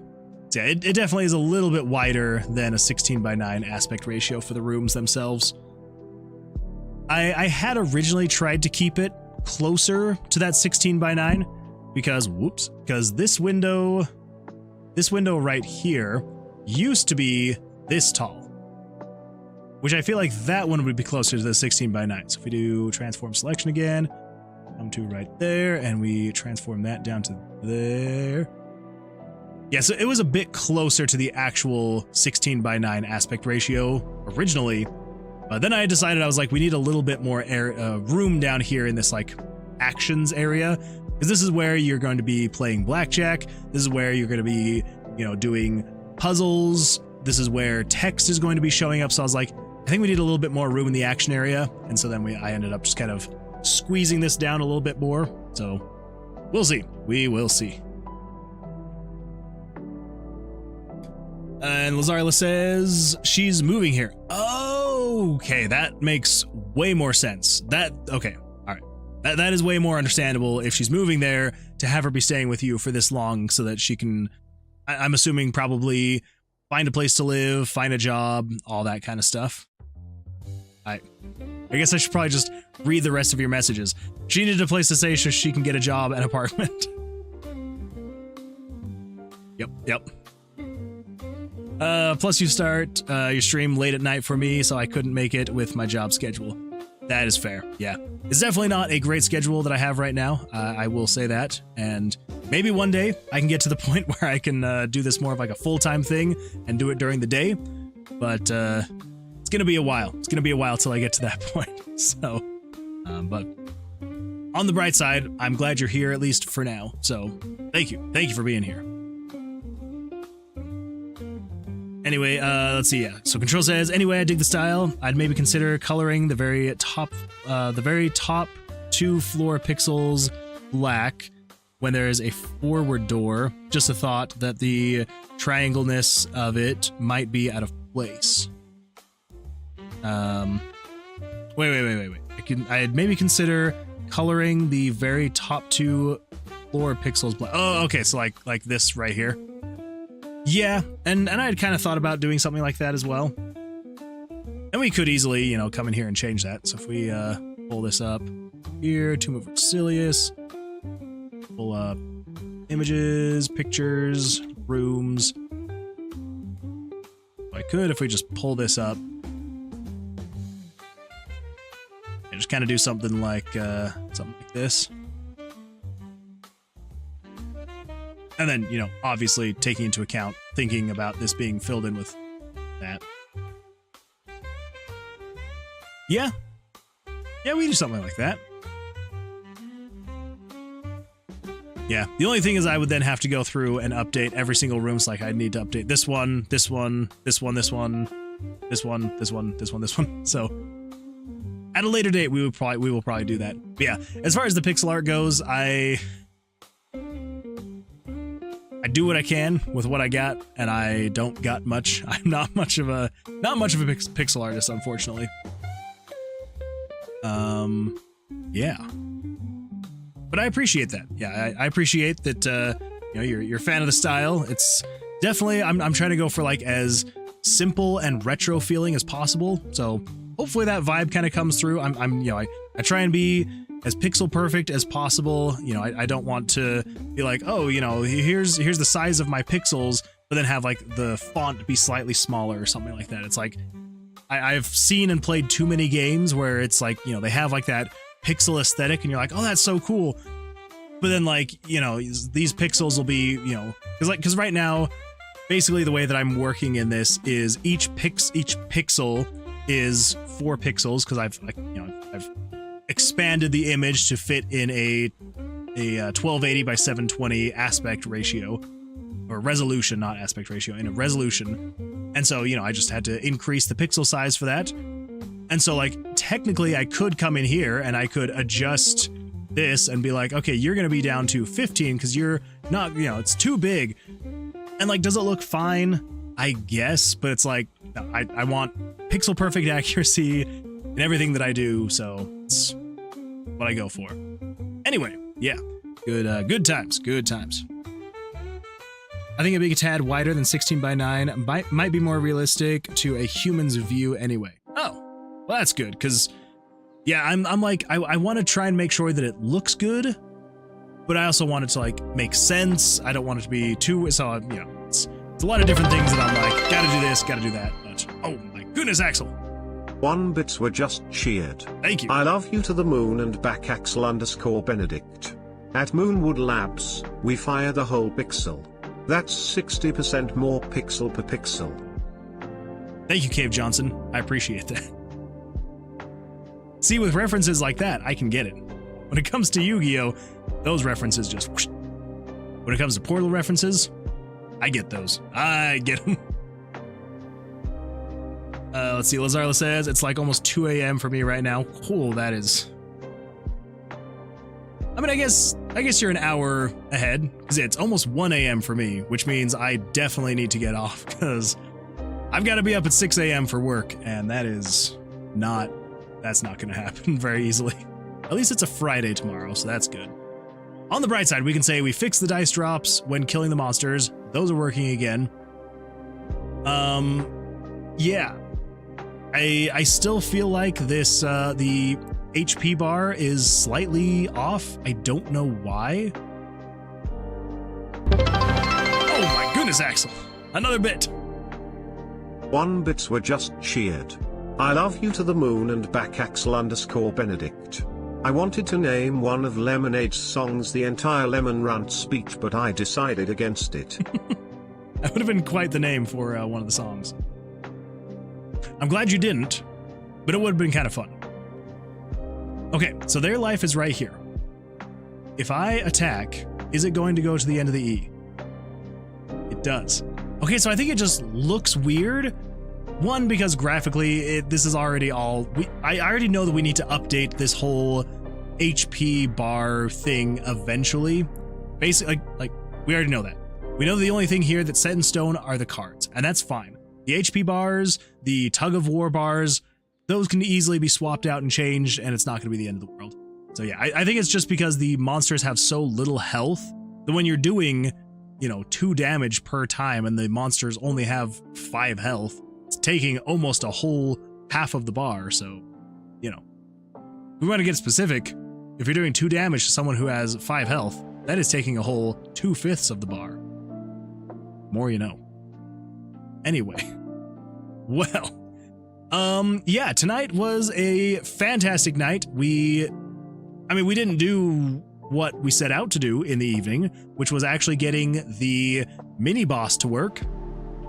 We still basically just hit our head against a wall, fixing all these bugs, trying to get to the bottom of it, and every single time we would fix a bug, 2 more would pop up in its place, and it just became a nightmare. So again, we didn't get through exactly what we were hoping to, but we got some good stuff figured out. We got the transition animations fixed. We got the dice spawning issues fixed. We got the mini boss removed from the game again. But we did decide that the solution we're going to go for is we're going to create one singular event that is basically the oh my goodness. 40 bits were just All right, at least cheered. it's 40 bits this time. I love you to the moon and back Axel _ Benedict. When life gives you lemons, don't make lemonade. Make life take the lemons back. Get mad. I don't want your damn lemons. What the hell am I supposed to do with these? It's true. Demand to see life's manager. Make life through the date thought it could give Cave Johnson lemons. Do you know who I am? I'm the man who's gonna burn your house down. With the lemons. I'm gonna get my engineers to invent a combustible lemon that burns your house down. I don't think that would have fit in a file name, but I do like where your mind was going with that one. Would have been a good time. Oh, Portal. Such a good game. Such a fantastic game. Anyway, well, I'm going to go to bed now. It is getting very late. And if it's late for you as well, I would suggest you all do the same as well. So never forget, sleep is very important. You need it. Stay sane, stay alive, and all that good stuff. Thank you for one the one bits were last just bit, Axel. cheered. I love you to the moon and back Axel _ Benedict. 07 and good night. 07 and good night to you as well. All right, everyone. Well, thank you all for joining. It had been an absolute blast. Yeah, I don't know what it is. I just, every time I get to the end of the stream, I'm just like, especially the Thursday streams, I'm just like, man, now we got to go a couple days without a stream. So, all right, we're gonna say goodbye. Farewell. I hope that everyone has an absolutely fantastic evening or day or morning, wherever you may be in this world. Good luck with the next couple days, and hopefully I will see all of you in the next stream on Sunday. If you are new here, first of all, thank you so much. If you're over on YouTube, make sure to drop a sub so you get a notification the next time that I go live. Or if you're over on Twitch and you haven't followed, a follow will let you know when I'm going live again as well. So yeah, but Control, thank you so much for being here. I appreciate that. And yeah, and oh, actually, also to I feel like I am not pronouncing your name correctly, but Patom, thank you for the sub. I really appreciate that. Thank you so much. And then of course Nico with the gifted sub. Thank you for that. And yeah, and then of course Axel with all of your bits. It's been absolutely fantastic. So keep it up. I love it. I love it. All right. Well, everybody else, have an absolutely fantastic evening. Thank you for being here. I will see you all on the next stream. And until then, take care, farewell, and au revoir. Is that French? As the French say, au revoir. Of course that's French. Why would it be anything other than French? That is 100%. I don't know why.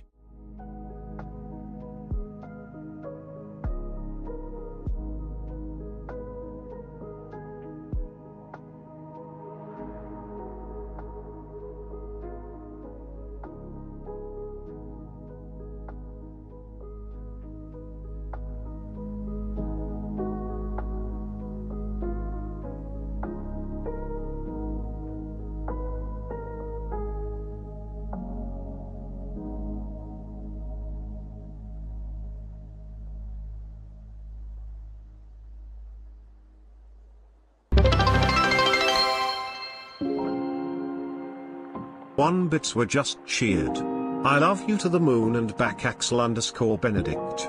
This is a test, this is a test.